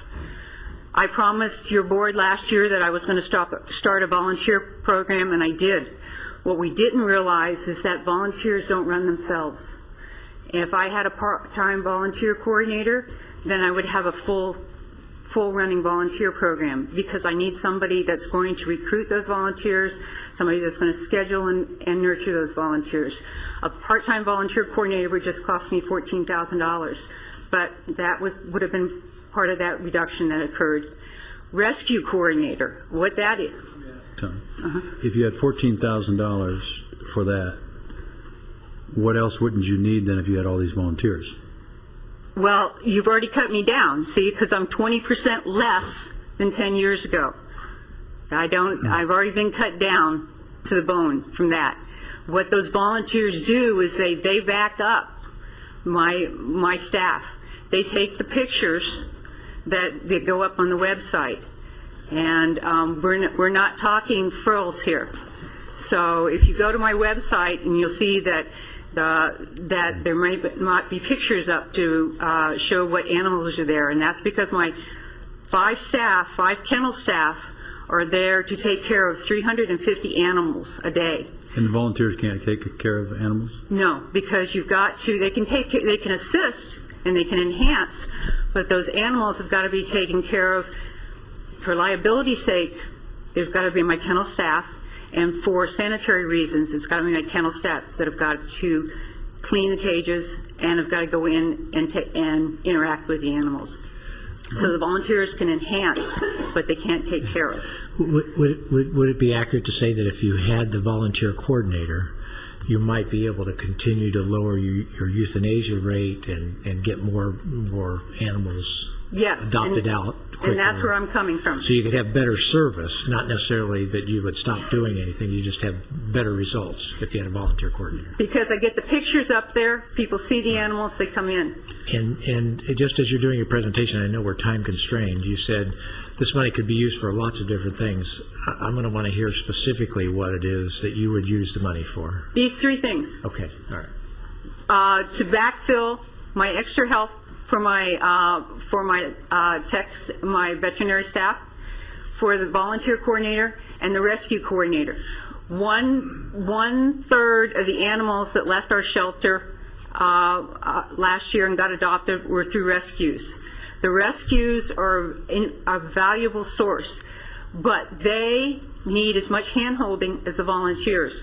We have a rescue email that gets 100 hits a day.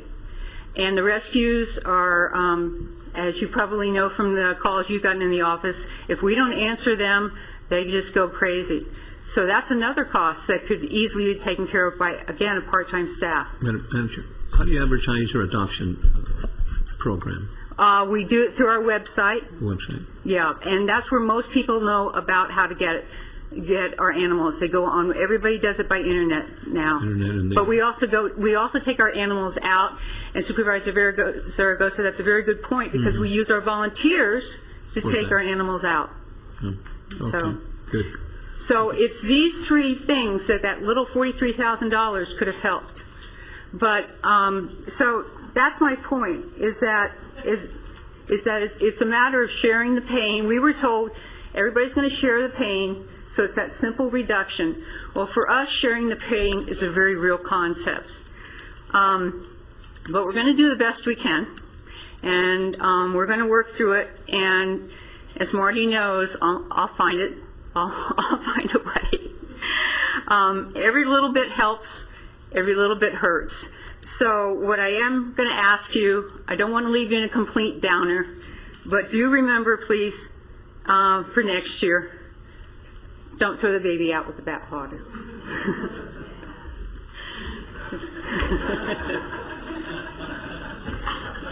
Questions for animal services? I just have one. Is this the same percentage cut? The reference was that's the percentage cut. Is this the same percentage cut we're just setting across the board to general government agencies? In general, but what she's talking about was happened over the last 10 years in terms of the 20% cut. Well, but I'm talking about the 43,000. Yeah, the 3.5% reduction. The 3.5%. That's across the board, right? Mm-hmm. For all the. Public safety, where we've added. No, that was for. I just want to put this in context. How many other departments are there? There's no across the board. It's not an across the board thing. What we do is we try to calculate from our standpoint what it costs to maintain current service levels, and based on our calculation, it came out with a number that was what Monica's considering less than what we considered to cost. So this is a disagreement between you and Monica as to what it takes for her to continue her current services. Part of it is, yes, and part of it is our ability to afford those costs within the framework of the county as a whole. Does that make sense? So we can't afford necessarily to maintain current service levels across everybody, so we have to trim back in certain areas. Right, so are we? But it's not across. We didn't say we're going to take every 3% cut from everybody. Some departments maintaining current service levels was within their own, could maintain current service levels within their own budget, what they were appropriated the current year. If that makes sense. So in other words, if we had $1 million of department was given last year, and they could do the same, our calculations, the same work with $900,000 this year, they were allocated $900,000. So they may have seen a cut. They come back and they say, well, we want to hire 2 more people. Well, we say you can't afford to hire 2 more people. It'd be nice if you could, but based on their current service levels, we can't afford to increase those service levels. But in Monica's situation, is she talking about maintaining current service levels or expanding service levels? That's where our opinion is. Some of it's expansion, some of it is maintaining would be relative to our number of positions, but they need to manage within what we can afford to provide them. So I guess the bottom line is our interpretation is that they have enough to maintain current service levels. Okay, because they either and she's trying to expand that service level. if that. Monty, you can bite him. Yeah. Just bite him. And this is the kind of discussion we go back and forth with, frankly, and when we meet with department directors. Do we have People, I want to see you to meet. Monica, do we have a volunteer coordinator now? No. Okay. Do we have a rescue coordinator now? No. Okay. How long have we not had those positions? We've never had them. Can you have a volunteer coordinator who's a volunteer? We could, but we have tried and nobody has stepped forward. Okay, thank you. And there's been no veterinary supplemental person. No. All right. So when the CEO's office says they can fund your current stuff with this, are you in agreement? You can fund your current stuff. You just can't do these 3 Correct. new positions. Right, and they Right. would not be full-time positions. Right. But you think they're essential, but they are new positions. You're in agreement with it. Yeah. Great. Thank you. Madam Chair, Monica, I just want to share something. If you want to adopt a dog, Stan and I went over to the animal shelter, and he walked away with a dog. So go over and visit those dogs, and you'll fall in love with them. Was it Stan Harrison is the name of your little dog? So he walked away with one. So That's right. And these hats would fit perfectly on chihuahuas, and we have plenty of them. So why don't you take your hat over, and we'll put them on a chihuahua for you. And Monica, it's no small feat to have more dogs, fewer staff, and a lower euthanasia rate. I mean, that's a huge headlines that you ought to be proud of every night as you go to bed. So thank you very much. Thank you for good work. Did you have anything else, Marty? Were you or Linda? Well, my staff member also went on a tour and came back with a dog too. I'm not sending two Need people more over. jurors.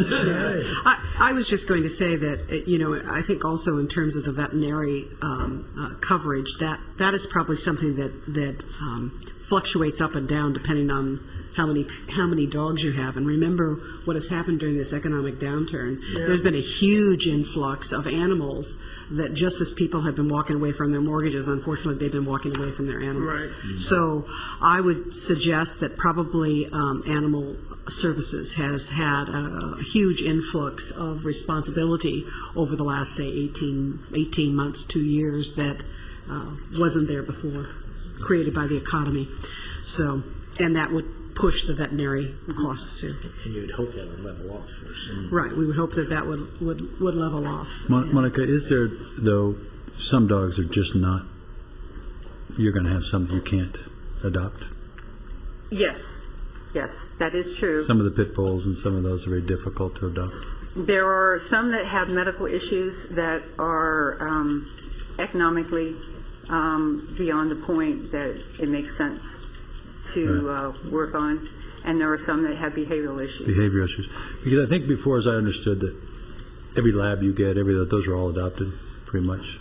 Right. Well, Almost all those, besides the pit bulls and the chihuahuas sometimes are the more difficult ones to adopt. When we look for space, we look for those that have medical issues that are beyond those that would be economically feasible to work on, and those that, for behavioral issues, that would not be good to adopt out. And then when it does come down to beyond that for space, then it's the pit bulls, it's the breeds. Yeah, that's what I thought. It's tough. Don't a disproportionate number all come from Oxnard, the pit bulls? That's what I recall hearing when I did my tour. Yeah. Yeah. Because it's a bigger. And the chihuahuas. Because it's a bigger city. Yes, because it is population-wise. Yeah. Okay, thank you. Thank you. Next up, Area Agency on Aging.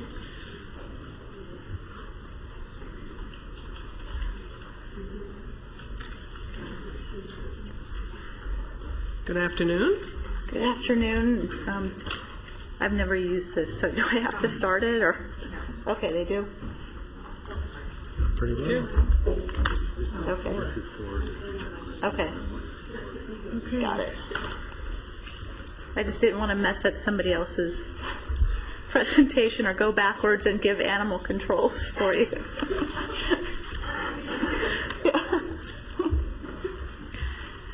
Good afternoon, members of the board, Chair Long and Mrs. Robinson. I'll try to be brief in my comments, as I know there are a lot of other agencies waiting to go behind me.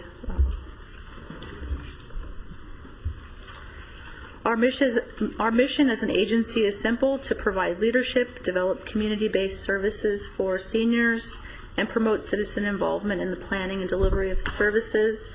We have a 33-member advisory council, which you met 2 of them earlier today. Okay, I'll go through this one quickly since it has the spelling error on it. We receive about $4.5 million a year, roughly of which this current year, $369 is county general fund dollars. Next year, our net county cost is projected to be $100,000 less, roughly. As an agency, we run several direct programs which are listed on the slide. Operational costs for the agency are roughly $1.9 million a year. The rest of it goes out to our community partners to run the programs, Ombudsman program, the meal sites, Gray Law, Catholic Charities. Our Elder Help program is fairly new and was developed in response to an identified need in the community. To control costs, all referrals for the program come through social service agencies that have screened and qualified participants. Funds for this program do not even begin to meet the real need in the community. Our HICAP program, which is our health insurance counseling and advocacy program, we have a staff of 3 and 42 volunteers. They're extremely active in counseling Medicare beneficiaries, and with the downturn in the job market, their new business is counseling people about COBRA and those kind of benefits. Our senior nutrition program continues to grow, serving over 200,000 meals a year. In response to community need, the first breakfast meal site in the state was opened in Fillmore in February. We also offer the county's only long-term case management program for low-income seniors, otherwise known as MSSP. The program is capped at 200 people at one time. Most of the referrals for this program, as expected, come through behavioral health, IHSS, and APS. The condition of this person's kitchen is sadly the norm of what we see on a regular basis.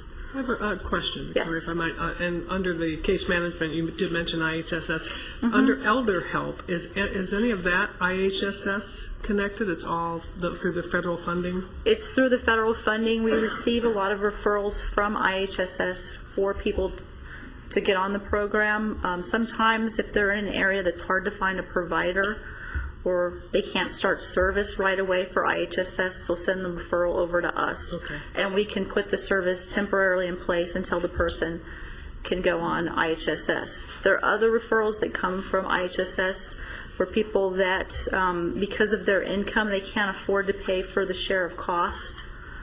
And so they'll never use the IHSS because of that. So we get some of those referrals as well. Thank you.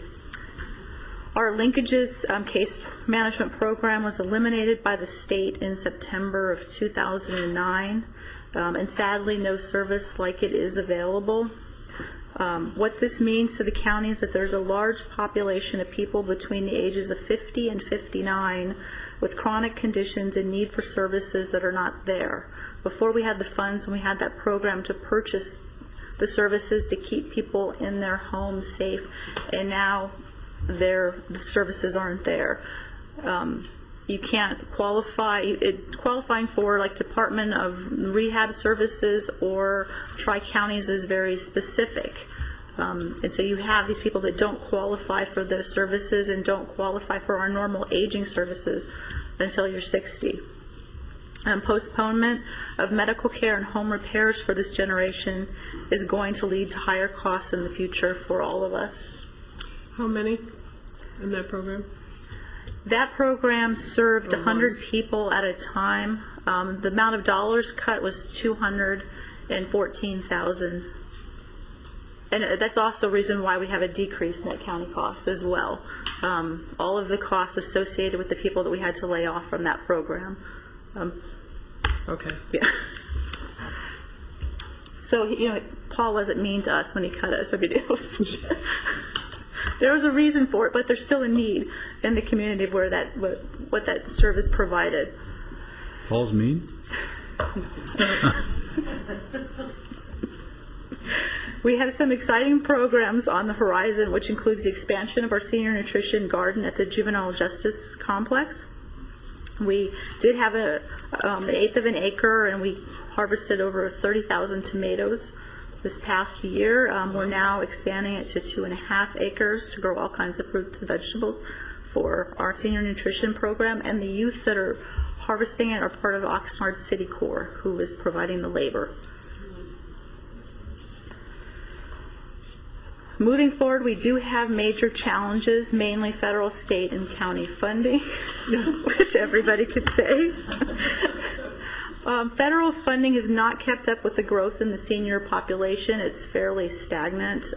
Every so often they'll throw us some additional money, but for the most part there's not that huge increase.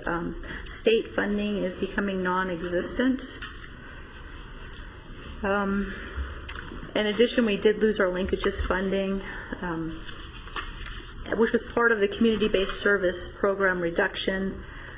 The Ombudsman program lost their state funding. The Alzheimer's Daycare Resource Center also lost their funding, as did the Brown Bag program. And even though those programs have been significantly impacted, the need is still there in the community. That didn't go away. A huge challenge for this agency and the county will be the growth in the senior population. Currently, the 60-plus population is roughly 13 to 14% of the county population, but looking forward, 20, 30 years out, it's going to be about 24, 25% of the population. Could you go back one slide, please?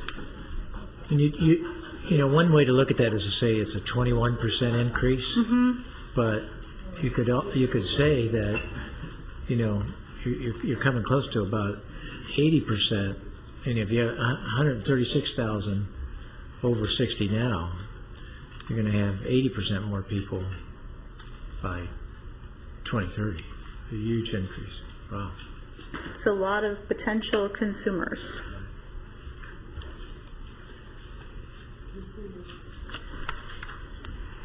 Added to the sheer number of seniors is the fact that a growing number of seniors are barely surviving in the county. According to the California Elder Economic Security Standard Index, which calculates what it really costs to live here, if you're single and living alone and renting, you would need roughly $24,000 in income.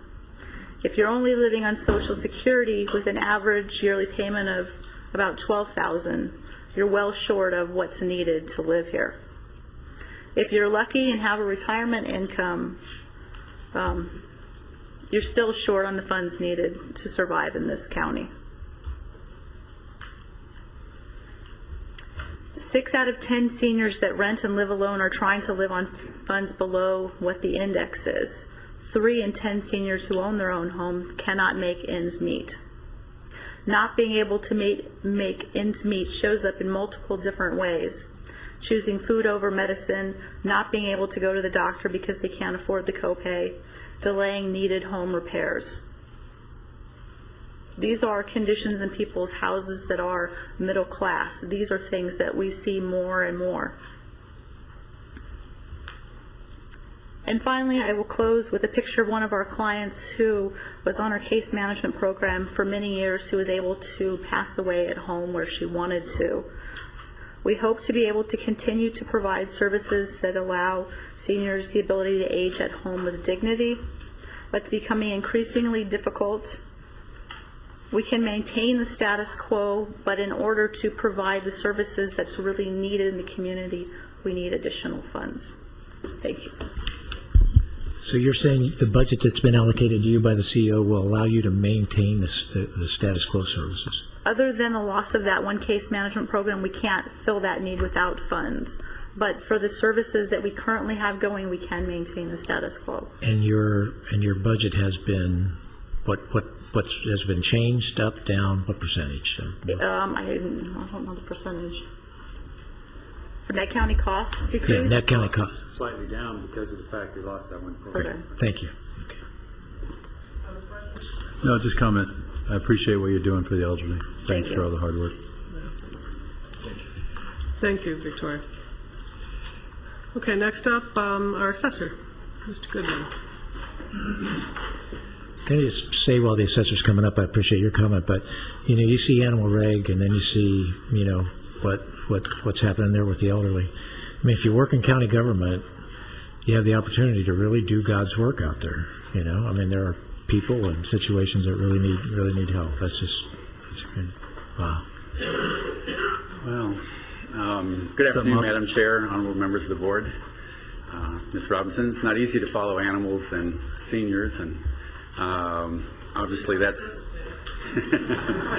well, I think the alphabet was determined long ago, but today is my mother's birthday. This is one of my happiest days. I gave my mom a call today, and she's, well, you know, that's a good point. Tradition. I feel like Fiddler on the Roof. You're ready to sing tradition. This is my 12th year to do to introduce you to my budget concerns, and so we began with rolls. But I couldn't find a store that would sell me a bunch of rolls of Rolos. So I went to a couple of grocery stores, and I went to 2 CVS pharmacies, and so they said they don't carry the rolls anymore. So I had to buy a bag, but the rolls come with 7. They used to come with 7, and I put 7 per envelope, and a nice little note to remind you about production. This is all about roll production. So anyway, thank you. I appreciate to know you were counting on that I didn't let you down. It's just a different presentation. Box of chocolates, right? You know. Well, let's go to, and then that's forwarding. The right side. Very good. Okay, quick summary. The overall budget, you can see the net county cost, the reduction, that's of course a number that's assigned by the CEO. The CEO has the challenge of making this decision back in February when there's a whole lot of unknown variables when it comes to revenue. Most of those being what the assessor's role is going to be, but and so then a decision's made about what the assessor's target should be. This year, the reduction for the assessor is substantially more than last year, amounts to about 5.5%. I believe one of the board members brought up the question about different departments and their percent net county cost change. Ours actually is larger than a lot of your agencies and departments, probably mostly agencies. I know your sheriff and your district attorney have significant percentages as well. As you can see, salaries and benefits, and then internal service funds, 82% and 16%. Doesn't leave me a whole lot for pencils and other things. Our position numbers, the professional staff that has to be recertified has to have continuing education credits, is the 73. And then the stakeholders number, 112. Those 112 stakeholders, basically, of which, of course, the county is one, but the other 111 are where most of the difference between the net county cost and the gross budget for the assessor. They provide the revenue there. When they receive their allocation of property tax funds, the auditor holds back a share, and that goes towards property tax administration. The next slide. So we have our budget. We have our net county cost, and so basically my goal is to bridge the gap. I have, and I looked at that and I thought, well, what am I going to do? What are my goals? My goal is looking at where we're at in the cycle of things, the cycle of business, the cycle of assessed values. It's my opinion we're hitting a trough this year in terms of the cycle of change. This really is a year of which looking at the numbers of appeals, looking at the variations in value changes, what's going on predominantly in the marketplace, the business filings and other things. And so as to be prudent, it would be very poor management for me to let go of anybody who's trained, because all of my staff currently are fully loaded. They are, if you walk through our floor area right now, you'd see people that are they know their goals, they know their production standards. We have increased our production standards for most of our staff this year. We have a deadline. Our workload is a deadline-driven matter. So then the next item is my mandatory duties under the state law and really my responsibility to all the stakeholders. I got to get my role done timely. I got to do all my statutory mandates. So one example, if I, while I statutory am allowed to postpone closing the roll, if I close the roll a month later than I normally do, that puts a lot of pressure on our auditor controller to do her portion of work that follows the assessor's roll. Then she's got to get that to the tax collector in time that the tax collector gets bills all issued before the end of October. Otherwise, the whole chain of collection is moved another month. So then your cash flow, in other words, the first installment won't be due in December anymore. It'll be due sooner. It'll be due when it's the bill delivered. But the tax bill would be delinquent in January instead of December if the tax bills aren't able to be issued in October. So that's the pressure there.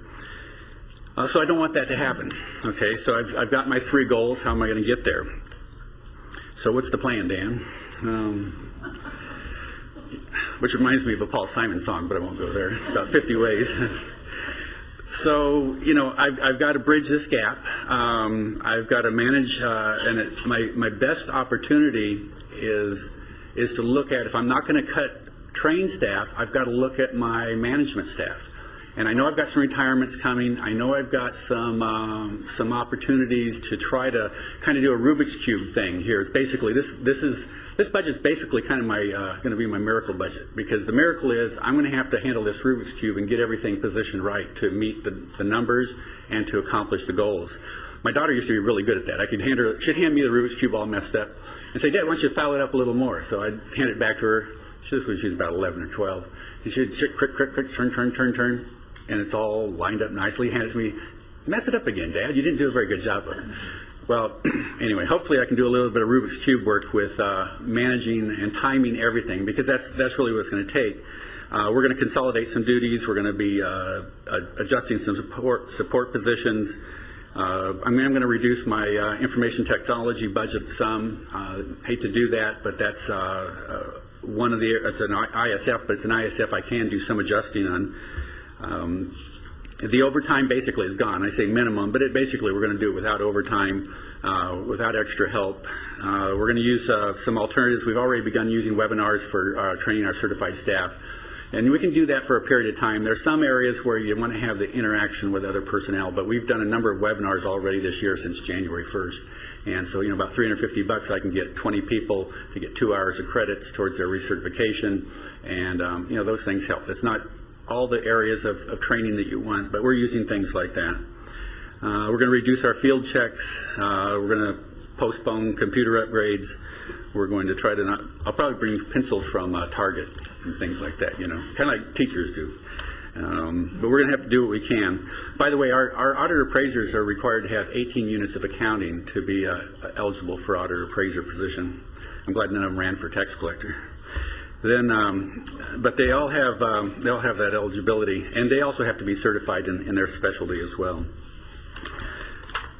So impacts. A couple of things that I'm sorry, I was slow in my bridging, so sorry, audience, you didn't get to read that. But on the impacts, basically, we're going to look at this timing of some things is going to be delayed. We're handling somewhere in the neighborhood of 5,000 or 6,000. Maybe Roberta knows how many appeals are coming in this year, but it seems like it's between 5,000 and 6,000 again. Last year it was around 6,000. The formal applications for changed assessment. It's going to put a lot of pressure, not having as much management position, it's going to put a lot of pressure on holding that in position, partly because we're entering a period of more complex, more C&I, more commercial industrial, special use property appeals are coming onto the agenda now.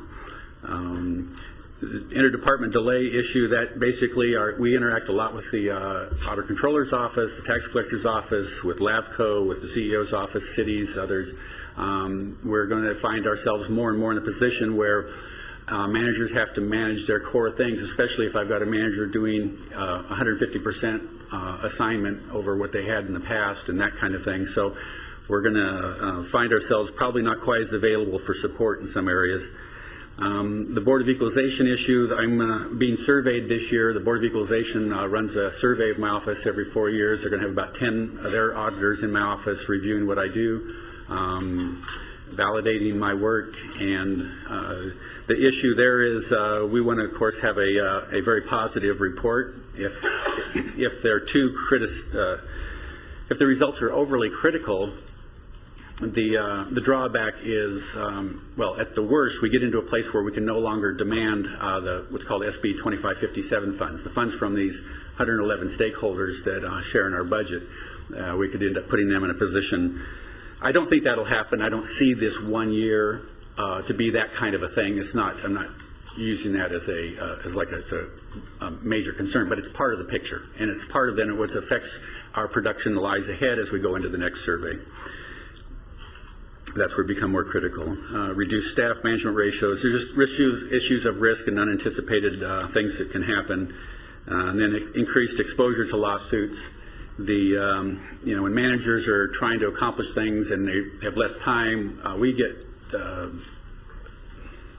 don't know how many a month, but we get a substantial number of inquiries that require a significant follow-up by a manager, investigating, explaining to the property owner, so that we don't get to the place where they are so cynical that they then go to their attorney and hire an attorney and it becomes a lawsuit issue. So we try to mitigate as many factors as possible through good management practices, so they never go to me asking Noel for help, and then he never comes to you and asks for help to fund the next level. So anyway, those are all areas where the pressure points will be. In a way, this is actually a magnificent compliment to me. The fact that the CEO feels I can handle this responsibility is quite a compliment. So I thank you for that. But I don't think I'm quite as good. I don't know that I'm quite as good as you're giving me credit for here with this budget.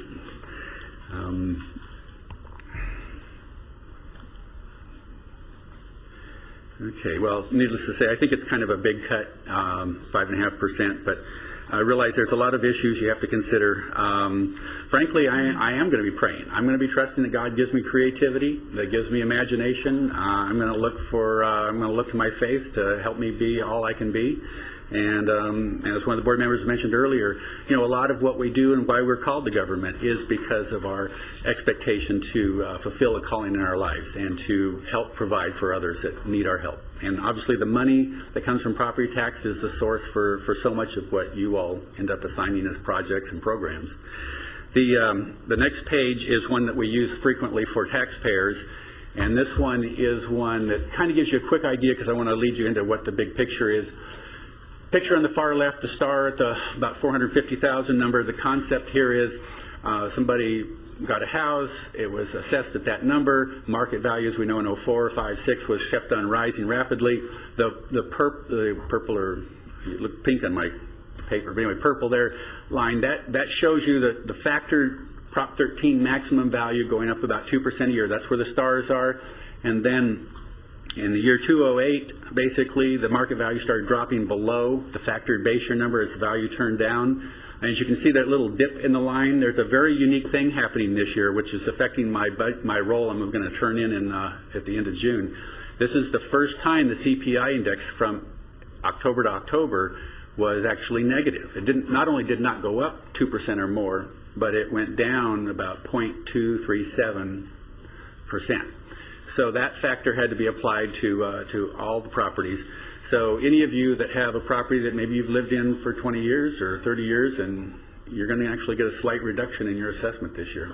Your factor is going to go down. So in a way, I'm going to lower the value on 250,000 real property parcels this year. Dan, can you give a 2-minute explanation or 1-minute explanation and when you start your assessment of the properties? Because when I start. You mean the annual process? The annual, or the, yeah, because a lot of people call me on that, and right. they say, well, we're in October or September, and the property's now worth X dollars, and why am I still being assessed? The snapshot in time, and really, so if you look at the blue line, we're like we lowered people's values, okay? So for these years, we've started lowering people's assessed values. It's as of January 1st. Okay, January 1st, that's 5 months ago now. By the time we send out value notices in July, that'll be 7 months preceding the value notice. The time they get the tax bill in October, that's 10 months. So by the time they're paying the first installment in December, it's almost been 12 months since the point in time at which the assessor took a snapshot, took a picture of the value, so to speak, and posted it.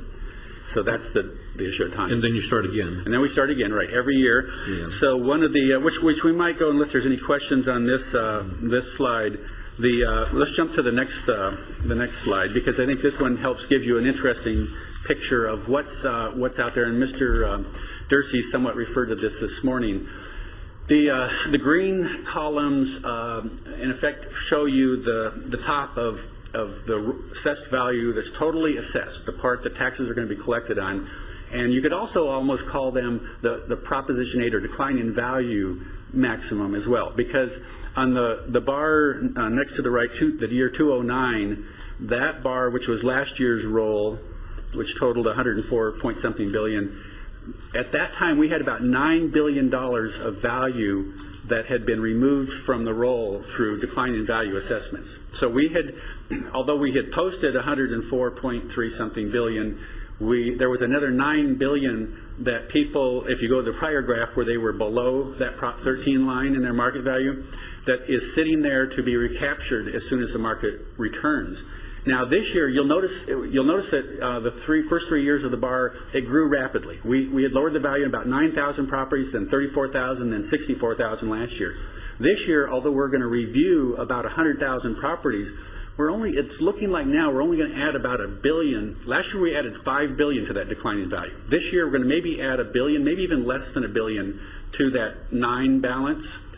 And so the point of that is, if you, there are some areas, and generally this has been the last 3 cycles as well, the East County begins to appreciate or recover from these declining periods more rapidly than the west part of Ventura County. We're actually going to be increasing the assessments in some Oak Park properties, I've heard. Somebody was telling me that as they were going through, they were looking and they're saying, hey Dan, we've got some market values that actually gone up from what we lowered them the prior year. So in other words, January 10, they have the benefit of a stronger market than they had in January 9. Now, that won't show up until July. So anyway, nobody but us is going to know about that until July. It was just inside information. But Simi Valley and Moore Park's doing very well as well. So, it's not to... Just saying, the East County gets less but pays first. It's kind of like California versus New York and Pennsylvania. Huh? Yeah. Well, life isn't fair. All right. Yeah. You have 2 more slides left, Dan? Right? Yes, ma'am. Okay. So, well, here's the other thing. This is very important, worth grasping here. That $10 billion on the roll I'm about to produce, what that means is, think of it this way. That is, for the library, that's $1 million sitting out there to be recaptured. For the fire district, that's about $10 million. For your general purpose revenues, that's about $25 million that's sitting to be recaptured if the assessor has the wherewithal and the timing to do it as the market allows.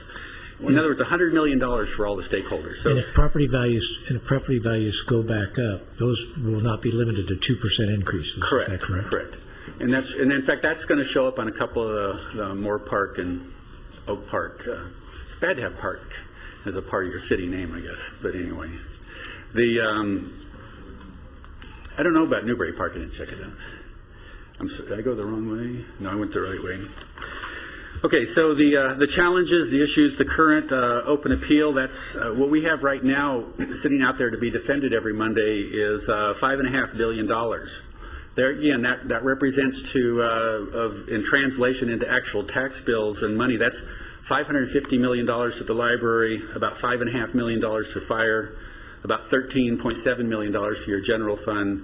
In other words, $55 million in round numbers for all stakeholders. And so, if the assessor isn't successful in defending value, if there's a reduction in value, there's a rapid requirement upon the auditor to follow up with a check, and so it starts moving cash out of the account. At this point in time, the assessors put a very significant emphasis on providing as rapid as possible, but also an adequate defense on cases, and we're holding ourselves. I think we're holding a pretty good position in terms of the value protected. And but if we agree that the value should be reduced, we don't argue with the taxpayer. We'll tell them we agree. But for the most part, that's not the case. So that's another reason where management in the organization becomes very critical, and especially as these cases become more difficult, because the managers are consulted on the complexity of issues. More appeals than market. Well, more appeals when market restores. In other words, when the market value starts going up, we start adding that $10 billion back to the roll. People appeal their values then as well. The decline in value, also the commercial property. I should try this little guy. Are you getting as many people trying to appeal their value as you were before? This year's actually a little lower than last year. Mm-hmm. Last year seems to have been the peak, but this year seems to be a slight decline. And just, I'll run through this quickly to kind of close up, but just the issues of complexity, the issues that you may get phone calls, issues of even change of ownership, exemptions, and I know we've had an elected official that was concerned about some of those things, and there's others that have been calling. Dispute resolution, we want to try to resolve things without them becoming litigation issues. The technology is a big one. We work off an old mainframe system right now. There's components with the auditor and the tax collector as well as the assessor, and it's very limited in flexibility, and even some of it has an old COBOL language programming, so it's old. It will, back to the discussion earlier this morning about priorities, I hope as you look and you line up these various capital projects, this one will have some priority. And there, to that point, the new property tax system, the RFP is out. You have 3 elected officials working together to get an integrated system approved, and that in itself is almost a little bit unique in this state. Okay, so the last slide, and if I still got time, I'll give you my forecast on some things to come. You can see from this, just quickly, this is the 12 years I've been your assessor. This will be my 12th roll to produce. My first 8 years, the roll went up more than 100%. It's still up 100. It's still more than 100% of what it was back in 1999. As you can see, the number I put down was 103, and then we put the word estimate kind of after the 3. It's because it's going to be 103 and change, probably a lot of change. But it's very difficult to forecast this number this year. What that means to you is right off, it's at least probably $3 million more than in your target budget. So you can translate it that way for general purpose revenues. It's going to be a pretty significant number. So you go from what's been posted on the target. And to be fair, the CEO had to make an estimate back in February. None of us know what it is. I don't know the number today. In June 18th, I'll have a pretty good idea. By about June 24th, I'll have the total number. But it's a number that continues to evolve. We're about 90% done with our we're 89.6 actually right now. And so there's a lot to roll out through that, but that's the report. Any questions? I'd be glad to try to answer them. Quick, I don't want to hold you up. I know we got to get on. But now with the commercial market coming down, all that new buildings, are we going to see, those are much larger values. We're going to see those reassessments here coming, which will have an impact on maybe switching, even though we're getting residential coming back and those, but the other side will have an impact for us in the years to come. It is going to have an impact, Mr. Foy. We've already started, actually, our goal is to review 2,000 of the commercial industrial properties this year, and that project's underway. It's really a pay me now or pay me later, and it's much more efficient when, especially the low-hanging fruit that has got to be adjusted, to do it timely and not wait till you go through this appeal process and put extra pressure on my friend right here by me. So yes, but because the quantity of residential dwarfs the commercial property by so much, that still has the dominant influence on the roll. Yeah. But it is a factor. Can you give us a percentage there? What percent residential, what percent commercial? I don't know the percent. Total value coming in. Yeah, I don't. That would be something we could research a little bit. But it's predominantly. It's more than 80% residential. Okay. So the idea that we may have these just doing this, it still doesn't start to shift your kind of growth again back up in. Well, it'll have some impact. But it'll have an incremental impact. Anyway, yeah. So it'll have some impact. In other words, when commercial property values begin to return, then they also will add to this gain. But it's not going to nullify residential. Yeah, the residential recovery will outstrip the commercial negative. Okay, any other questions? Okay, thank you. Auditor Controller. Is she under pressure because he said he was excited about your belief in him? And she's going to be the same way? It's hard to follow Dan. He chews up all my time. Don't have much time left, so I'm going to be pretty brief today. Good afternoon, Chair Long, members of the board, CEO Mrs. Robinson. For the record, I'm Christine Cohen, Auditor Controller.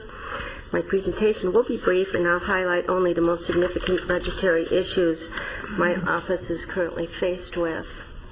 First, a little refresh on the mission of the Auditor Controller's Office, which boils down to accurate and timely financial reporting, accurate and timely employee payroll and vendor check processing, and assurances that the county is minimizing the risk exposure to the waste, fraud, and abuse through the fraud hotline and the evaluation of your management's internal controls.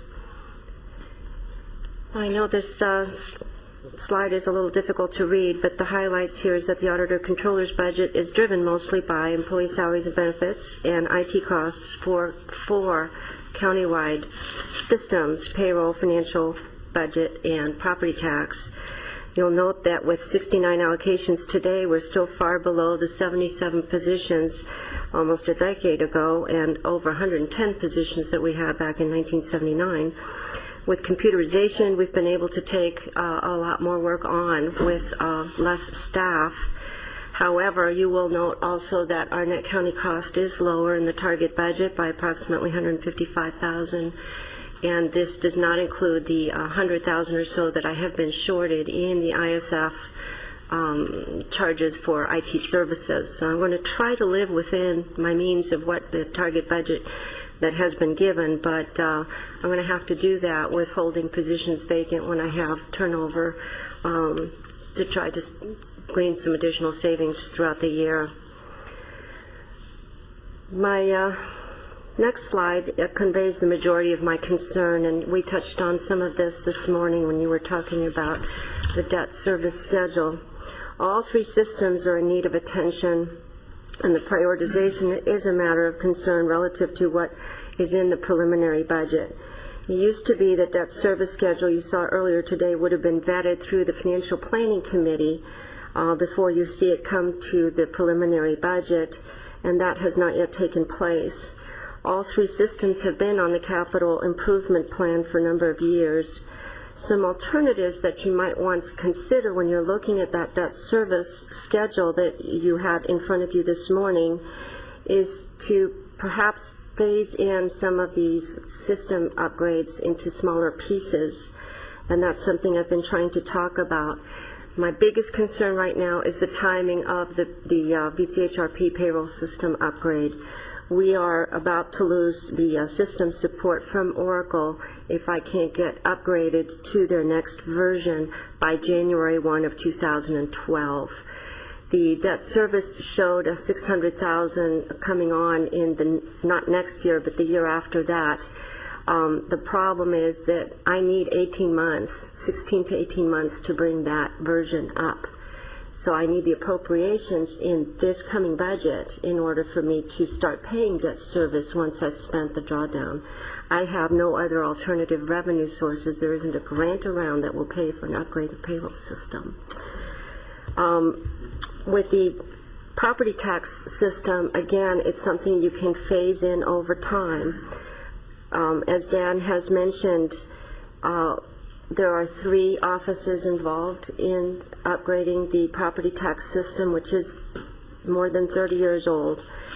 That RFP, I'm expecting we'll have some vendor proposals next month, and what I'm projecting is that you're not going to see a lot of response in the area of the auditor controller's portion of the systems today.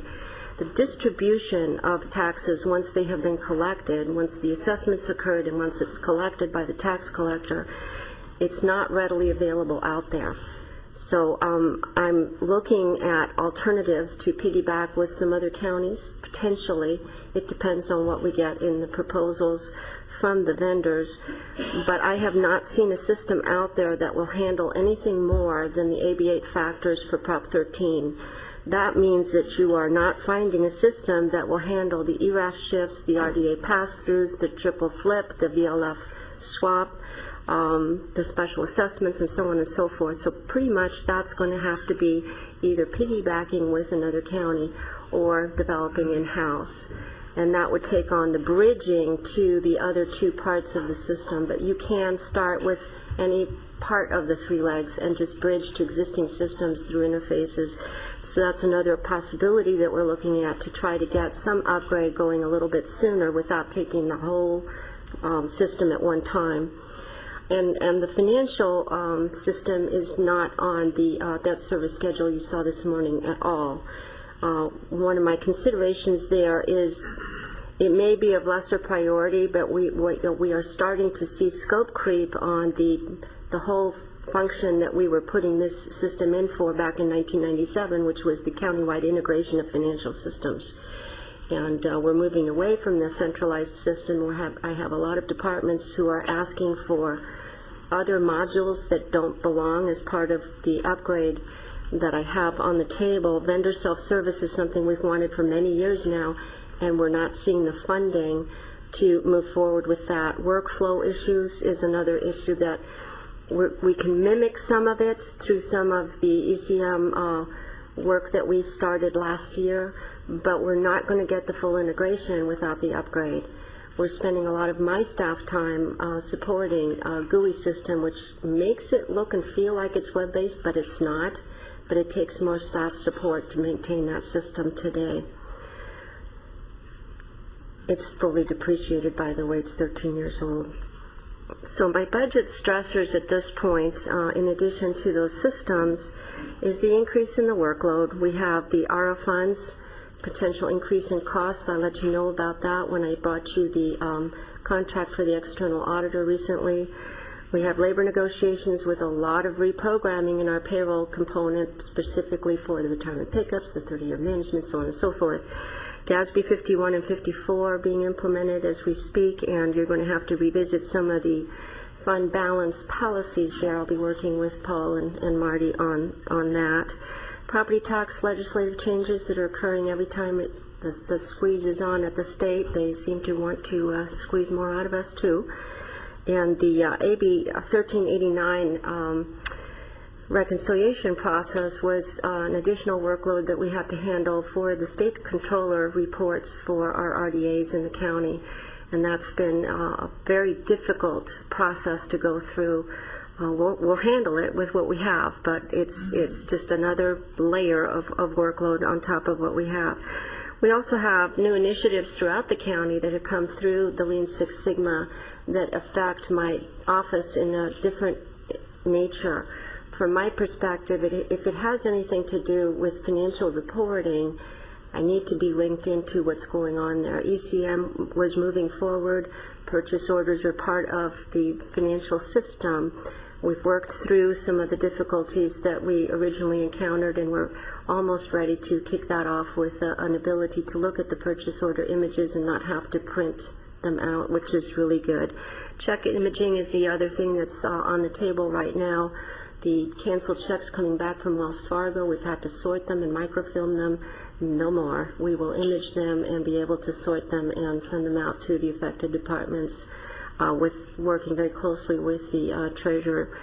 So ePay is another one. We have a number of departments who want to have their services purchased by credit card, and we really don't have a countywide policy on those credit cards. I've been trying to work with IT and their developed ePay system to make sure that we corral this all and get the bigger bang for the buck in the county. We also have additional federal withholding requirements that are coming down in 2011 on vendor payments, certain vendor payments where we have been 1099ing, and now we actually have to set up some mechanism to withhold a certain percentage on that. Focus on the basics is the big squeeze. Some of the things that aren't snazzy but are really fundamental to a good foundation in the office is the training and addressing succession planning and the COOP and the business continuity and so on and so forth. That kind of keeps taking a step back because we have other things that are more important, time sensitive, or required by law that takes up our time. And I'm really fearful we've got to get some of these things back on the front burner. That completes my presentation, unless you have any questions. Other questions? Just have one. It's from Mr. Dorsey. I want to make sure that the auditor's there too. On her slide, she talked about the payroll system and says it's on the CEO's capital improvement plan, but it takes 16 to 18 months for her to get it up to speed, and it won't be serviced by the servicing. You said is going to end, Christine, 2012? I have to be up and running on the new system by January 1 of 2012. By 2012, and you say it takes you 16 to 18 months. And what's the CEO's position about that request that she has to be up by January 1 of 2012, and we're not starting to fund the system until a year from now? Well, the debt service comes in 2011-12. But there's no appropriations in the preliminary budget. That's what I'm saying. Oh, for this year. Well, we would not worry about that until the point in time when the actual appropriation is needed. For example, if we're going to borrow for it, we would come back to your board and say we need $5 million, whatever the dollar amount is, and at that time appropriate the money and use debt as a revenue source for that. So it's not an appropriation issue at this point in time. So as we work through the process, if that moves up in the priority or that needs to be done, then that would take place. So if it's in the middle of next year, it might happen in the middle of the year and you just handle it that way. That's correct. Thank you. Not everything, there's a timing issue. Not everything takes place on July 1 of each year. Things happen throughout the year, so we would come back to your board with the proposal at that time. So we evaluate it during the year. So does she have the ability then to go forward and get this thing done? No, not until your board approves it. So she's got to bring it to us or something as a regular board That would letter? be the process, right. I'm unable to bring it to you until the Financial Planning Committee has met and the debt service plan has been modified to accommodate it, because I have no other funding source. So if you need 16 to 18 months, then you need 16 to 18 months before January 1 of 2012. I'm looking at July 1 of this year to start ramping up for that. That'd be your 18 months, right? So I guess then you bring it to the Financial Planning Committee? Is that what you're going to do? The next meeting? Well, that's where. How do you work this? The way it works is the way it's supposed to work is that the board conceptually approves that they want this system. And it's just, yes, we want this system. Now, how are we going to afford it?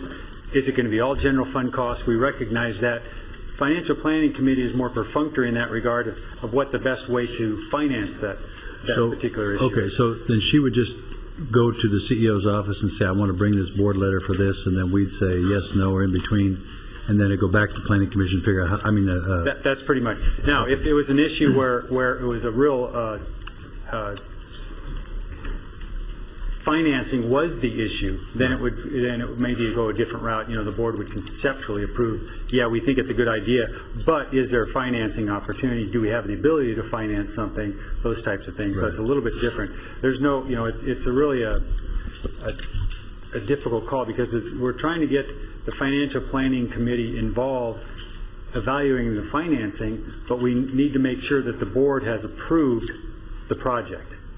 So it's kind of that situation where. So why go through the Finance Committee if you haven't got the board's going to say no or yes? That's correct, and that's the difficulty. But on the other hand, the board sometimes say, well, how are we going to afford something like this, or what are the ramifications? And we try to work with the department when they develop their proposal to the board of how we would expect it to work.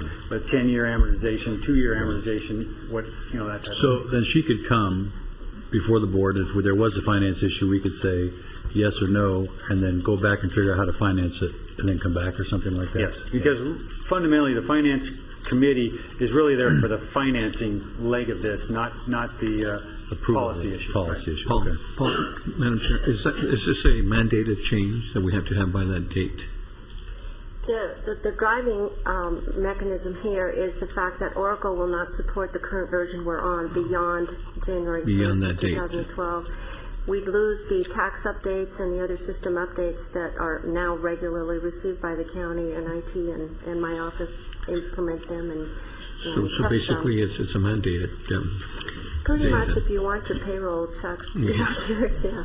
So my question for the CEO's office is, are you in agreement that it has to be implemented by January 1 of 2012? Not particularly, but that's still discussion. That's the fair. That's the discussion I need to have. That still is going on, and that's the kind of background discussions that we do have going on a number of different projects, and the timing and those types of things. At some point in time, we need to be involved in that discussion.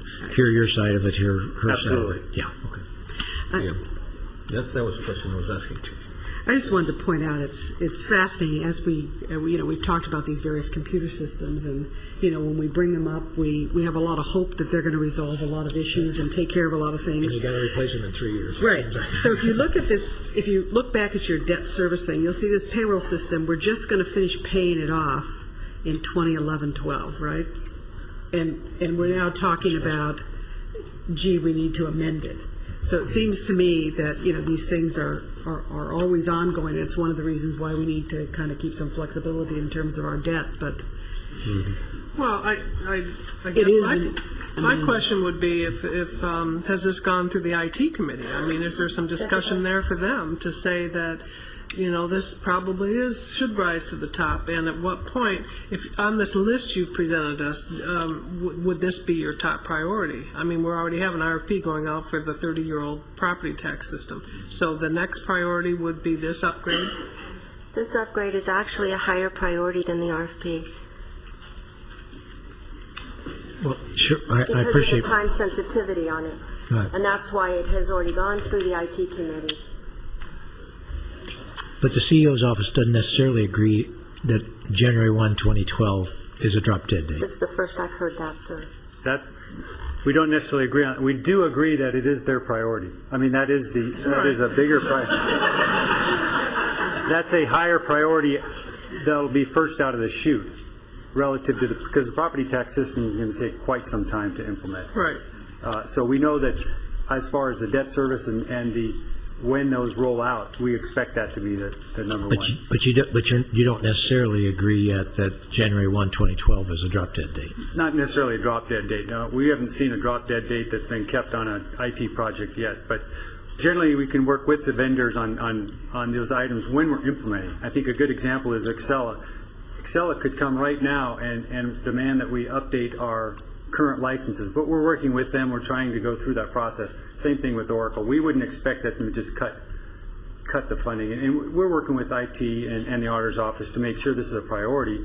But drop dead dates I haven't seen come to fruition yet. Thank you. Thank you. Thank you. Okay. Next up, Mr. District Attorney. I'm sure it's going to be much more optimistic now. Yeah. Good afternoon. Good afternoon. Have to say, I really think it's fitting that we've got hard hats here for each of you, but I must say I feel I'm in the presence of royalty since your very capable clerk has donned hers with a tiara. Well, moving on. I'm sure she wanted you to notice that, too. Well, she did give me the thumbs up. Madam Chair, members of the board, Ms. Robinson, good afternoon. I appreciate the opportunity to give you some comment on our FY 2011 budget prior to formal budget hearing. The prosecutor's office really sits at the hub of the criminal justice system. Whenever law enforcement cites or arrests someone for a criminal offense, they must necessarily present that case to us for a determination of whether or not any charges should be filed. Our constitutional and our statutory duty, our statutory mandate, is to attend courts, initiate and conduct on behalf of the people all prosecutions for public offenses. By law, our investigative responsibility is inseparable from this mandate. So our work necessarily impacts every other aspect of the administration of justice, from the courts to every police agency in Ventura County, the defense bar, state prison system, parole, probation, and ultimately the public. Notwithstanding this central role, from a pure numbers standpoint, we represent only a fraction of the county budget and the total administration of justice cost. We constitute only 2.4% of the county's general fund appropriations, only 6.9% of the county's total general purpose revenues, and only 11.7% of the administration of justice net county cost. And last year we had to address a $3 million budget gap that represented an 8% budget cut. Now, we met the goal that your board set, but not without significant consequences to the justice system and our community. It required us to meet this goal to freeze 15 positions. That included laying off 3 permanent employees, laying off another 5 extra help employees. We had to rescind 5 prosecutor job offers. We cut our training and travel budget by 24%. We cut our computer replacement budget by 20%. And as was discussed at last year's board hearing, we reduced and restricted the number of misdemeanors of the lower level nature that we file. And then finally, we were required to shift 6 positions into specialized revenue assignments in our Consumer and Environmental Protection Division. These actions significantly reduced the number of crimes we were able to prosecute and diminished the prosecutorial resources available to combat traditional crimes like rapes, robberies, child molestation, murder, driving under the influence, property and narcotics offenses. Ultimately, the cuts have led to a reduction in our effectiveness as a prosecutor agency. Last year's shift of unrestricted general fund positions into revenue restricted positions is a prime example of this impact. This action prevented layoffs, but it required the transfer of 6 professional staff members from general assignment positions where they could handle any case that came in the doors to revenue restricted positions where they handle primarily civil consumer environmental protection cases. While we've been very effective, as your board knows, in securing new funding sources for new and innovative programs such as the $1.7 million 3-year grant through the American Recovery and Reinvestment Act for real estate fraud, such grants do not address our core problem, which is stated most simply the prolonged contraction of resources to handle the street crimes that have the greatest impact upon the residents of our community. The next slide graphically depicts this very dangerous trend. 9 years ago, 71% of our prosecutors could be assigned to any case that walked in the door of the office. The proposed FY 2011 target budget would reduce this vital resource to only 56%. Now you'll note there are supervisors and managers noted up there. Only 2 supervisors and managers in the office, whether it's in the bureau or in the prosecutor ranks, do not have caseloads. All the other ones carry caseloads. So today, that means that 44% of our attorneys cannot handle the traditional crime cases that matter most to the public. The trend is even worse for investigators, where nearly half of the Bureau of Investigation serves in revenue-restricted positions. Now here is what this trend produces in terms of workload distribution. 56% of our attorneys handle 83% of the office's total cases, while 31% of the attorneys handle only 17% of the total cases. The reduced number of attorneys available to handle the 83% of our criminal prosecutions will, unfortunately, require those prosecutors to carry much higher caseloads, as I've been mentioning for a number of years now. The higher caseloads will result in lower trial preparedness and courtroom preparedness, which will in turn result in more cases going to trial. With in excess of 25,000 criminal cases being filed each year, the only way the criminal justice system can operate is if most cases are resolved short of trial. The way to convince a defendant and his attorney to resolve a case early is to show them that they have nothing to gain by going to trial. For 10 years, between 1999 and 2008, we tried an average of 31 general, that's our largest felony division, general felony trials a year. Last year, in part due to the caseloads that we are experiencing, that number jumped dramatically, 177% to 86 jury trials.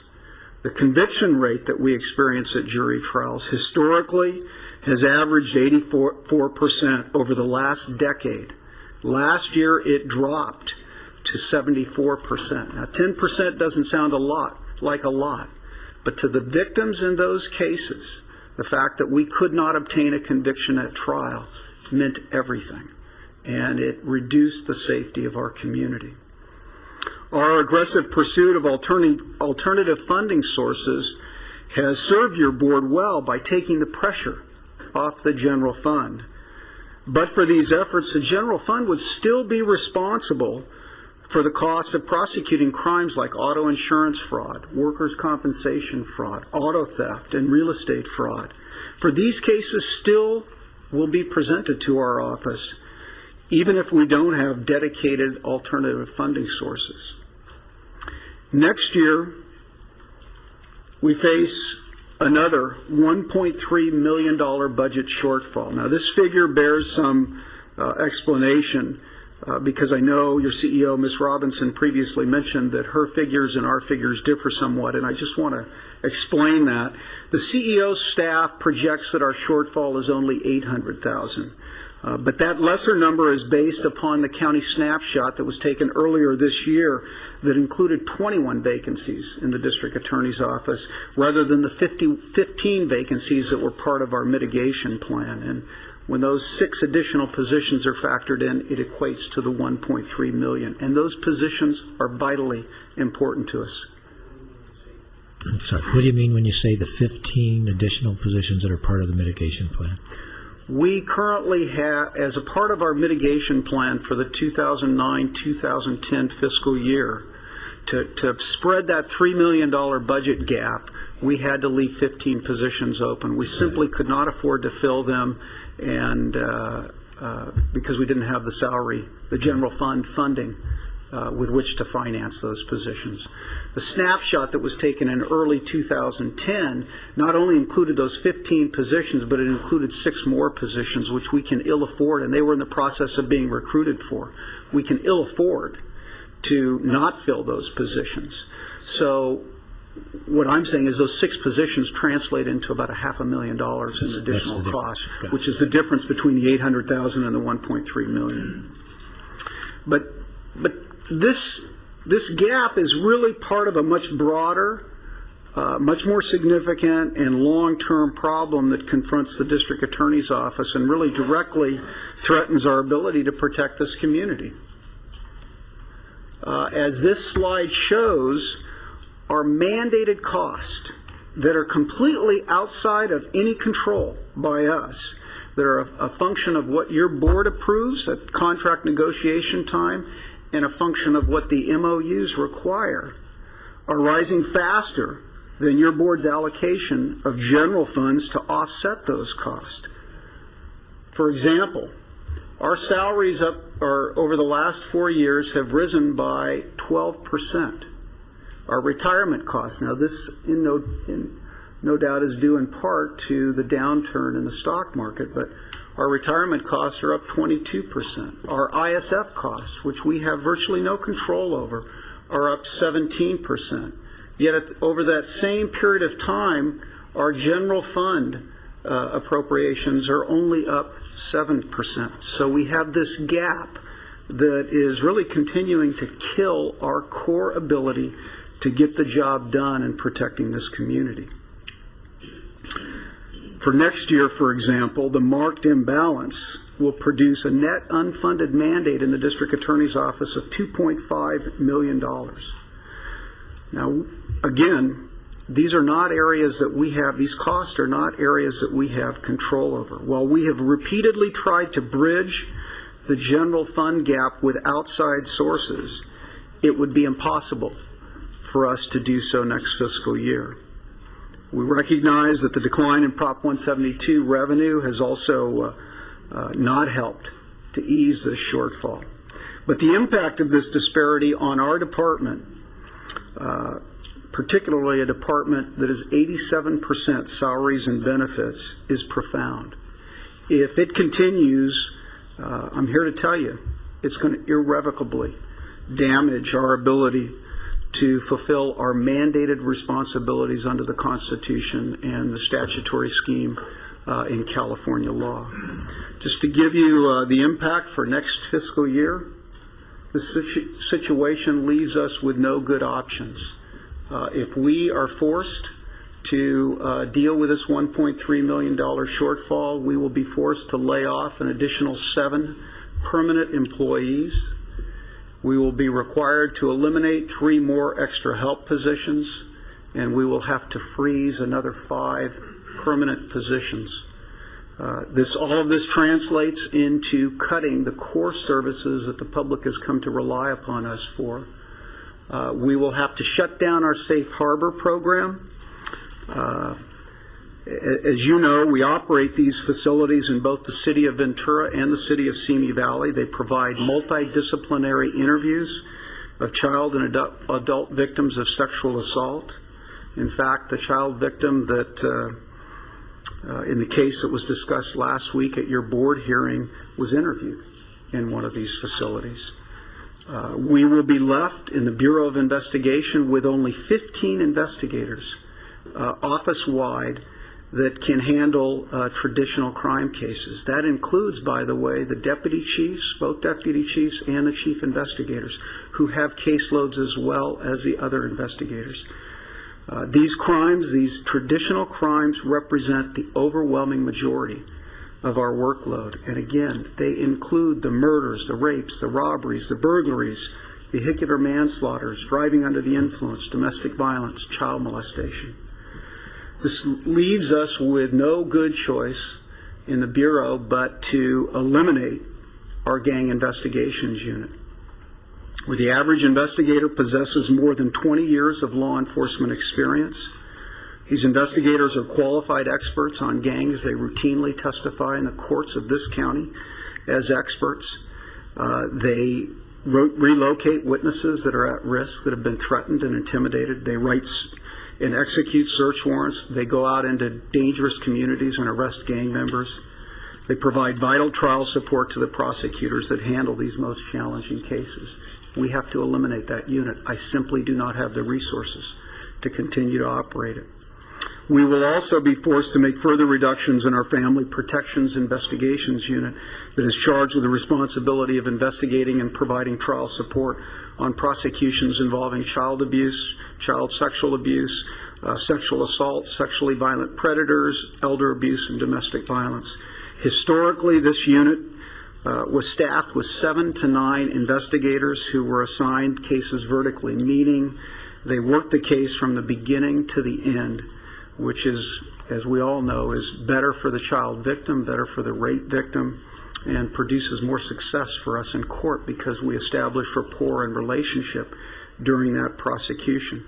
Today, before these cuts, that unit is staffed with only 3 investigators. And they no longer handle cases vertically. They literally handle cases on a triage basis, which is not in the best interest of securing justice. These changes will further harm our effectiveness in court. More cases will go to trial, and the administration of justice for every other agency will increase. So in sum, the proposed target budget will have serious consequences on the district attorney's resources and directly impact our ability to deliver justice to all of our constituents. During my 8-year tenure as district attorney, your board has approved supplemental general fund appropriations only on one occasion for the district attorney's office, and that was in the 07-08 budget cycle. During the last budget cycle, I did not request any supplemental funding. Your board has done a good job of increasing the contingency fund, and I truly believe that providing the district attorney's office with the $1.3 million supplemental funding we're requesting today is appropriate use of those reserves. Without such funding, pursuant to Government Code Section 29601, the expenses that we necessarily incur as a part of our mandated prosecution responsibility will not be covered by existing appropriations. I know this is tough to hear. I want to thank you for giving me this opportunity. I know you have a tight schedule today. While I'm available to answer any questions you may have, I would like to meet with each of you individually to discuss these policy implications further. Okay, other questions at this time? Supervisor Park. I just have one on your slide regarding the 1.3 million. Without supplemental 1.3 million, staff reductions include the layoff of 7 more permanent employees, eliminate 3 extra help, and freeze 5 more permanent positions. So you can have all that for just 1.3 million. That's 7, about. We would continue to have the 15 vacancies that were part of our mitigation plan for the current fiscal year that we're in. But yes, with the $1.3 million, we can continue to operate as we're operating today. Thank you. I mean, it's still not adequate, but it would be much better than the alternative. If I could ask, like I have the last times, I don't see if Mr. Dursey's here, either CEO's office or Mr. Dursey, if he'd like to respond. Where is the fundamental difference? You say there's some disagreement as to whether the DA can continue to do the current functions. What are the areas of disagreement? The only fundamental difference is the dollar amount. I think we say it's like 800,000. They say it's 1.3. So that's the fundamental difference. We do think that they have significant dollar amounts to cut.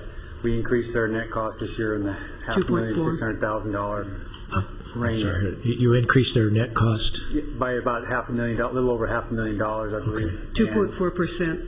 They've gone up 2.4%, right. But that's not enough to cover the real cost. Is the cost increase associated with positions and retirement costs, really? Right. That's really, yeah. And so you're saying you've increased them 2.4%.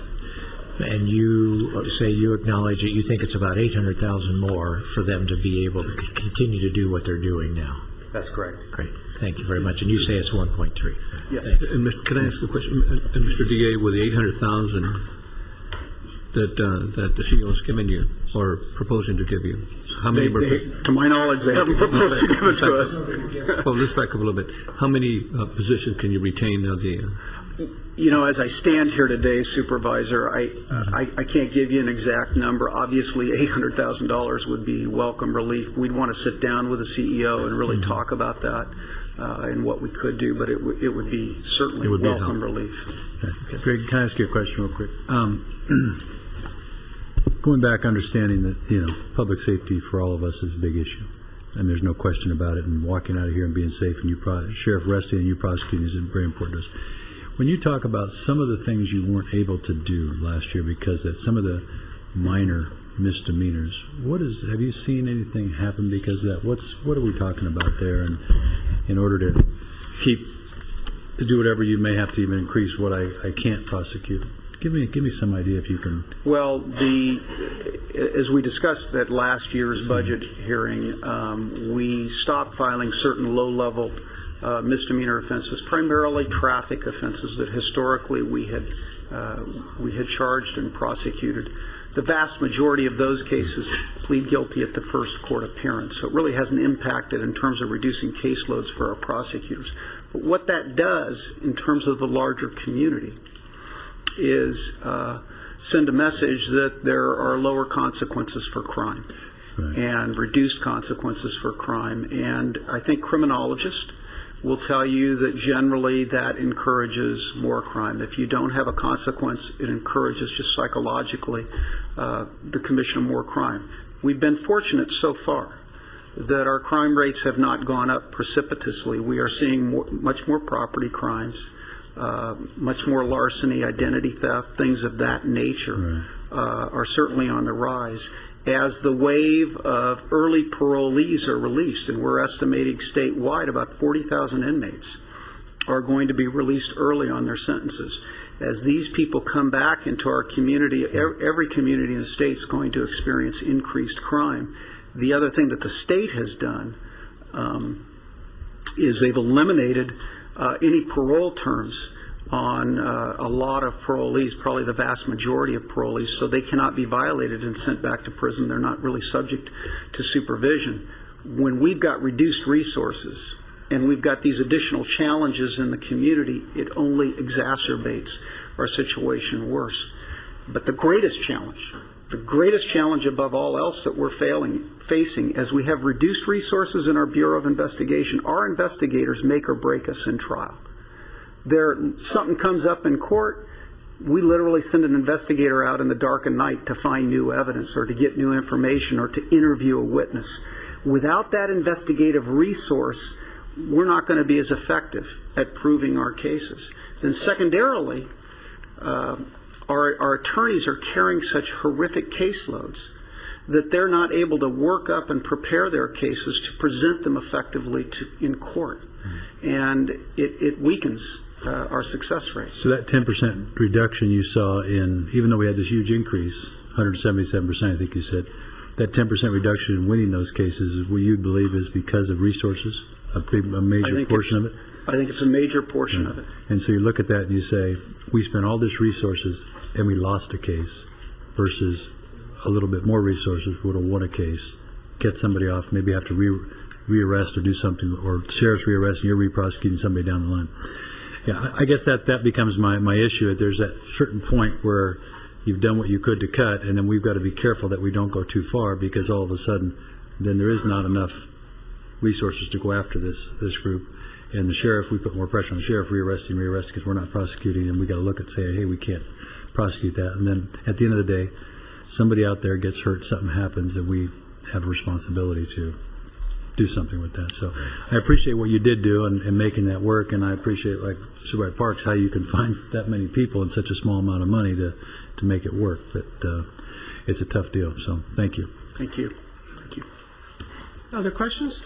No? Not a question. I just want to make a comment as we're going through. Number one, it's a good process. I mean, it's good for us to get educated. And two, look at the range of what we've heard today. We've heard animal reg, and we've heard, all the way down the district attorney, and it just reminds me that there are a tremendous amount of good people trying really hard to do a good job in tough economic situations across the state. That's going on, but in this county, you can really feel everybody trying to make it work, and I appreciate all the hard efforts in the DA's office. I know you've worked hard in this past year to do that. Thank you. We're blessed with very good people. Thank you. Okay. Say one thing, when I look back at this, I think it was this other chart we saw that had this huge increase in property values. We went from $550 million to over $100 million to over, this $1 billion. Where'd all that money go in 10 years? I mean, it's just we have to look at that and try to figure out. Yeah, pensions is a big one. I mean, there's no question. But some of that, we do have to look and say, where did our priorities go? And I think that's going to be real important for us coming up, because I think this year is going to be not any different than what next year and the next year is going to be. I think, as you saw from the pie chart, we have given a high priority to public safety over the years. Even with these cuts that everybody's looking at and struggling with, the reality is that we have given more money to public safety again, to our public safety departments this year. Not that we wouldn't necessarily want to even give them more, but we have limited funds. And so it's kind of, it's the puzzle about how do we constrain the costs associated with the services that we need to provide? How do we bring that down? And at the same time, how do we match it with what we have to give? So, no, but I think the priority's been right. No question, we live next to a county that's got a much higher crime rate. Go north to Kern County, we're surrounded, but I think we've cared enough to give those resources to make sure we live in a safe county. So We're going to need the wisdom of Solomon to make that choice that you just talked about. Those choices, how do you try to keep the cost of providing essential services down and still at the same time make the right choice of when Supervisor Floyd talked about crossing the line. Right? So, okay, board members, I'm going to recommend that we move because we know that our public safety departments are so entwined that we'll have the sheriff go next and then the public defender. And probation is not here. They will be presenting during the regular budget process. But if Sheriff Brooks, if you'd step forward and present, and then we'll have the public defender.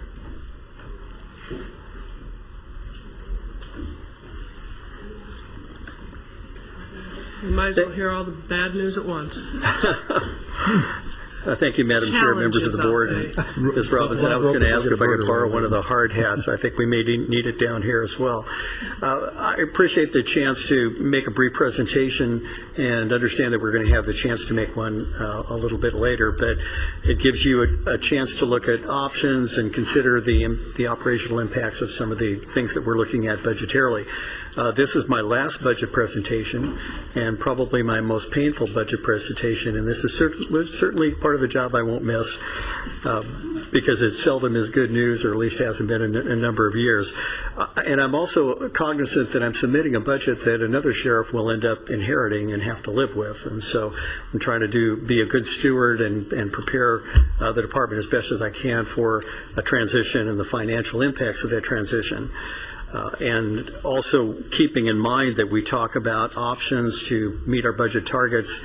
Those options may be changed by the next sheriff 6 months from now or a year from now by the time I leave, and that'll be midstream in the middle of a budget cycle. And so what I'm putting on here is tentative, and I'm only responsible for a portion of that. As we take a look at what's happened with us in the last year's budget, we were given a budget reduction target of $11.9 million. We were, by agreement, allowed to reach that target without layoffs. That meant that we had a bridge in case that we needed it of approximately $5 million. We didn't need to use any of that, thankfully, through some very good management and also some lucky breaks. But the way that we got there was position elimination and reclassification. I used to call that reorganization, but reorganization sounds like you have 12 blocks that used to look like this, and you moved them around and you still have 12 blocks. Well, that's not what's happening. So it's really elimination and reclassification that allowed us to get to that point. The reduction that we experienced in 2009-2010 was $2.6 million. The full cost savings of that reorganization and reclassification was 3.7 or 6, because some of the attrition had not yet occurred and is happening in this next budget year. The salary savings of 22 sworn vacancies that were left vacant, overtime reduction, and two things account for the overtime reduction target, which is a substantial portion of that. One was the changing of our overtime work patterns. We started using, I told him to buzz me when things were getting tough. We started taking a look at overages in some units of the organization, whether it's custody or a patrol shift, and shifting them to vacancies in other divisional areas. It's inconvenient if you take a patrol officer in East Valley and send him to Ojai to fill a shift. He's going to use 2 hours of his shift getting there, but it saved us a considerable amount of money. The other thing that we experienced, and it was part of being fully staffed when we started the year, meaning that you had people that were extra and you could fill into overtime holes. And part of it was our employee base took fewer variance hours during the year, and I think that was part of the economy. They were being cautious. They were saving time rather than cashing it in. They weren't taking vacations like they might have. They probably didn't have money to take vacations like they used to. All of that helped us on the overtime picture as well. So part of it's sustainable and part of it isn't when you talk about it in those regards. And the other element was reduction in GSA cost and staffing at the pretrial detention facility, Todd Road. reductions in fuel costs, liability insurance, and other things that other county departments worked with us to help us meet our budgetary goals. And so we were able to meet that target, which was a little over 10% of our budget, and able to do it without using the bridge money, although we appreciated knowing that there was a safety net. Now when we take a look at the historic staffing patterns of the department, this tells the story of where we are probably as well as anything. In 1992 was the peak of our county staffing pattern and now we're just looking at deputy sheriffs, we're not looking at civilian employees. We had 447 county deputies, primarily jail, county patrol, and county investigations in 1992. 1995, we went down to 422. 2009, we were at 345. The budget I'm proposing takes us down to 300 or a little bit less. So it's a loss of a full third of our county deployment. And out of that full third, there's some areas that we have really no control over. Our jails have to be staffed at a certain level. We have statewide standards for staffing, and you can't really go below that. So you're talking about county patrol. We used to have 2 deputies in a county patrol car. Then we went into overlap cars, which kind of made it like 1.5. Then we went down to 1. Now we're looking at taking our K-9 officers that operate free of beat assignments and report assignments and putting them into patrol cars that takes us even below that.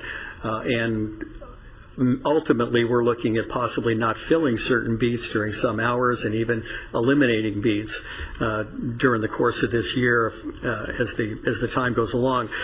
So when we take a look at the impact of that, we have to realize that county patrol has no enhancements whatsoever. We don't run crime prevention in the county areas. We don't have programs for at-risk youth. We don't have special enforcement details to deal with the flood of vehicle thefts or vehicle burglaries or whatever happens to be happening in a situation that in a contract city would receive more attention. The only thing that we have is a 6-member gang unit. And that's something that I'll talk about a little bit as we go along. When you compare the contract city operations or the municipal operations outside of our department, it would be relatively the same with the county beats. You'll see that the response time for priority 1 calls, and those are the domestic violence in progress calls, robberies, carjacks, homicides, explosions, suicidal suspects, is twice in the unincorporated area what it is in the cities. And granted, the population is sparser in the unincorporated area and there's more geographic space to deal with, but if you're the person calling 911, that really doesn't matter very much if it takes 11 minutes for a patrol car to get to your house while somebody's breaking into a window. Excuse me, Sheriff Brooks? Yes. Do you have those statistics for back in 1999 when you had more? We can certainly produce that. I assume it's always been, the response time's always been slower in the unincorporated area. Always has been. Right. Always has been. But do you have that? Do we? We don't have it here, but we can certainly provide it to you. Okay. Now, when I first became sheriff, one of my optimistic goals was to begin to provide all the enhanced services that a municipal department or a contract department has in terms of the preventive side of the job, the greater public safety and community-oriented policing side of the job. It's been very difficult to even just sustain basic patrol. When we take a look at the threats to our community, they don't go away during the tough times. People are still victimized by crime. They tend to become worse, not better. And the things that we're looking at in terms of, and the DA alluded to it, the state of California with 40,000 felons being released from state prison, that's 1/2 of the picture. That's about 1,200 people coming back to Ventura County. We can assume with a 70% rearrest rate over the course of 18 months that we'll have well in excess of 500 of those released inmates coming back into our county jail. If you've taken a look, and I'm sure you have, at the governor's May revise on his budget, a proposal that used to be discussed, was dismissed, and is now back, is that felons with 36 months or less to serve on their sentences who are nonviolent and not sexual offenders would qualify to be to spend their time in county jail. It wouldn't be an option for the county. They would serve their time in county jail by law. And the reimbursement for that is only a third of our actual cost. It costs about $100 per inmate per day. In county jail, the reimbursement would be $31 a day for the state. So you have the problem that you have potentially 500 inmates coming from one source of state releases, 575 by a projection of looking at last year would have qualified to serve their time in county jail. It's over 1,000 new inmates coming to county jail with just a small fraction of reimbursement and no construction cost available. So we have all of those variables that we're looking at in the middle of an already uncertain Can I ask a question time too? fiscally, yes. I'm just looking back on your last slide where you're talking about the average emergency response time. You're seeing actually a less time in responding in the cities and then more time in the unincorporated areas? Absolutely.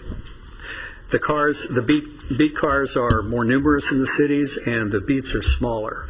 And so it allows them to respond much more quickly. Do you see a trend going to, I was just surprised to see that you have pretty much hit a record in quick response times in the cities. Are you just deploying differently in the cities with beat cars? Well, the cities all have a deployment based on what the city can afford to pay for. The populations are condensed. You know, cities have a much denser population pattern, so you may have a lot more people to respond to in a smaller beat, but you're physically closer to your beat. You're physically closer to your citizens. I understand in the comparison between city and unincorporated, but just within city from one year to the last year, seeing a drop. I was just wondering if you can account for how that. I think that the drop that we see, it's not a staffing pattern change for them. Okay. It's a reduction in the number of calls for service. Okay. They've had fewer calls for service, and generally the whole county has had fewer calls for services. So fewer calls means you get to a call quicker because you're not previously deployed. Thank you. When we take a look at the shortfall number, which for us is $7.5 million, one of the differences, because we agree very, very closely with the CEO's budget figures all the way across the board on the cost of providing services. The one variable is that their lower cost figure did not include running an academy. And we haven't run an academy for a year and a half. That's part of what helped us budgetarily in the last year. But there's a tipping point in terms of hiring, and you remember when we worked very closely with John Nicole, we were at about 85 to 90 deputy sheriff vacancies, and it took a dramatic effort, a much larger than normal contract, and a lot of money spent in recruiting to turn the tide and get us back to where we were. Right now we're looking at January 2010, we're at 25 vacancies, and the vacancies, although they appear as vacant positions, we look at operational vacancies. We really at that time had 45 operational vacancies. So not only did you have 25 vacancies, you had people that were out on illness and injury and other variables that made that a larger figure. So dealing with today, we're at 36 vacancies, not operational, but sworn. We have 64 total vacancies if you add operational to that. That's the point at which you're starting to spend a lot of overtime money filling vacant slots, because these are jail positions, patrol positions, they're minimum deployment. You have to put somebody behind you, and rather than having a brand new employee that's at the bottom of your pay scale, you're paying overtime to a senior employee who's at the top of the pay scale, and it starts to work against you pretty quickly. We have projected, and we've worked with the CEO on a May Academy beginning with 30 deputy trainees, but even though we're having to draw down and even though we're having to attrit, we have to control the rate of attrition. We assume about a 70% graduation rate. And so that means that your vacancies are going to go up about 9 during the point of either people failing or dropping out. Over the course of a 6-month academy, the vacancies increased by 18, normal attrition totaling 24, just because every month 3 or 4 people retire or leave the department. So the entire process has a net reduction. When we're done with an academy, we'll have actually lost 3 positions. We don't have a guarantee of an academy after that. And Then you add on the time of training that's required for a jail deputy, and when he replaces a jail deputy that goes to patrol, another 4 months of training, the vacancies are 48, and the operational vacancies will probably be an equal number, and you're in a real crisis and still way behind. So although that's part of our budget dilemma, a year and a half has really pushed us to a crisis point where we have to at least slow down the erosion of our staffing, or we're going to spend far more substantial money in the long run in overtime and liability exposure and all those things that happen. Sheriff Brooks, before you go on, go ahead. I was going to say, you go from 33 to 48 because you have 5 months of additional training. So after that 5 months, you drop back down to... Right. A deputy gets out of the academy, and he goes to the jail where he has jail operations training. And until he's been trained and fills a slot, a jail deputy can't go to patrol. And when the jail deputy goes to patrol, he has 4 months of training. So between the time that you begin the academy and somebody actually fills a patrol car, you have a year of time that you're filling with training of one of the deputies involved. So we have to begin to anticipate not what we need today, but what are we going to need a year from now in May 2011 will be far beyond the attrition that we need to satisfy our budget projections. So after those 5 months, then they come back in. So it's a kind of an interim. You're calling it attrition, but it's just a delay period until they're totally out on the street. But you're not. So it's just for that 5 months that you haven't got the full. Yeah, during the 5 months, they're manning a car with a training officer. Oh, okay. So they're not filling a minimum deployment. Okay. Until they're released from that, they're of no value to us budgetarily in terms of filling a beat. They're valuable to us, but they don't help us that way. So at that point, you need that's why you need a continual academy, because this is happening on a regular basis. Right. Because you're losing 24 officers a year. And we're looking at, and right now we're trying not to look too far down the line because there's still too many variables, but what we believe that we can do and probably should do is have an academy again probably in late November so that we can at least ease the rate of attrition to a manageable level. Plus, the experience that we've had when we were 85 to 90 deputies down is we don't have enough trainers to make that work.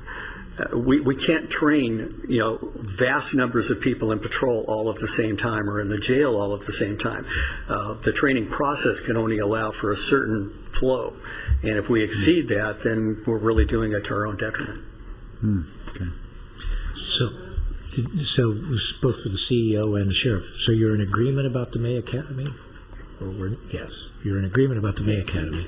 And is there an identified cost with having an academy versus not having an academy?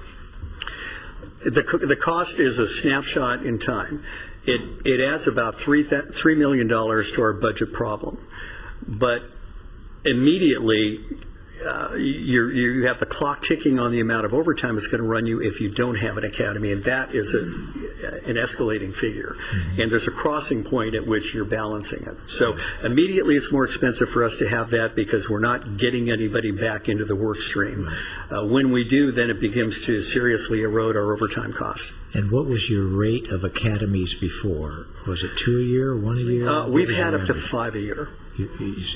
You've had as many as that. What's been your median? 3 is the norm. 3 is the norm, mm-hmm. Right? And so, okay, all right, thank you.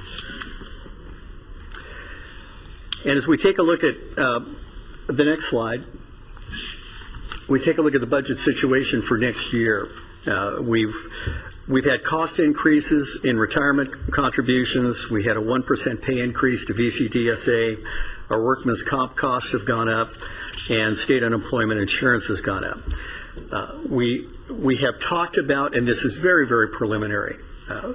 We are going through the entire organization, taking a look like we did last year and like we've done in previous years. Is what's closest to our mission, what's closest to the life-saving part of the job, and what can we live without, and we're looking at permanent reductions as we do that. Just some of the options, and as this, if it's allowed to happen through attrition, none of them happen immediately, although there's some steps we probably will move toward.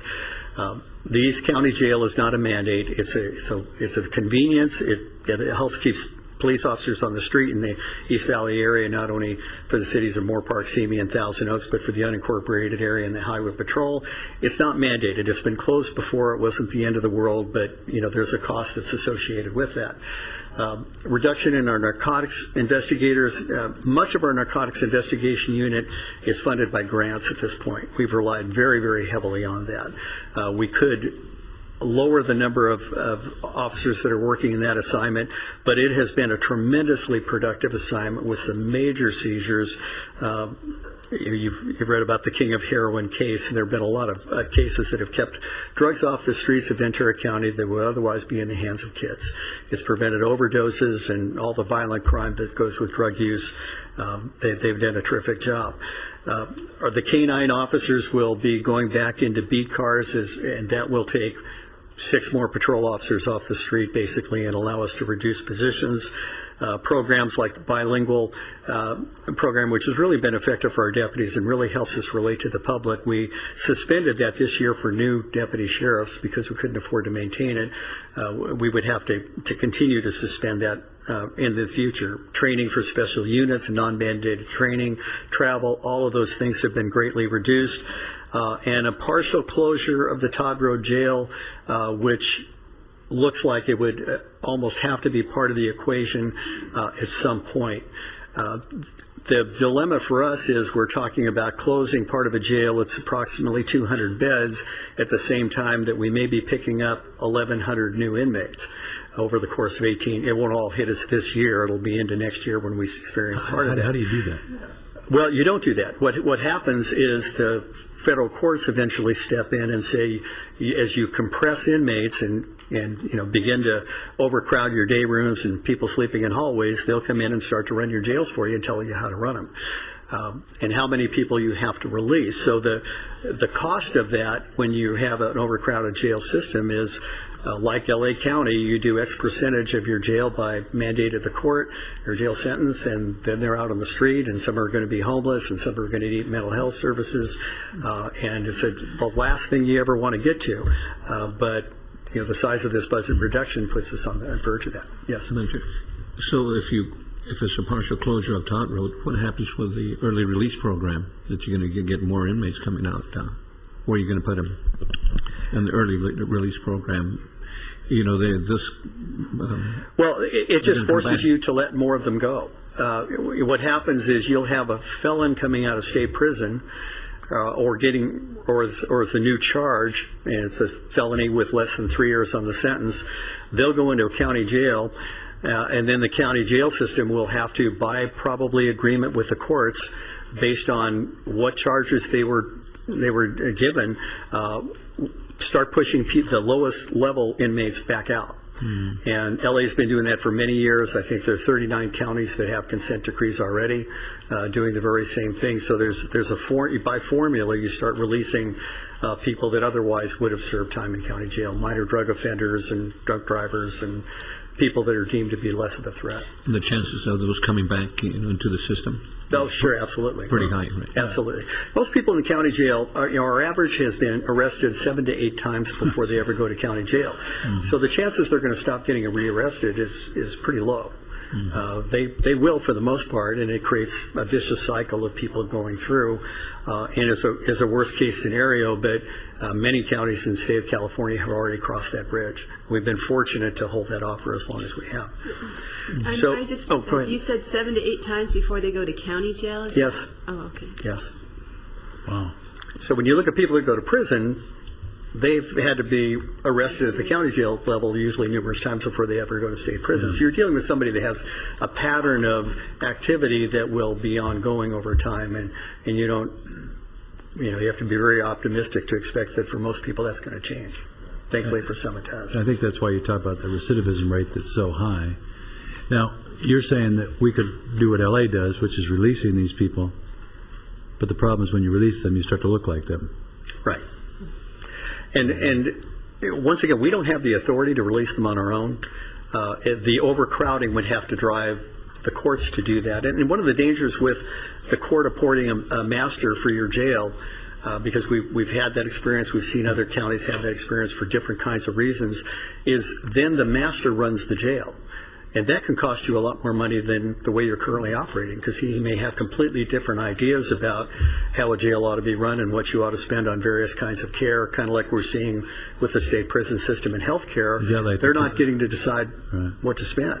So, like Kelso, he can do whatever he wanted to do in those things. Right. He could come down and say, I don't like what you're doing. And then we just have to pay it because we have no control anymore. It's been taken from us. Right. And theoretically, a master can come down and say, build another jail, and I don't care how you're going to do it, or whether you can afford to. There are all kinds of pitfalls, and that's why we've tried to avoid that for as many years as we can. So, as we take a look at that, and as I mentioned, through attrition, not all these things are going to happen overnight. We have time to adjust, and I have some suggestions in that regard. The gang unit is the last one I want to talk about because it's been so successful and is really the only extra thing we do for the unincorporated areas of the county. They use a comprehensive strategy. They work with communities. They work with families. They work with the prevention side of gang violence. And they're a tremendous investigative tool when violence does occur. They've been able to solve and make arrests in approximately 75% of the violent crime investigations they've been a part of. There have been murders, attempt murders, ADWs, or assaults with a deadly weapon involving gang members. They have been our surgical, answer to some of our gang problems and provided a great deal of security to some of the neighborhoods that have been plagued with that. Since 2007, they've had 734 arrests. They've seized well over 100 guns. They served over 300 warrants, almost 1,000 probation and parole searches. As long as I'm sheriff, we'll have a gang unit. It'll be the last thing to go because I don't think there's anything that's more vital to the public than what they're doing now. But it's on the list with the other things that we've had to take a look at. And as we take a look at the other cuts that we're talking about, in this year, or in 2009, 2010, there were 29 positions impacted by our reductions. 18 were eliminated, 15 sworn, including 2 commanders, 2 captains, 11 others sworn, 3 civilians, and then 11 positions reclassified to lower positions, in addition to all the other areas of savings for us. Pardon? Yes. Yeah, all attrition. And then in this year, we're looking at approximately 45 positions being impacted. We're going to start at the top of the organization as we did last year and begin moving down, except starting at the commander level this year, we're starting at the chief's level, eliminating 1 chief, 1 or 2 commanders, most likely 2, but we're still studying that, and we still have 1 more to attrit from last year that has not vacated, and 42 other sworn members of the department, and some civilian employees would obviously be included in that too. There's so many variables, we're trying not to nail down the specifics because the news keeps changing and they may revise alone change that picture quite a bit. We can do those things, they're mechanically possible. My fear is if the trend continues, then you get into an environment where you start having serious problems because of lack of supervision, lack of management, lack of leadership in organizations at a point where you know what's going on with your workforce. I'm starting to get really nervous right about at the point of the recommendations that we're making.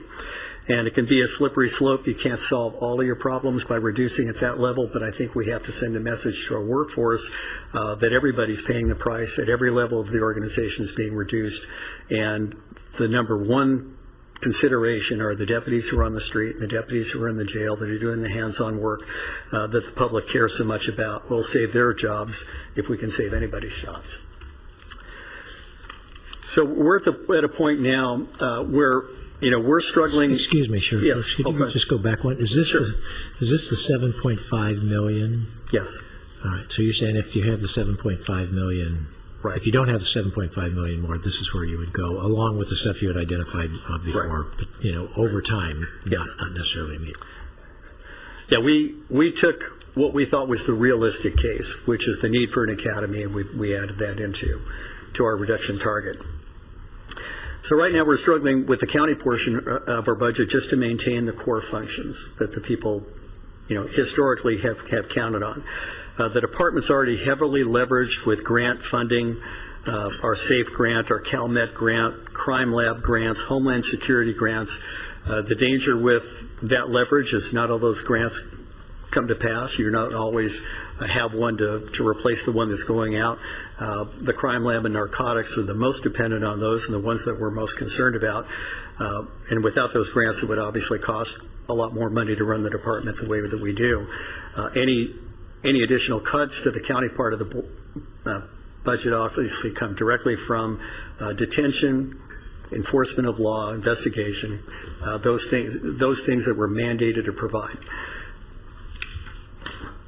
And when we conclude, and I have a couple of thoughts in this regard, we faced challenges before, and every time that we do, we go back to our mission and our core values. What are we here for? We're here to protect life, protect property, and work with our communities to create safe neighborhoods. And every reduction that we make or don't make is made in consideration of that mission and our values that follow in, and we've tried to be faithful to that all the way through.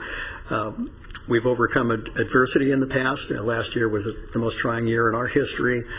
We didn't ask for anything other than to be able to do it through attrition. We lived with it. We recognized the position that you were in, and we made it work for the county. The crime rate stayed stable. The public didn't really notice the loss of services because it happened in small increments all over the department, and that's what we would like to keep doing. What I propose, because I know that this is a preliminary budget study session, and I know that the variables are going to change, and I know that revenue patterns and projections will change over time. With about $2 million, we could save the gang unit and either keep a housing unit open or keep the East Valley Jail open, depending on what the influx of inmates are. The other things we're just prepared to go ahead and make reductions on. Right now you're not in a position to give an answer, and I'm just in a position to make a request. But we know that money's been found for the homeless project, and it's been found for HSA, and we're hoping that there'll be some glimmers of hope and some additional revenues identified, a reduction in cost, a reprioritization of other government services that'll allow us to at least save that portion of it for 1 year. Nobody can say what's going to happen at the end of a year, but some of these things are very hard to recreate if you dismantle them. Second thing I'm asking once again is that we can make our reductions through attrition and not through layoffs. We have, not only in respect to the county employees, and all county employees are valuable, but the considerable financial investment in a deputy sheriff is lost during a layoff, and you very seldom ever get that employee back. That's one of the reasons that it's important for us not to have to re-spend that money again after we've already hired and trained a deputy. So with that would include the support of our May Academy, and then we'll take a look at a November Academy later in the year when the CEO has a better idea of where the budget picture is going to go. And with all of that, and I know the county has a policy, and I think it was a very wise policy generally applied, that if there's grant funding or an outside funding source and it dries up, then the program associated with that goes away. 172 is a little different than that, because 172 isn't funding additional programs. There aren't any programs left that were created by 172. What it's beginning to fund and has over the years is the constitutionally mandated things the sheriff does, which is fine. And and I understand the formula, and we've gotten our fair share, and I have no complaints in that regard. But the point is, whether there was not 172 money or not, the constitutional mandate still exists for a sheriff and for the board to provide some basic services that were very, very close at getting to a point that I believe we're below our constitutional responsibilities. As difficult as that is, I don't have any answers for you in that regard. I'm just pointing it out. But any assistance that you can give us in getting through this difficult year at least gives us a little bit of hope for a better year following.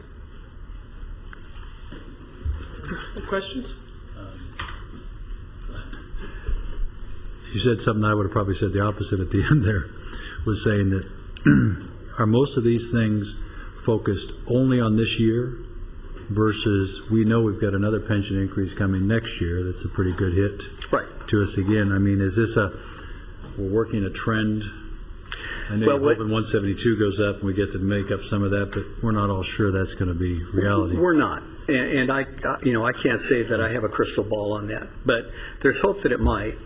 And some of the economic forecasts have improved, and some of the economic indicators about this downturn are reversing.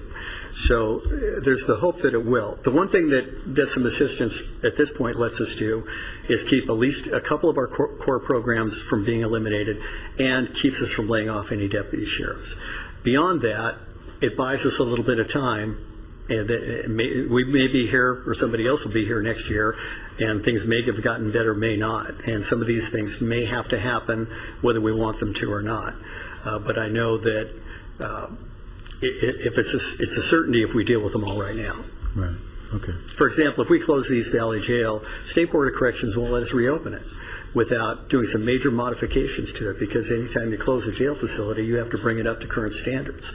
Well, it's a facility that's been there for years and doesn't meet standards anymore. So there's a lot of difficulties that come with complete elimination. Right. And if you have a gang unit and you pull that out, communities that really have a much more secure environment and a better sense of control will be lost to gang intimidation and crime, and then you try to take it back over, and it's much, much harder than preventing there's no question. I from going heard downhill. that LA didn't put enough resources years ago, and now they're just catching up all the time, and it's a real problem for them. Right. Real problem. Is one other question on the East Valley Jail. It's your mandate to provide jail, not where you provide it. But I killed that last time. Yeah. But where to provide it.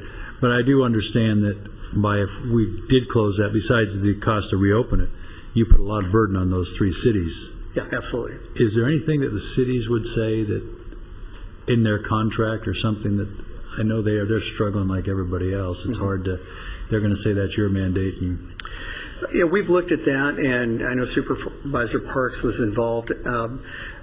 The cities looked at a JPA or some kind of an agreement by which they would put some funding into keeping a satellite facility open.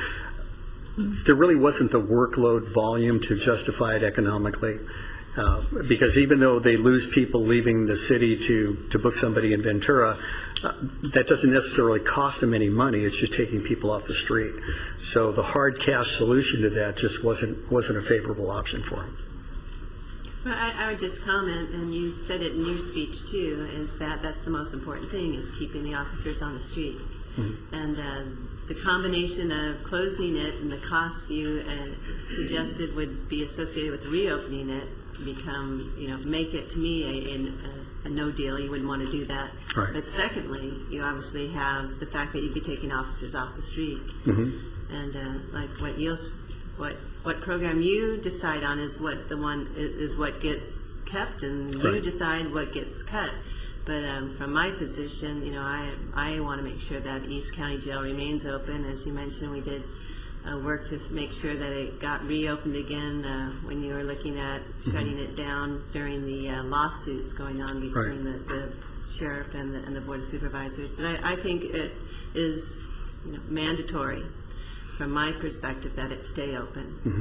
Mm-hmm. Secondly, I want to thank you for the great job you did in the last year in cutting your costs, and I think a lot of that was reducing overtime. Mm-hmm. And as you say, it's really related to the number of staff you have. If we don't have the academy, you're going to end up having more costs associated with overtime. So I agree with you in terms of getting that academy up and going. The cities are going to be hurting more than they have been. Just with the recent redevelopment agency grab that the state is going in and taking redevelopment dollars away from the city. So I was just hearing the city of Camarillo, some $2 million, I think, that they had to fork over to the state of California. I imagine the city of Thousand Oaks is going to be forking over a few million also. So they pay for officers in the city. So again, there's so many challenges that we have facing us. I think the worst that we could do really is closing down that East Valley Jail if that means we're taking even more officers off the road. So I would encourage you and the future sheriff to make sure that we can keep our deputies on the street. That's the goal. Mm-hmm.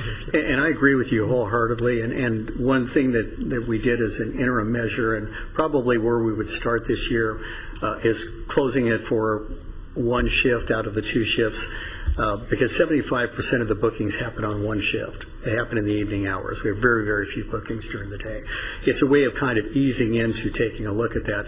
You know, I'm in the position that everything that I have on the list is a mandatory. You have to do this, keep it open. I just don't have a lot of good answers, but I know that there's no life-saving impact to closing that jail. Cars will still respond to 911 calls of the same response time primarily. It won't have that dramatic of effect. It's a tremendous inconvenience, and service levels goes down in the cities, and it's the last thing I want to do, near the last thing I want to do, but I might have to. Sure, I just want to thank your deputies for the good work they're doing in El Rio and Island Acres. We have the MAX there every month, and they're there reporting to the residents and the stakeholders, and also the good things that they're doing is what they share with the people there. Island Acres too. We opened up an annex there at Nyland, and they're really working with the residents there, and they just love your deputies there. So I just want to share that too. How about mutual aid between, say, for example, Oxnard and the deputies? If something's happening in Island Acres or El Rio, isn't there a mutual aid program that you have with the city? Yeah, mutual aid is a formal agreement, and there's a protocol to use it. We usually don't even rely on that. One watch commander picks up the phone and calls another watch commander and says, I need another 2 cars over here, and we just go. We work on each other's cases all the time, because our crime problem and our gang problem especially is so embedded in both communities that we can't do it alone. They have intelligence we need. They have people we need. We have the same thing on our side, and so we've worked very cooperatively, and we're much stronger working together. And the highway patrol is there too, Yeah, so they're there too. We call in everybody we can. But you're doing a good job here. Oh, well, thanks. I appreciate it. Thank you, Supervisor. Thank you. I don't think that a year ago, when we voted to authorize the $5 million of whatever name you want to give it, the mitigation money, the sort of adjustment money, I don't think that most people probably thought that there wouldn't be at least a serious attempt to try to say, hey, most of that was going to be needed by you, and needed not just for a one-time adjustment but ongoing. So it's not, this isn't a small kudo. It's pretty remarkable that you come back and you didn't touch the $5 million. That's evidence of a real, genuine effort to try to provide the core mission and find as many efficient ways as you can to do that. And that's the nature of government service in these days of limited resources. So my compliments to you and everybody on your staff and everybody at the department. That's pretty remarkable. The second thing that's remarkable is you started off your comments by saying we pretty much are in agreement with the CEO's numbers. We're not used to hearing that up here. So I just want to confirm, and I want to give the CEO an opportunity, both either Ms. Robinson or Paul. If what you heard, are there things that you disagree with? Here are my fundamental questions. The sheriff, I think you're saying you need $7.5 million to do exactly what you have been doing this year. Right. Is that right? And that the $2 million allows you to save some of these programs, but you need $7.5 million. Right. That's a pretty big fundamental number, in spite of the fact that the CEO's office has allocated, is it Another $2.6 million. 2.6 million, and what percentage increase? About 2.4. But so 2.4%, with the 2.4% increase, 2.6 million, you still need another 7.5 million. Is the CEO's office in agreement that 7.5 million is needed to continue to do what's done this year? Paul, you want to give us your shot at it, or Marty? I was going to say, I think it really depends on how we're counting the academy. Okay. What we're talking about as the base, because I think we were about 5 million. Yeah, we were 4.8, and if you add the 3 million on that, that's the 7.5. Okay. We do, and generally when we come to the numbers, we are we're not that far off relatively. We can usually identify where we are off when we work with the sheriff's department, and it's just a matter of, and if they say they can do something, we generally believe them, frankly. Well, they've earned some credibility this year, you know? I mean, because that didn't used to be the case. We used to have massive disagreements about, no, this is going to cost this, that. So, again, my compliments to everybody for that. So, all right, so you would say with the academy that's sort of like is that an ongoing cost or a one-time cost? Well, it's probably an ongoing cost if you're going to keep having the academy. Right. Okay. I also would like to make the point, to put it in context, because this is the struggle the board is going to have. We have all of $1.8 million more of general purpose revenue, 1.8. We've given 2.6 to the sheriff's department. We've given $500,000 or more to the district attorney. And we've given, I think, $500,000 more to probation.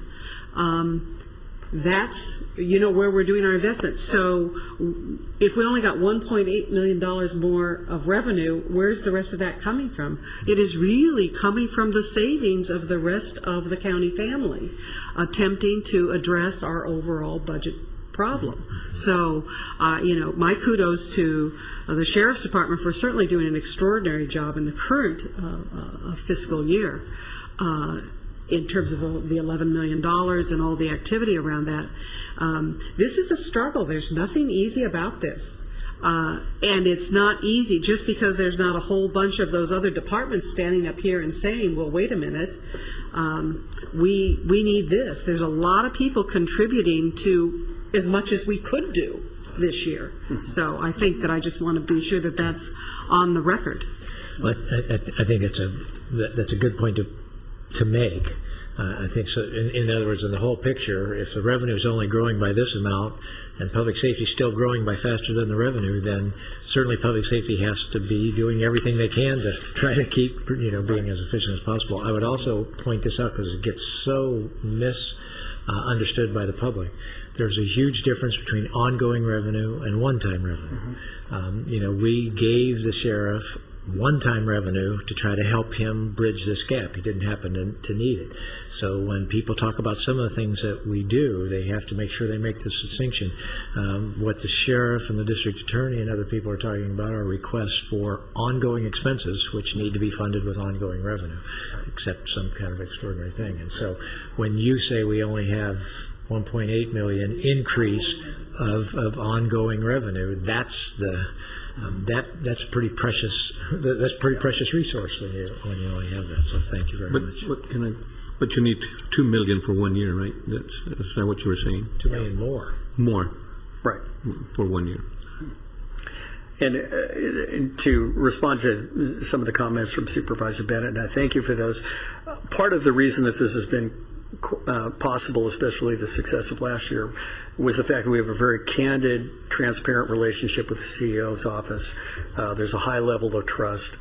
We agree on the figures, and we trust each other's intent to be good intent, and that helped us to get to where we were. And the other thing is that we have a stewardship to the public, and we have a stewardship to the department. We have a stewardship to the county as a whole. And so when if we had money set aside or we had extra money coming, we don't treat it like it's ours. It's the public's money.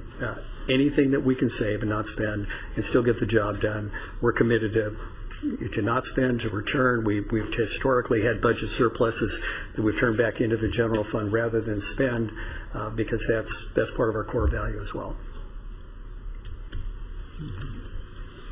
I have just a couple of questions. The district attorney referred to this too, that we're in danger of being below our constitutional mandate. It's been my understanding, and perhaps not correct, that the constitutional mandate of the sheriff is to run the jail.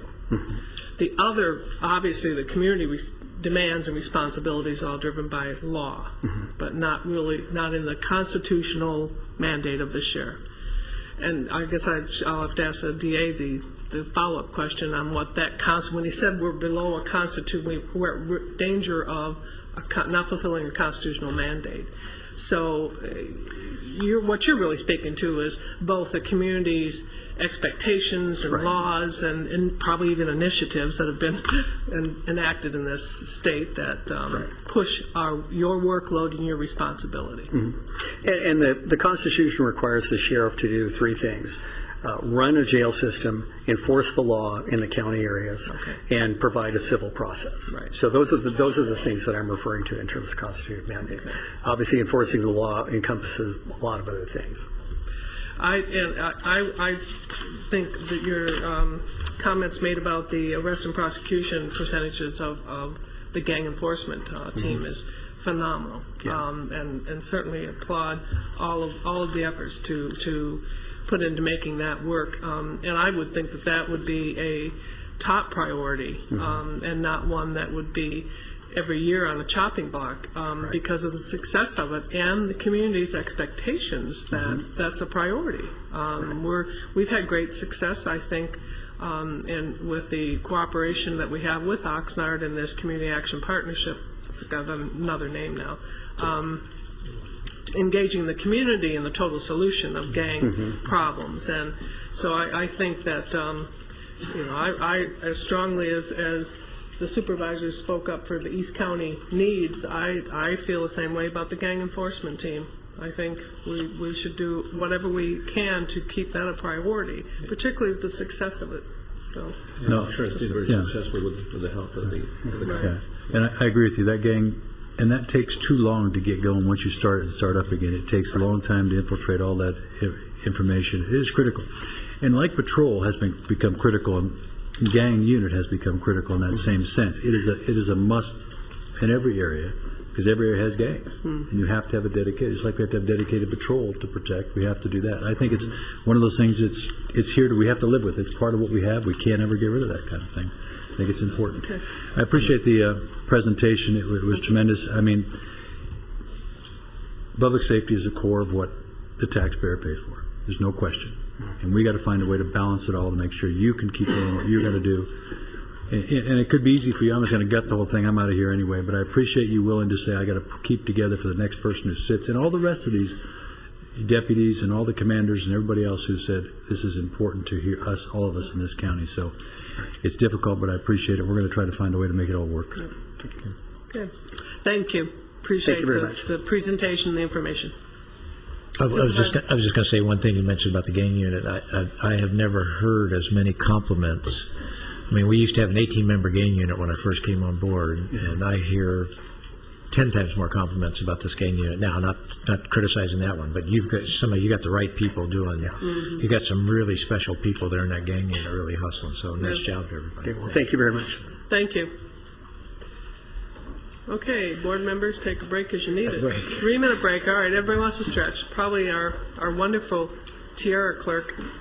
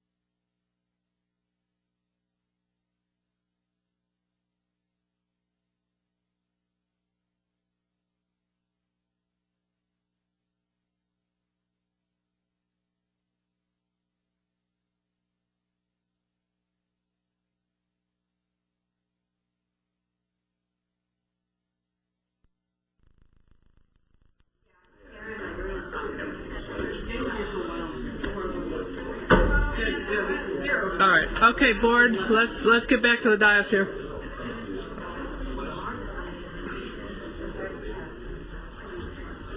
What about Public Works? Do they need to do their thing today? Somebody check with them.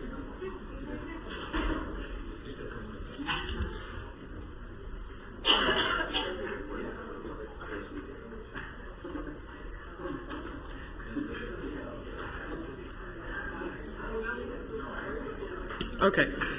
Okay, board members, they're falling like flies. We have gracious acceptance from the Harbor District, Fire District, and RMA that they'll see us during the budget cycle, and Public Works. So, so we have the Public Defender, Healthcare Agency, and Human Services Agency, and we look forward to hearing from them. And we'll start with our newly installed Public Defender. Welcome, welcome. He can't come asking for anything, can he? Yeah, really, it's your first budget. He just says, I got lots to give. Right. Good afternoon. Right. Madam Chair, Supervisors, Ms. Robinson. I'm Steve Lipson. I'm your new Public Defender, and this is my first presentation to y'all. And in light of how long everyone's kind of gone, I'm going to make this relatively brief, but I want to give you a little background. The Sixth Amendment of the United States Constitution implemented on the states is why we're in business.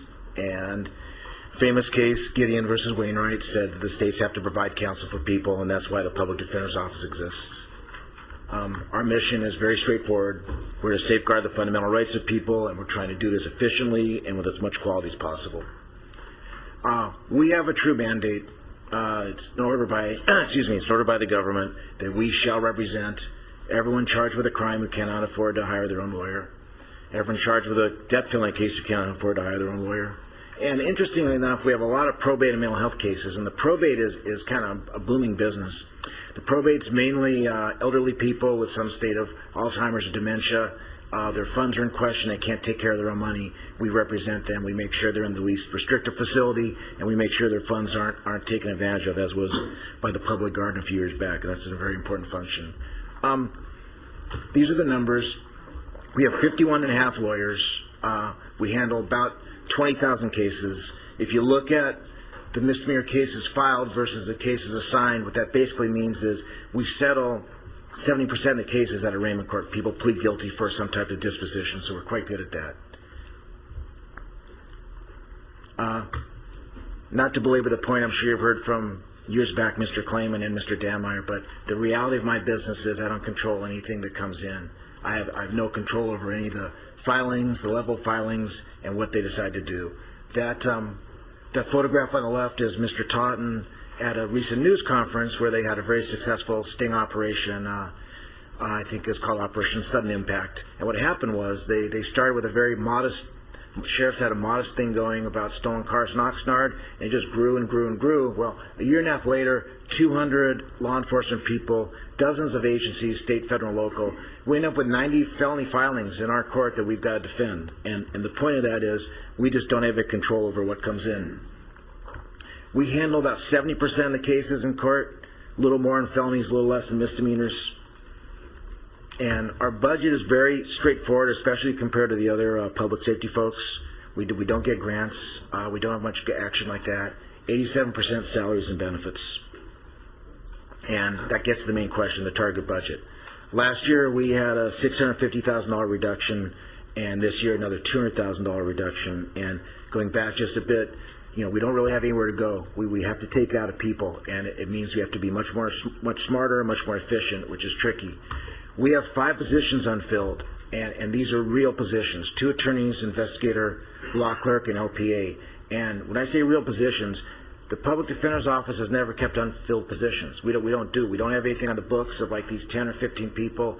These people were working in our office last year, and they're not there anymore, and everyone else has to pick up the slack. So we're feeling as much pain as everybody else. Let me skip down for a second. The other way we're trying to mitigate to get that $800,000 is to closely monitor expert costs. And this is a slide I was going to show you for a moment. Without going into too much detail, the red line is the actual cost for experts. The blue line is what we're budgeted. As you can see, we historically go over. We always go over. When there's a death penalty case, we go way over, and that's something we live with. But what I've instituted, along with Mr. Dan Myers, we closely monitor it.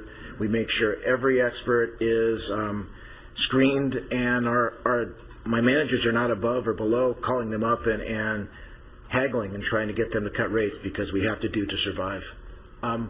We've also bought in completely to the Lean Six Sigma. We trained 9 of our people so far and 3 more. I am a green belt. I was in the 2nd class. Dwayne sent me to Clara's class, and we're trying to implement as much as we can. We've done 12 just do-its, and without going over them in any kind of detail, let me just say, in our business, time is money. We can't really do much with a lot of things, but we can do things more efficiently. We have this thing which I think I spoke to you when I was interviewing with you about e-subpoenas, and we're very grateful to Sheriff Brooks, even though he and his entourage left and didn't actually watch my presentation. They cooperate with us a great deal, and rather than send bodies out to Moore Park and Camarillo and Santa Paula and Fillmore, we can just, with a click of a button, subpoena people just like the DA does. It doesn't save us dollars in a real sense, but saves us time, which in our business is dollars.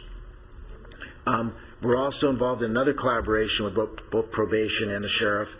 We have a high number of people in these jails that Sheriff Brooks is talking about, and we have to go see them. Well, going to see some of the jails is a bit inconvenient, especially if they're Todd Road. So we've come up with a thing called video conferencing, and we've got this old antiquated equipment, and we came up with probation and the sheriff, and we teamed together and pooled our money. And actually our office system coordinator, which Supervisor Floyd got for us a couple of years ago, came up with this huge reduction, and the estimate went from $60,000 to $12,000. And what we really have is these little phones. We have 3 of them, one in our main office, one at Todd Road, one at the jail, and we can see people through that. And before I was up here talking to you guys for the last 18 years, or before that, I was a trial lawyer, and I thought I was really good. Who knows? But the way you get good at this business is you think ahead. You got to have a chess mentality, a few steps ahead. And it doesn't take a lot of thinking to realize that to be efficient, to deal with the budget cuts, because we feel the pain just like the sheriff and DA, and they're a lot larger than we are. We've got to be more efficient and smarter. And it doesn't take a lot of sense to realize that video conferencing is the way of the future. And for $150 extra, we can start equipping more phones in our office. And I see a time 2 years from now, 5 years from now, 6 years from now, when 15, 20 of my lawyers will have that. So instead of going over the jail, and going over the jail is problematic, because when you not only you have to wait to get in and get wanted, the sheriff has to carefully monitor it, and anytime we have a contact visit with a client, the clients end up getting strip searched, which takes a long amount of time, and it's a big process. Give me 10 of those video conferencing phones, and we can really save a lot of time and money. So this year, 10, 11, how are we going to deal with the extra money? So you can meet with an inmate on the video phone? Absolutely. Oh, okay, we can sit there at our desk. Well, we're not at our desk yet. We have a little room, but it's one day at our desk. We can make the call.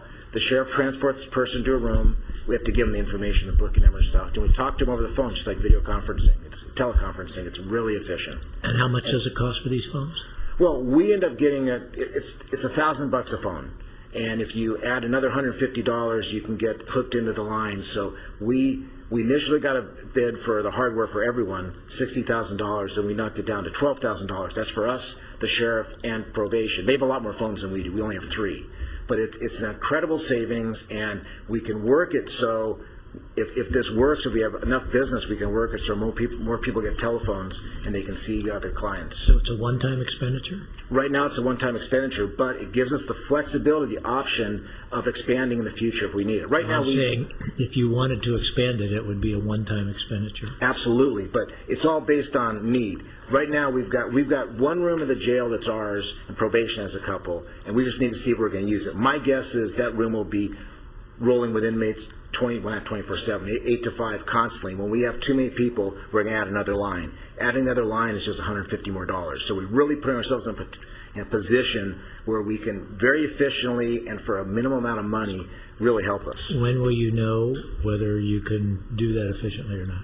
Well, the first question is their need. So I'm going to give it 6 months to see how busy we're using. We have these paralegals that set up the appointments, And right now, up until now, we've only had phones. We have the main jail in the morning and Todd Road in the afternoon. So now we'll have all of them all day, and I'm going to monitor them to see if we're using them. If we're using them, we'll expand. So in 6 months, you can report back to us whether you need a one-time expenditure for Absolutely. expansion of this. The cost will be minimal. The way we're going to do it, the cost will be minimal. I just want to be clear about when, so you'll report back to us. I'll report back to you. Once you cross the threshold of whether you think you need it or not. I'll report back to you in 6 months to tell you if we need more phones. Just, I mean, this is tremendous. That's a great job.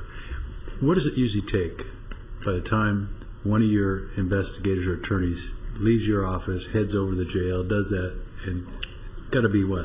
Well, it used to be 2 hours, but Sheriff Brooks' folks have been great, and they've really knocked it down. They've kind of given us an express line, because if you go to the jail, you end up standing behind people, putting money on books, and it's very time-consuming. Now they've given us an express line. They wave us right through, so it's pretty efficient. But go to Todd Road, which a lot of folks are at.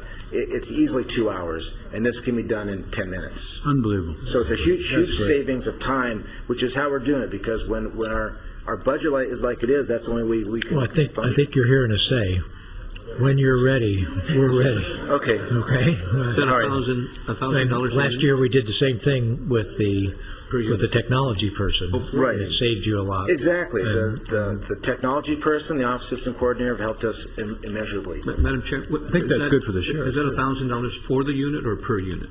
That's $1,000 per unit. Actually, it's a little less. It's $800, but we're rounding up. Okay, well, that's good. 10-11, how are we going to try and survive?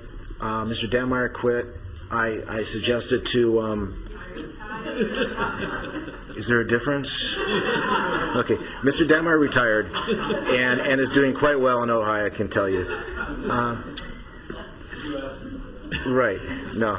And essentially, I was not going to replace him, but for this Faria Beach murder being solved. So what we've done is we're going to replace him with an attorney one, entry level, and just so you know that Ventura is alive and well and highly regarded. In 24 hours, we had 52 applications by lawyers. We had to shut it down because we were just getting overwhelmed with applications. So I will hire someone, attorney one, probably someone right out of law school, and save some cash there. We're going to expand the e-subpoenas, which I mentioned, the sheriff. Sheriff Brooks's reputation is quite good, so the other law enforcement folks are willing to jump in. Ventura's agreed to it, and Oxnard should agree to it very shortly. That'll just save our investigators a huge amount of time. I forgot to say one other thing. Yesterday we got some interesting news. One of my senior attorneys, Dino Numrable, was appointed to be a commissioner. And it's a great honor for him. Our office is very proud, and we're going to do the same thing. We're going to replace his position with as low a level as possible. Now, this is part of the sacrifice that I think everyone's got to do. I would love to get a 10-year veteran attorney from another place who could waltz in and do serious cases, but I'm not prepared to pay that money. And I realize that everyone else is taking a hit, the DAs, the sheriff, probation. We're not immune. We're taking hits too, and we're sacrificing. So rather than hire someone with a lot of experience, I'm going to shoot for someone out of law school. You pay them a little bit of money, and you hope they grow into the kind of lawyer you want. We have one other attorney retiring in November. Same thing. I'll either not replace them right away or replace them with a low thing. Now, this gets to kind of the bottom line, which I probably could have gotten to right away, but I figured I'd talk a little bit. What's the effect of delivery on services? How's the target budget working? Well, right now we're fine with Ms. Robinson's budget. We're completely okay with it. But there's a couple caveats I've got to tell you. The first is it will change if there's a spike in felony filings. And what the sheriff and Mr. Totten told you is true. The prisons are releasing people. They're releasing them in a very strange way. They're releasing them without any kind of restrictions whatsoever. So in the old days, somebody released on parole, they would throw a dirty test or abscond, and there was a way to deal with it. They would send them back to prison on parole violation. Now they can't do that because they're not on parole. So the conventional wisdom throughout the state is there'll be more filings because the DAs will get these guys and they'll have to file charges on them. And more charges means, the way the system works, I think you all know, but activity happens on the street. Sheriff Brooks folks arrest them. They turn reports over to Mr. Totten. He files, and then we come in. And it's just going to be a little more of that. So if there's a spike, that's a problem. The bigger problem, which I really want to alert you to, because when I talked to you a month ago or so, when your kind enough to appoint me, I said there's not going to be any surprises. The bigger issue is the capital cases. Right now, Mr. Totten has 3 of our cases on his desk that he's trying to decide what to do on. We're prepared if he goes death on one of those cases, we won't come back. We can handle it. It'll be very difficult, but we're going to do it. And the reason it's difficult is the death penalty cases require us to pull resources from one spot and take them away from somewhere else. Typically, a death penalty case takes about 1,400 to 1,600 hours for an attorney, which is kind of like 8 months worth of work on nothing but that. So we just got to really scramble and be flexible, and we can do it with one case. If one of those 3 goes, I'm fine. If 2 of them go death, it's very difficult. And the way the process works is the district attorney investigates and then calls a little summit, and we send our attorneys there who present their case in mitigation and essentially try and say to the district attorney, in this case, it's appropriate to go life without the possibility of parole. We give the reasons why, and then Mr. Totten makes the decision. And that's what happens. That's the stage we're at right now. The difficulty with these cases is it's not just about the crime, because oftentimes the guilt is somewhat overwhelming. It's about a person's life history, whether or not a jury is going to decide to put this person to death or not, which means you've got to investigate from childhood on, schools, hospital records, mental health, families, criminal record, et cetera, et cetera, et cetera. It's a huge amount of resources. So that puts me in a difficult position because this is kind of where I'm at. One of the things that the head of a public defender's office has to do is determine in his judgment whether or not my attorneys are overloaded. If I determine that we've got so many cases that the attorneys can't do quality work, then I've got to come to you and say, we can't take any more cases. The problem with that is it doesn't end because these people coming in still, under the Constitution of the United States and the state of California, have to be given attorneys. So the dilemma is, what do? Do you give us more funding, or do you go out and hire some people at some amount of cost? I hope it doesn't get to that. I don't think it's ever gotten to that in the 23 years I've been here, but you know, this is a tricky time with the 5 people who are down and the 3 potential death penalty cases. And I just wanted to tell you so there's no surprises. If it happens, I will let you know. Can I, before you go on, can I ask you a question? Sure. When you go outside to an attorney, let's say you had to go outside to a 1,400-hour attorney to do 1,400 hours of work on a death penalty for you because you didn't have enough. Right. What is cheaper, to have somebody in-house or to pay that person outside? You couldn't afford to pay a private attorney to do it. I'm not trying to say it in a rude way. No, but I'm saying because the hundreds and hundreds of dollars an hour versus our $100 an hour or whatever we pay, Yeah, they charge you $500,000 at a minimum to do a case like that. So in that opportunity, let's say you hit 1 or 2 of those, do we have the ability to say we can bring somebody in, but it's only on a limited time basis? I don't think it'd be cost effective. I think they would charge you so much that it'd be a lot easier to staff us with a extra that's what I'm saying. No, I'm talking about bringing into your office an employee. Yeah. But I'm saying without it being long term. Oh, absolutely. You can do that. So they know that it's on this case and it may take 1 year to do it, versus in order to find the effective way to do it with some timetables, staff up. But because your staffing goes like this, and you hate to have all the staff, but I hate to go out the idea it spends us $300,000. We could have done it for $100,000. No, that's a totally effective solution. I didn't know if you could do it and be done with that. Absolutely. For a specific finite period of time, we would need a certain body to make sure they could cover that. And when the case is over, when Faria Beach is over, or the other one, we wouldn't need them anymore. Absolutely. That's a fine solution, according to me. So I'll end just briefly because I know everyone's been here a long time, but the system in Ventura works, and it works because there's a balance. The reality is the system won't work if poor folks don't have the right to an attorney. And I'm very lucky to have a group of attorneys and staff that's dedicated. They work far more than 40 hours. They believe in what they do. I'm very proud of them, and I think you guys should be proud of them too. So that's my presentation. Right now, the budget Ms. Robinson gave us is fine. If things change, I will be back, but I'd be happy to answer any questions if you have any. Okay, any other questions? Just real quick, so you're going to find that $200,000 in some of those people and some of those different, you're not hiring newer attorneys, not the experienced attorneys that are going to save you some of that money. That's where you're going to find that. That's correct. We're not asking for a penny. We're going to make the mitigation without, well, I wouldn't say without a problem. It's going to be sacrifice, but people are willing to do it. So with the sacrifice we're doing, it's going to be fine. Can you get a summit together with all the other department heads and tell them how to do that?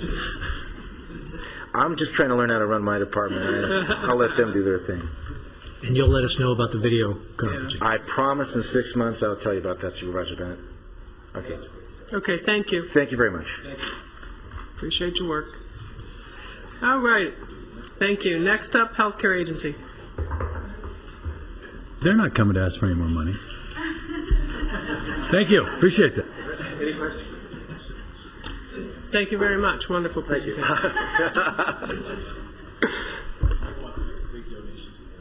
That's right. Well, we do by keeping our costs down. That's right. Well, good afternoon, Chair Long, board members, Mrs. Robinson. And in the interest of time, I'm going to move pretty quickly. There's quite a few slides, and so I'll be happy to answer any questions, but won't go into too much detail on all the information. The gist of it is, that's our budget there, about $482 million worth of services. And that also reflects a pretty significant increase in the volume and demand on your system. And that's our net county cost, which is basically level from last year. So no increase in net county cost. Our rough percentage is about 7%. Because of your support of the system, we project that your system is going to provide 1.7 million patient contacts this year. About 1.6 last year at 63 different service locations throughout the county. 63 different service locations countywide. So here are the numbers by the departments. As you can see, the net county cost and then the overall budgets. I know, Mike, real quick. Sure. You've stayed on your $15 million for the hospital. Any of these other ones really had some major impacts in the last couple of years? They're all pretty flat over the last couple of years. All level, all pretty much level. Yeah. All been able to, yeah. Right. Okay. Yeah. And the gist of this slide, as Ms. Robinson alluded to earlier in the day, some of the reductions that we're facing now are on top of reductions that we've had in previous years. So we want to make sure to put it in context. So agency-wide, over the last 3 years, we will now have about $5.7 million in realignment reduction. This year, we're looking at about $2.1 million. At VCMC, which is the hospital and the clinic system, and these numbers we think are very important. We're projecting we've seen actually, these are actual numbers for the last 3 years, almost a 24% increase in our clinic volume. And that's the percentage, but that's over 100,000 clinic visits. And what's important is also that the number below it is small, because it doesn't have to be that way. And if you didn't have the support for your clinic system, it wouldn't be that way. They'd probably be reversed. So that's a big plus. We've reopened ACE enrollment, and your board reopened it, and we've had about 1,000 applications since that time. A lot of grateful people. The economic downturn, I want to touch on that, and that number is actually incorrect. The correct number for that time period in the UCLA study was an increase in uninsured statewide of 28%. So it's pretty staggering. And your system has actually seen an increase in the uninsured of about 32%. So really meeting the need out there. And then I also really wanted to touch on, during that time, the unemployment rate went from about 5.3 to 12.3%, which is, and you can see the results of that. We've heard the results throughout the day. Tobacco settlement funds, and just to thank your board and the CEO's office for those funds, and just to reiterate again why they're so important, because those funds support extended and urgent care hour visits. And those are exactly the people that would end up in the ER, either at the county or at some private hospital. But these are evening hours or urgent care or weekend hours. And those funds support about 35,000 of those visits. So better care, preventive care, and keeping people out of the hospital. This is just to give you an overall sense of the volume, the sort of scope of the services that are provided. The emergency room visits are relatively flat, small increase. Surgery's about flat. Outpatient visit, that's kind of a milestone. We've now reached over the 500,000 mark, and we will in outpatient visits. And this is a lot of numbers, and I don't want to over-number it because there's a lot of stories here too that are hidden behind the numbers. And just one for real quick is, we had parents bring a child in January with a 5-year-old. They were uninsured with stomach pain and fever, abdominal pain. Came in, were admitted to our pediatric unit. Turned out had appendicitis, and took him for surgery, appendectomy, and everything went fine. But of course, the mother and the parents were very worried because they didn't have insurance, and they were pretty worried about what that bill was going to be like. Family was referred to actually through public health as well as our partners at HSA, the eligibility officers, got the child covered by Medi-Cal, got the parents covered by Medi-Cal, and then got their 3 other children covered by Medi-Cal, and then linked them to the clinics in our system, one of the clinics in our system near where they live. So maybe not a remarkable story, remarkable for that family and the sense of relief and appreciation they had. And that kind of thing happens every day in the system, however you enter it, whether it's through a clinic or the emergency room. That linkage, we try to make sure that takes place. This is just a touch on where we are this year. With the reduction in realignment this year, and I'll just focus you on the bottom there, we were looking at about a $5 million loss, and now it looks like we're going to improve our performance by about $1.4 million and trim that down to about 3.6. It may be a little bit better before the end of the year, but we're heading in the right direction there. This year, budget challenges, so realignment reduction, 670. I want to touch on FMAP real quick. That's the stimulus dollars, all these acronyms. So that's the increased federal match to Medi-Cal, basically. And that's going to end right now in December. So that will be about that much lost. There are 2 bills, one in each, both in the Senate and in the House, that have the extension of that for another 6 months, which would be great, but that hasn't been to conference committee or resolved yet. But that's a possibility that we might get that restored. So this, for this year, this is what we're projecting to start, and we always try to do better by the end. But as you can see, VCMC holding about level in the inpatient unit, and Santa Paula Hospital, again, continuing to perform well and now starting to contribute back to the financial success of the system. It's a pretty good number. I mean, not in a negative way. It's a big number. It's $4 million shortfall. How are you going to make that up? Well, just to give you a sense, the last year we started out at about that point, and we ended up balanced.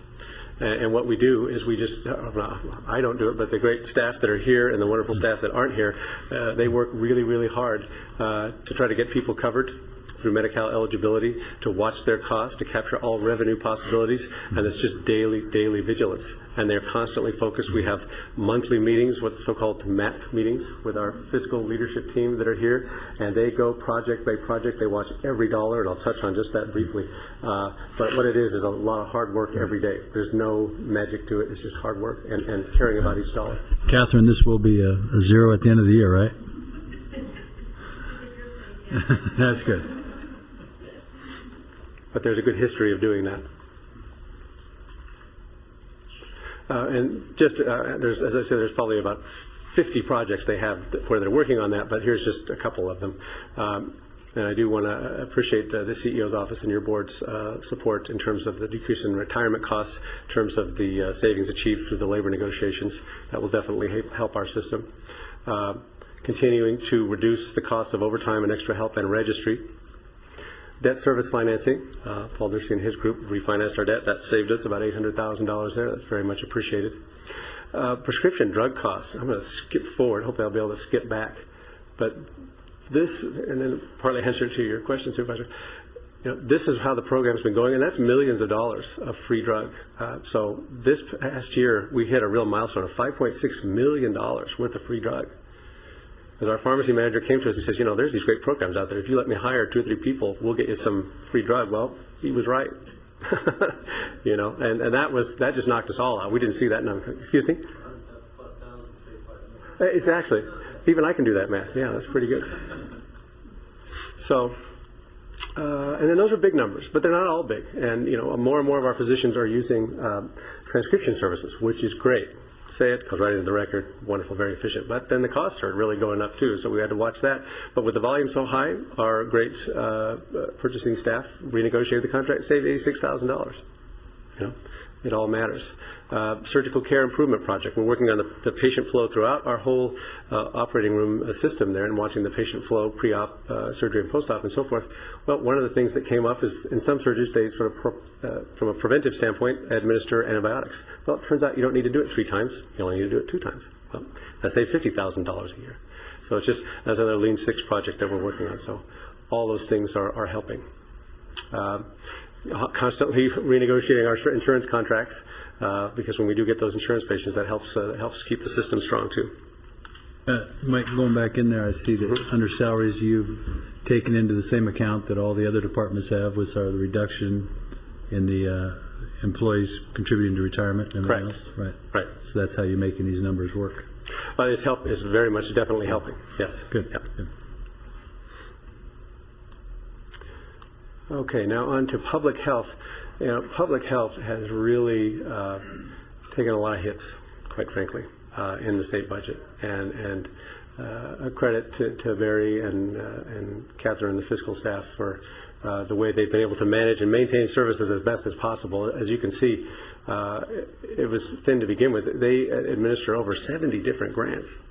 It takes a lot of work to do that, and they do an amazing job. This past year, they really took a big hit, particularly in the AFLP program, lost 30 positions. And so that's the one area where we've really had significant service reductions in public health and in these programs in particular.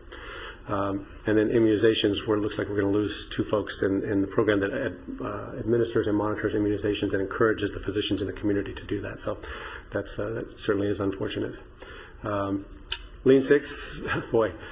Public health has just had a plethora of just do it projects, and here's just 2 right there.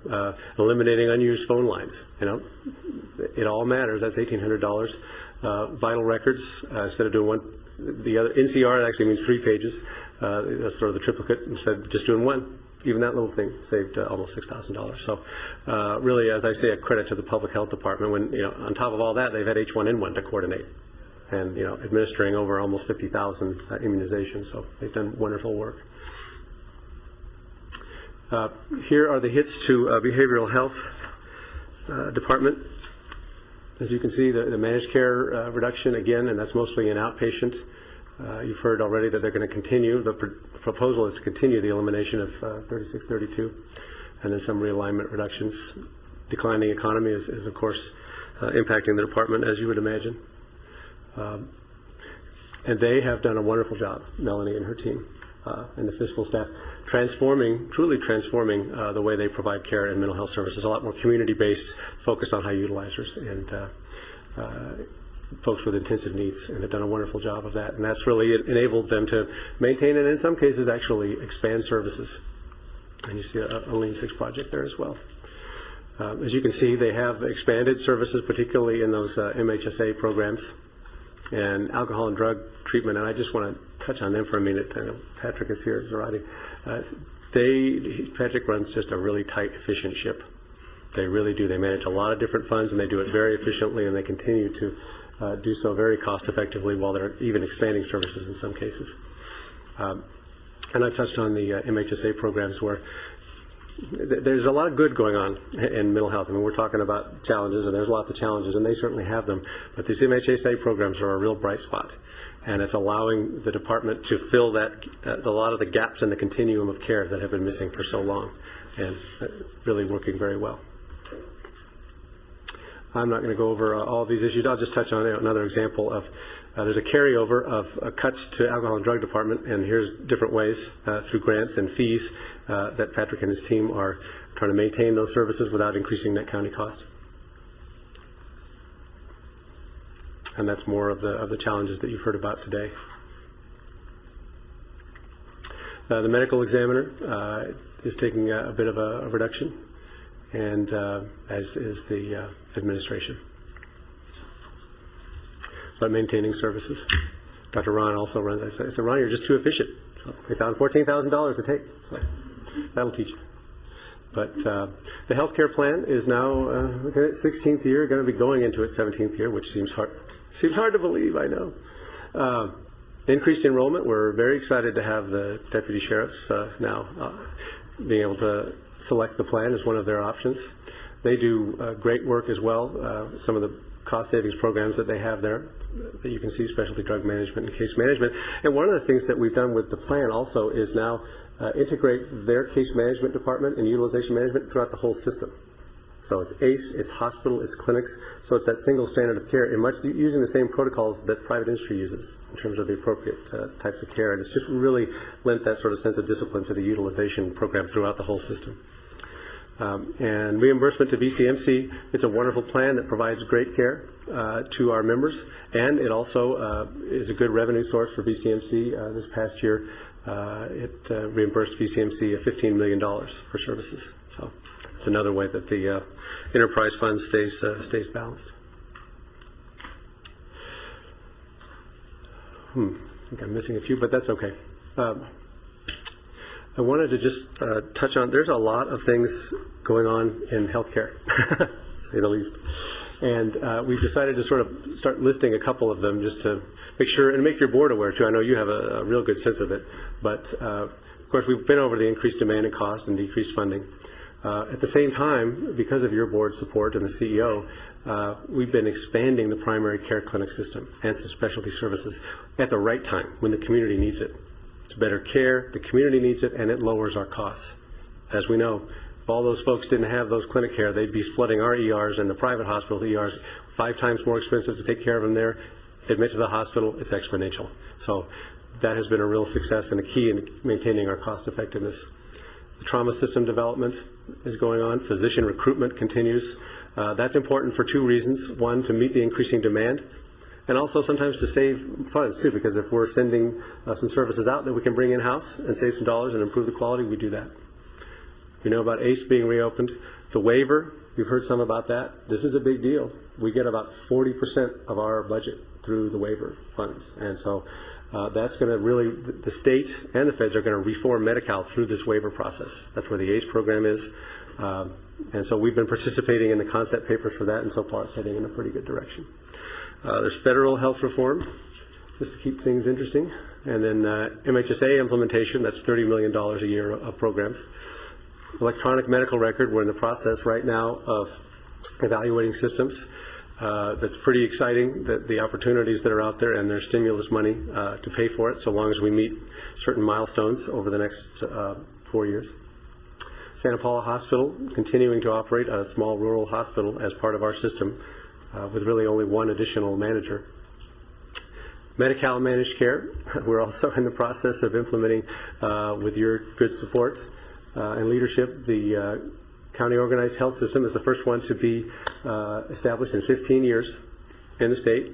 It's about a $350 million program, and we have had our first commission meeting, and so we are off and running, but that's a lot of work for the staff and the team to be working on this too, so that's it's a lot. Integration of physical and mental health, that is really happening. You've heard about us co-locating things, and that makes a big difference and works well. But at the same time, we're also actually embedding mental health providers in the primary care clinics, which is new and innovative, and that is just now starting and also is an exciting. So a lot of good things going on, but it's a lot of great work by the team here. I'm just going to touch on this. You're going to see more and more about this. This is the May revise. They're looking at more utilization controls on Medi-Cal patients, increased cost sharing, and you've heard about the other, so I won't go into that. Just real quick here near the end, I think you probably saw the Tom Kiskin series on the uninsured boomers, that population increasing, and that's another one we should have added to the list, and seeing a lot more of those folks come to our system. Thought it was did a nice job of telling the story of the patients, not just numbers. And you can see what he says there about in a healthcare system in desperate need of fixes. Some state leaders and evaluators say ACE is part of the answer. And Dr. Kaminsky, who's head of the UCLA Health Economics Center for Health Policy Research, made this statement, which we were very proud of. We're building these systems and networks that didn't exist, and Venture may be the best example of that. So the gist of it is, that with the exception of those areas in public health that I mentioned, we are maintaining our levels of service in spite of the increased demand and increase in cost. The actual number and the dollar value of the increase is $30 million, an increase in services, and with no increase in net county costs. And so with that, I would just say thank you. We do appreciate your board's support and the CEO's office support. Paul Dursey and David Stoll have been great in helping us put this together. A lot of these things that I've talked about here today are what really reflective of the great work of the leadership team that's here today and the managers who aren't here. But I'm telling you, they take the phrase doing more with less and take it to levels that I've never seen or thought possible. So for that, I'd be happy to answer any questions. Any questions? You know, this is certainly our good news story and has been for years, and it is all of your team that does a great job for our county and our citizens in this county to keep them healthy, and the challenges are still there. Public health was nailed horribly and so short-sighted, but I know you've stepped up to fill the gaps and still continue to provide services as best we can. Thank you, Michael. Thank you so much. Thank you. I'm just sorry that the press wasn't here for this good news story. Yeah, keep up the good work. You guys are doing a great job. Thank you. We've got such a That unique... big target right there. That's great. We already hit it. 0 increase in net county costs.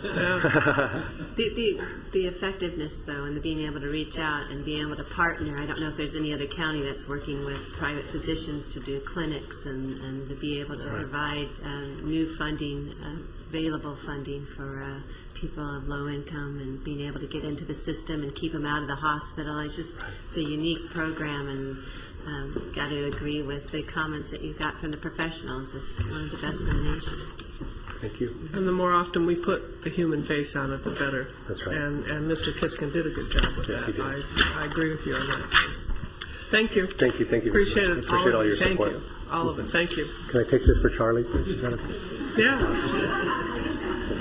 Okay, Human Services Agency. Mr. Zimmerman. Good evening. Hi. It is. Well, it's a pleasure to be here. Being my last name starting with a Z, I'm accustomed to going last in many cases. But today I would like to just go over and focus a little bit on. This is really the start of much of our budget discussion with the May revise and the state budget, since we're so intertwined with the state activity. So that will be the focus of my presentation. Although we're going to highlight some of what the May revise come out, these aren't predictions that that's how it's going to end. But I think this year, more than anything, some of the strategies that they're employing probably are of great concern to us, no matter how they end, whether they end to the extreme or proportionally somewhere in that zone that may have significant impact to us. So I'll go over just a few slides and a few items to highlight. There's much in the state budget that impacts us, both the ups and downs, as far as benefits to individuals, as far as services we can provide, and so forth. So it varies all over, and I'm just going to hit some of the highlights that probably are going to have potential ramifications for us in the future, and what it means to the county in operating these programs. This is a summary of the May revise proposals from the governor's office that came out there. It's kind of odd for us in our area. There's multiple things that happen in the process. There's a January budget that's submitted, and it goes forth as the primary budget. And then in May, the governor will do amendments or revise the budget. In this case, some of his revisions added brand new budget items or policies in them, but also maintained the January ones in there, and did not remove them. So in some respects, we have two budgets going at the same time. And for example, one of the proposals was to eliminate CalWorks, and that's a proposal to cut CalWorks, and it's budgeted, and that's the primary focus of the governor. However, he left all the other CalWORKs reductions in there as well. The reduction in grants, reductions in child care, and so forth. And so really what that's giving the legislature, saying option 1 gives this is option B where you need to be, the difference is what you need to make up. And so that's what's going right now. So we don't anticipate the elimination. Matter of fact, the legislature said that's a non-starter, the elimination of CalWORKs. But now we're talking the difference between CalWORKs savings that was scored in the budget of $1.1 billion to the January budget of $145 million. So the difference is about $100 million or $900 million is what the legislature needs to come up in savings in that categorical area. And so that's kind of what's being portrayed here, and how they're going about that is very interesting and gives us some cause to be concerned on how the state may be balancing their budget into the future. So we have the elimination of CalWORKs. As I mentioned, it's about a $1.1 billion statewide. For us, it's a $30 million administration budget with about a $50 million in direct aid, so about $80 million. And Paul went over some of this earlier today, so I won't repeat a lot of that. It's been so long ago that I can't quite remember what he presented. But that's kind of it. CalWORKs, for just your information, it's about 170 staff is what we have at this point in time 170 in that program. 170 staff related to that program. The second major item was the reduction in the IHSS program. The May revise said that they have to reduce statewide $637.1 million out of that program, and they gave no policy direction of how those cuts will be taken. They said that a stakeholder group needs to be developed and come up with recommendations to implement by July 1st. So that's it. Interestingly to note, about $637 million is about 2/3 of the state's portion of that program. So basically the state is taking themselves out of the funding of IHSS. And that will be, I'll show you how that's going to all work, because what the state is really doing is showing in these areas of social services, hey, we want savings in the state general fund. But that savings needs to come from someone, and it's really going to be directed to the counties to shift that savings cost for them. Okay, and so that's the proposal item that needs to be of concern, that the state is now proposing. In the past years they haven't, of shifting share of costs significantly to the counties, and that's where we'll do that, and I have some charts on that. The other major item was the continuation of the governor's veto. It's 120 million or 133 is the number out there. Earlier in the year, you wrote a letter in support saying that was probably not the wisest thing for the governor to propose there. That went to the budget hearings, both Assembly and Senate. Your letter was submitted. We gave testimony in that meeting, and both committees voted to rescind the veto by both sides of the aisle.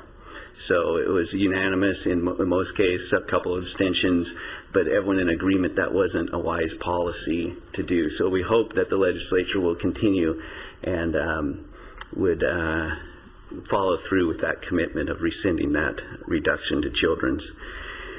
There's a realignment activity in food stamps administration. That's a cost shift, and I'll talk about that later. Decrease in administration for Medi-Cal administration. The areas there, though, in the budget, not necessarily impacting us administratively, but benefits-wise, that will carry on further through the healthcare system. Mike alluded to that a little bit, of reductions in benefits that are going in that program. And then we have the elimination of California Food Assistance Program, or known as CFAP, and the Cash Assistance Program for Immigrants, or CAPI. Those are on every year. Those are state-only programs, and they're up to be eliminated, and I'll give you the impacts of that. So first, Barry, you yes. don't have to do it now because I know we're fighting time, but when you say, like the in-home support services are going to shift the cost and create savings, right? It's not clear to me, and I just need some. I will show you that, how that's going to work, okay?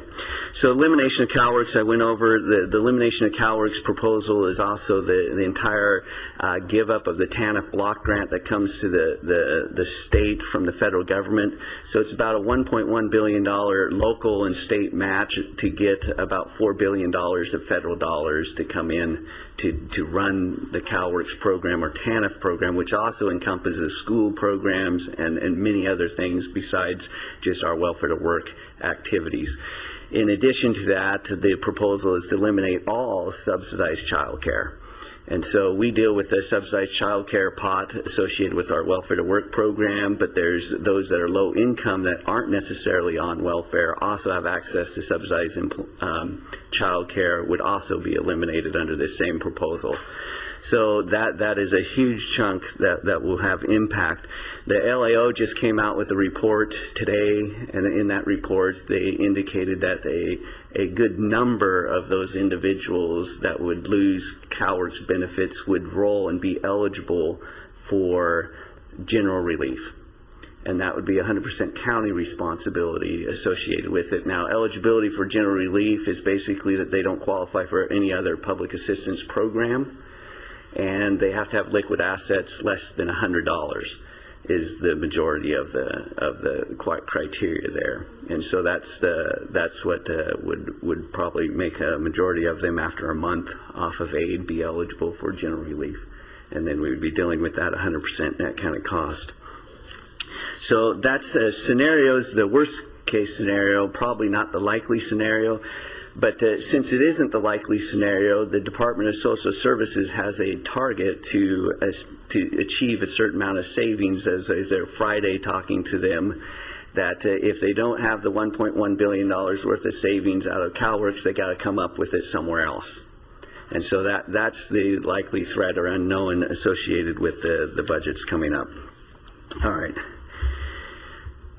Here we go. Excuse me, Barry? Yes. The 1.1 matches, the state's 1.1 billion matches $4 billion from the feds. That's correct. So the IHSS program, as I mentioned, I kind of jumped ahead to save time as much as possible, is that they coming up with $600+ million worth of savings in that program, and the savings from that program is to be redirected. And I'll show you where that's to be redirected is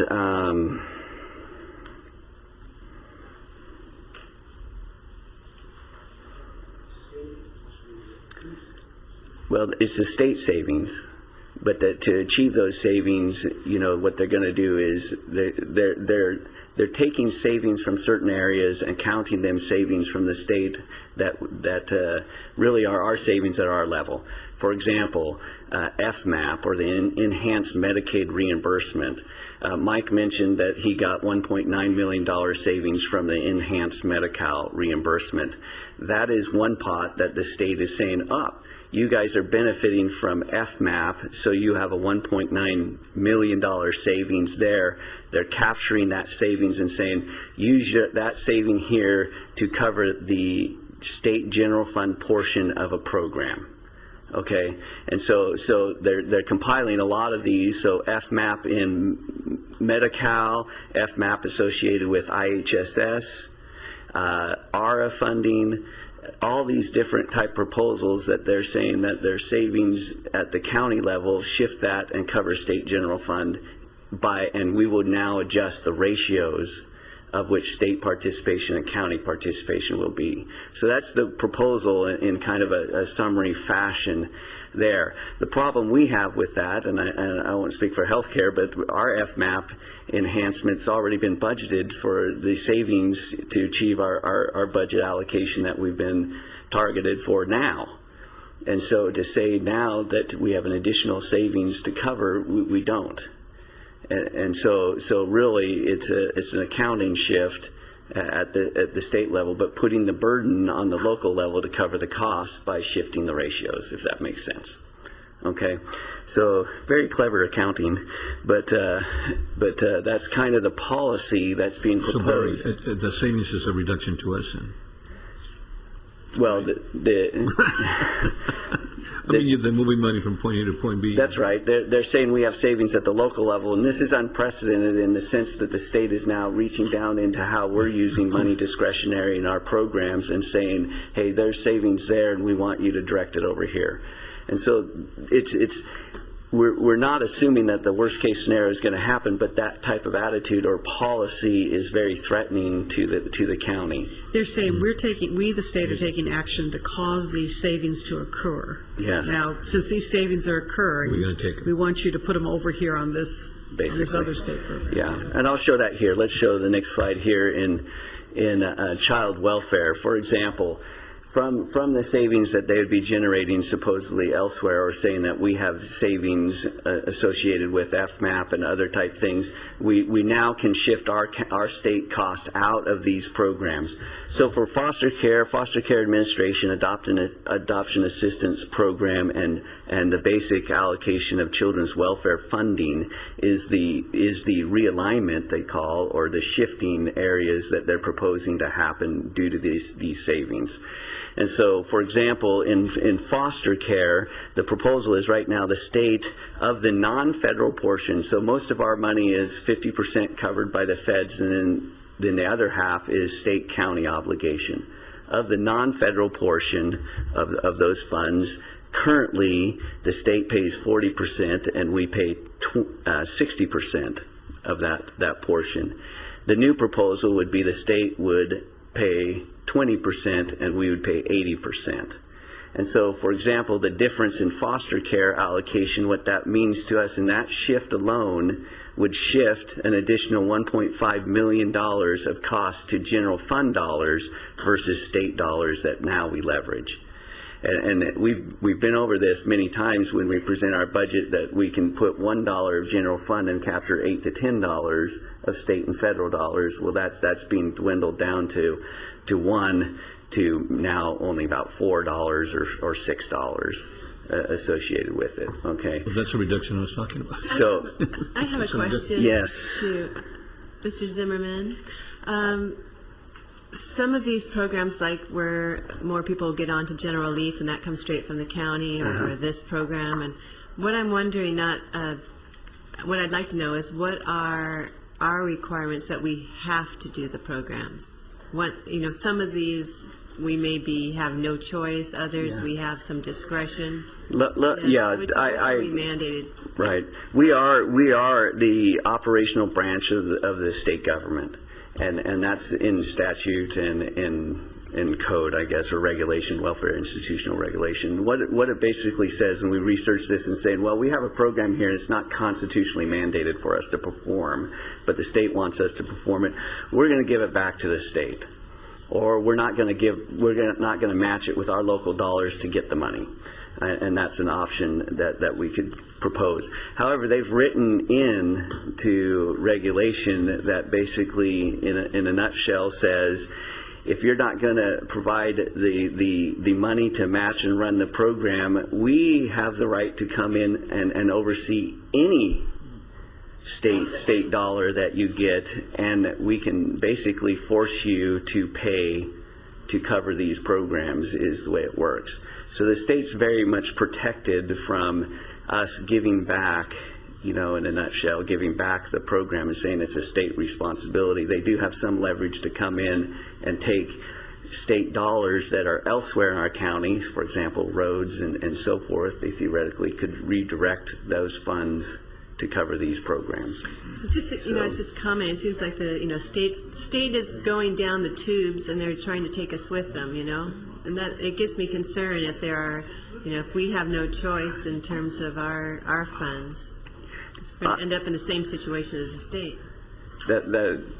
That is correct. That's why I kind of wanted to highlight these are the policy shifts that are significant, that significantly may impact. So if you just look at the 4 areas there, and the number is incorrect on that, just the adoption assistance program is off by a decimal. It should be a couple decimal points. It actually should be $2.2 million shift, not $200,000. Okay, so if you look at that, the shift that is occurring or being proposed in this extreme case is very significant to the county. Now, they're doing that in the budget proposal is actually cost neutral the way it's written in the May revise. And the reason they have that is because in the first year of the shift, everything's equal. And they have to do that under the protection of Prop 1A. All right, because they can't give us an unfunded responsibility or shift that without funding it necessarily. But the way they've accounted for it, it's cost neutral, or the shift is balanced, if you will. But what that does is now for there on out, we're at 80% of the non-federal portion. So any increase in the program element is burden to the county. And so that's where, and the state basically steps back. So, like, for example, and this is where it gets difficult because the state also controls and sets our standards. We want to increase your activity in food stamps or whatever, or they pass a bill that says that we make it categorical eligible for certain populations to access benefits. Well, the cost burden will be on the county for that growth in the program and not in the state. So those are some big risks associated with the shift. Before you shift, yeah. Before you change slides, I just want to say one thing, particularly since you had that as 2.2 million instead of 200,000 for that. But if we look at these four categories here: foster care administration, adoption assistance, child welfare. Which we don't.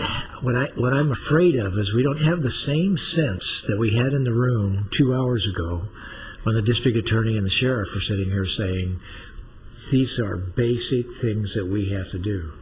But when that foster kid gets abandoned, we can't say, just sorry, we got budget problems, right?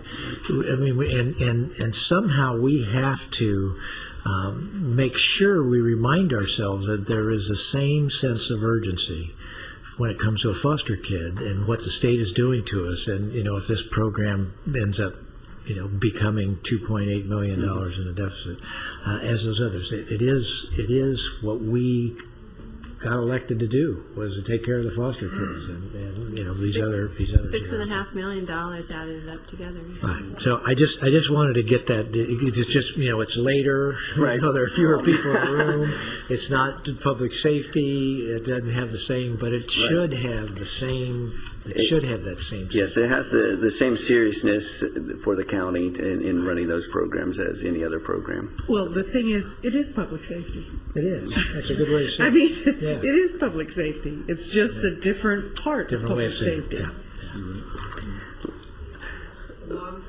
Yeah, let me just, it's complicated, so there's going to be many iterations and of this, but on the child welfare, and the next slide I have, the shift is kind of unique. It's not necessarily from savings of FMAP and these type things. This is what's known as the realignment shift that is being proposed.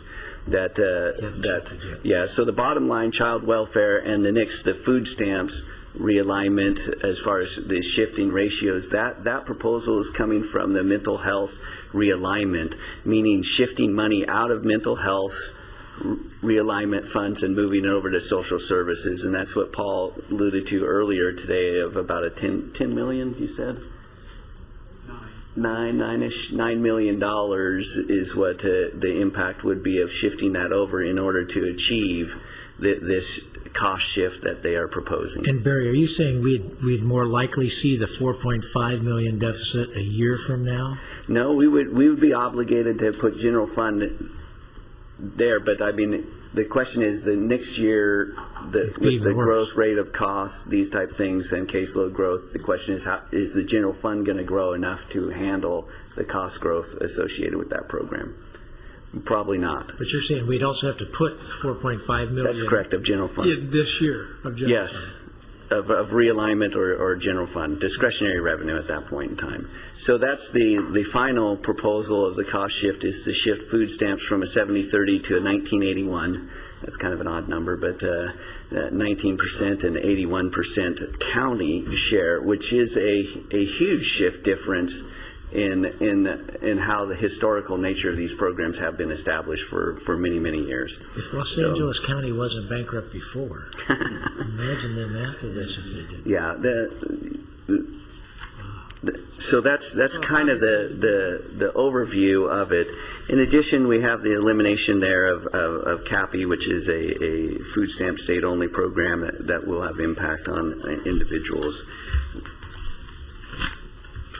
There, Medi-Cal, we have a slight reduction in administration that they're proposing, but the major impacts are associated with the benefits that are being provided in Medi-Cal. Some of the benefit changes are co-payments, capitation basically on the number of visits per year, and the governor's budget is only 10 visits per year is what it turns out to be, and subscription caps that they can only have a certain number of prescriptions out at a given time. So there are some significant impacts associated with that. We have finally the elimination of the CAPI program. This comes up every year. It's associated with the legal immigrants and their status, and these are aged and blind and disabled individuals that are in this program here. So that's in a nutshell. The May revise. There's some other things that occurred in the May revise. You heard about in January they proposed the triggers, that if the state didn't receive so much federal offset, that these triggers would come and they would wipe out basically CalWorks, Healthy Families, a bunch of other programs. Those have been removed out of the May revise, so I guess that's a positive in that respect, and in its place they have come up with this strategy of cost shifting much of the participation down to the local level.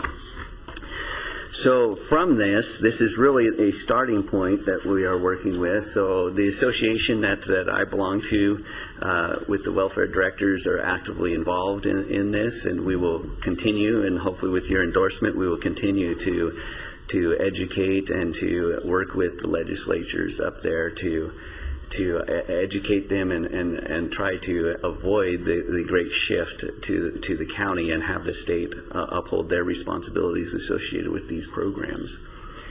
So that's where we're at, and so as the budget becomes more and more solidified throughout the state, then we'll be back and give a final presentation on the ramifications of our budget, obviously, there.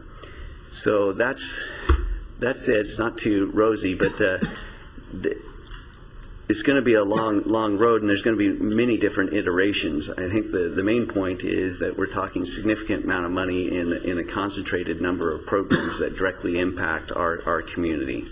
And that's however those are going to fall out, whether it's an 80-20 or a 50-50 split shift and other reductions, I don't know, but it appears that they need to come up with some kind of dollar savings, and we're just going to try to best work with that in making sure that it's somewhat equitable. Any questions on that? And this is a way of caught you at the end of the day, so doing this without triggering the unfunded mandate challenges, where I feel this is cleverly proposed. We've got CSACs fully engaged in the County Councils Association or organization fully engaged on that question. And I think you're right. This is still much a moving target, and a great pushback to come from. Again, bigger counties than us, who face other challenges of bankruptcy and not to be ignored at all. Yeah. So, but we're CSAC. I know CWDA. There's a multitude of other organizations working to work with the state. Some of it, the state has relinquished their opposition to lawsuits and so forth that kind of tied up last year's budget, and basically has just thrown it down and said, you come up with some kind of savings, and so that's where we're at. Right. Other questions? Going back to Supervisor Minute, it's not that I don't think we see it as some of the same issues we saw with Sheriff. It's just that this moving target is just coming up from Sacramento. You say one thing, you'll come back 2 weeks from now, it'll be completely different. It's so hard to figure out. But I think when it all boils down to the final, it's going to be a drastic deal. It's going to be really devastating. And I think the difference from last year, because we went through this last year, we were here, the same thing. I think the different focus is that they're really pushing on local government savings and local resources, which, obviously, as we heard all morning, is we don't have the resources to even entertain those type of shifts. Mm-hmm. And you make a good point, Supervisor Foy. It's harder to make it a target when they keep moving it on. Right. So you can't. And that's part of the game plan. But I imagine when this gets down, it's going to. And I think what Sacramento is going to do is they're going to keep pushing it here because they realize after defeat of 78%, people said no tax, all this stuff. They're going to have to figure, okay, guys, come up with the stuff together. How are you going to do it? And they're going to push it down to you and say, okay, what can you live with? Right. But I think Supervisor Bennett's clear. What is people like LA going to do? The programs. I mean, I don't know what Right. they do in LA. It just seems, while the state is deciding what to cut, the most fundamental things that they are looking at cutting are things where they could be getting such huge federal grants and helping to provide. To me, those those walking things away should from be federal off the dollars, table. yeah. Instead, Yeah. with their funding, I have concerns with. I mean, in some cases, we may look at a strategy of just saying a whole program, here, you take it. We're not doing it, you do it. Yeah. Barry, they'll take the money from some of the place, right? Yeah, they've kind of put safeguards in there from us just giving up programs. Yeah, I was going to say, we could say that, but the reality is... As you mentioned before, if we don't do it, they'll do it. There's some issues, though, going on. I know Los Angeles, for example, Los Angeles, we say, what are they going to do? Well, a lot of this impacts children's, and it's huge children's shifts down there. Now, L.A. already has a special agreement with the feds. And so they're kind of out of this mix on how we allocate monies to the rest of the counties in the state because they have a direct agreement with the federal government and how they get funding. And so them and Alameda County, I believe it is, has these direct funding agreements under a waiver situation, and so it kind of changes the picture of lobbying pressure on which programs and where it's going to go. So, it's very complex and very dynamic. Barry, using gross numbers, there's about an $8 million net county cost to support a $108 million budget, right? That's kind of in gross numbers. Yeah. If this kind of thing comes through, what do you see that differential being? Well, it's just basically what was listed there was about an additional $10 million is what it turned out to be. 4.5 in food stamps, and the rest was about 6, I think. Okay. So it's about $10 million is the shift, the initial shift. Plus the 6. The big threat that we have there is that I think for the county, even though you may say, well, we can cover it budgetarily, let's just say, for the year. Last year, if you recall, we had a 24% increase in food stamp caseload alone.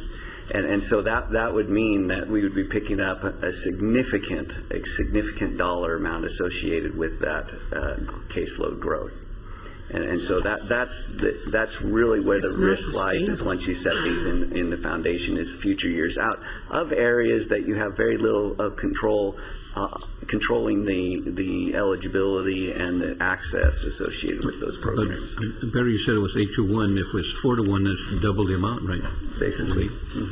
General fund Well, dollars. the more you can, and I know you do, stay on top of this and keep us informed, the better. And I will continue Yeah, to do the same. it's tough. I mean, one thing about yours, Moving target. we see these other departments come in and got $1 million here, $500,000 there. Your stuff's the millions and millions. It's a big deal. Huge. Thank you. I know you're facing tough times, your entire leadership team. Thank you. Thank you. Thank you, Barry. Good job. Good job. Thank you. Okay, board, we're going into closed session. We're going to receive and file? Okay. Board members, we have to receive and file all these presentations. There's a motion. Do we have to? Yes, we do. And a second. And vote. Be on record again on something I just said. Yeah, right. Julie. For receiving and filing. Yeah. Yeah. Augur's very creative. All right. Thank you all again. Our closed session, we need to make some just decisions on what to do with what some information. So, no announcements. No announcements.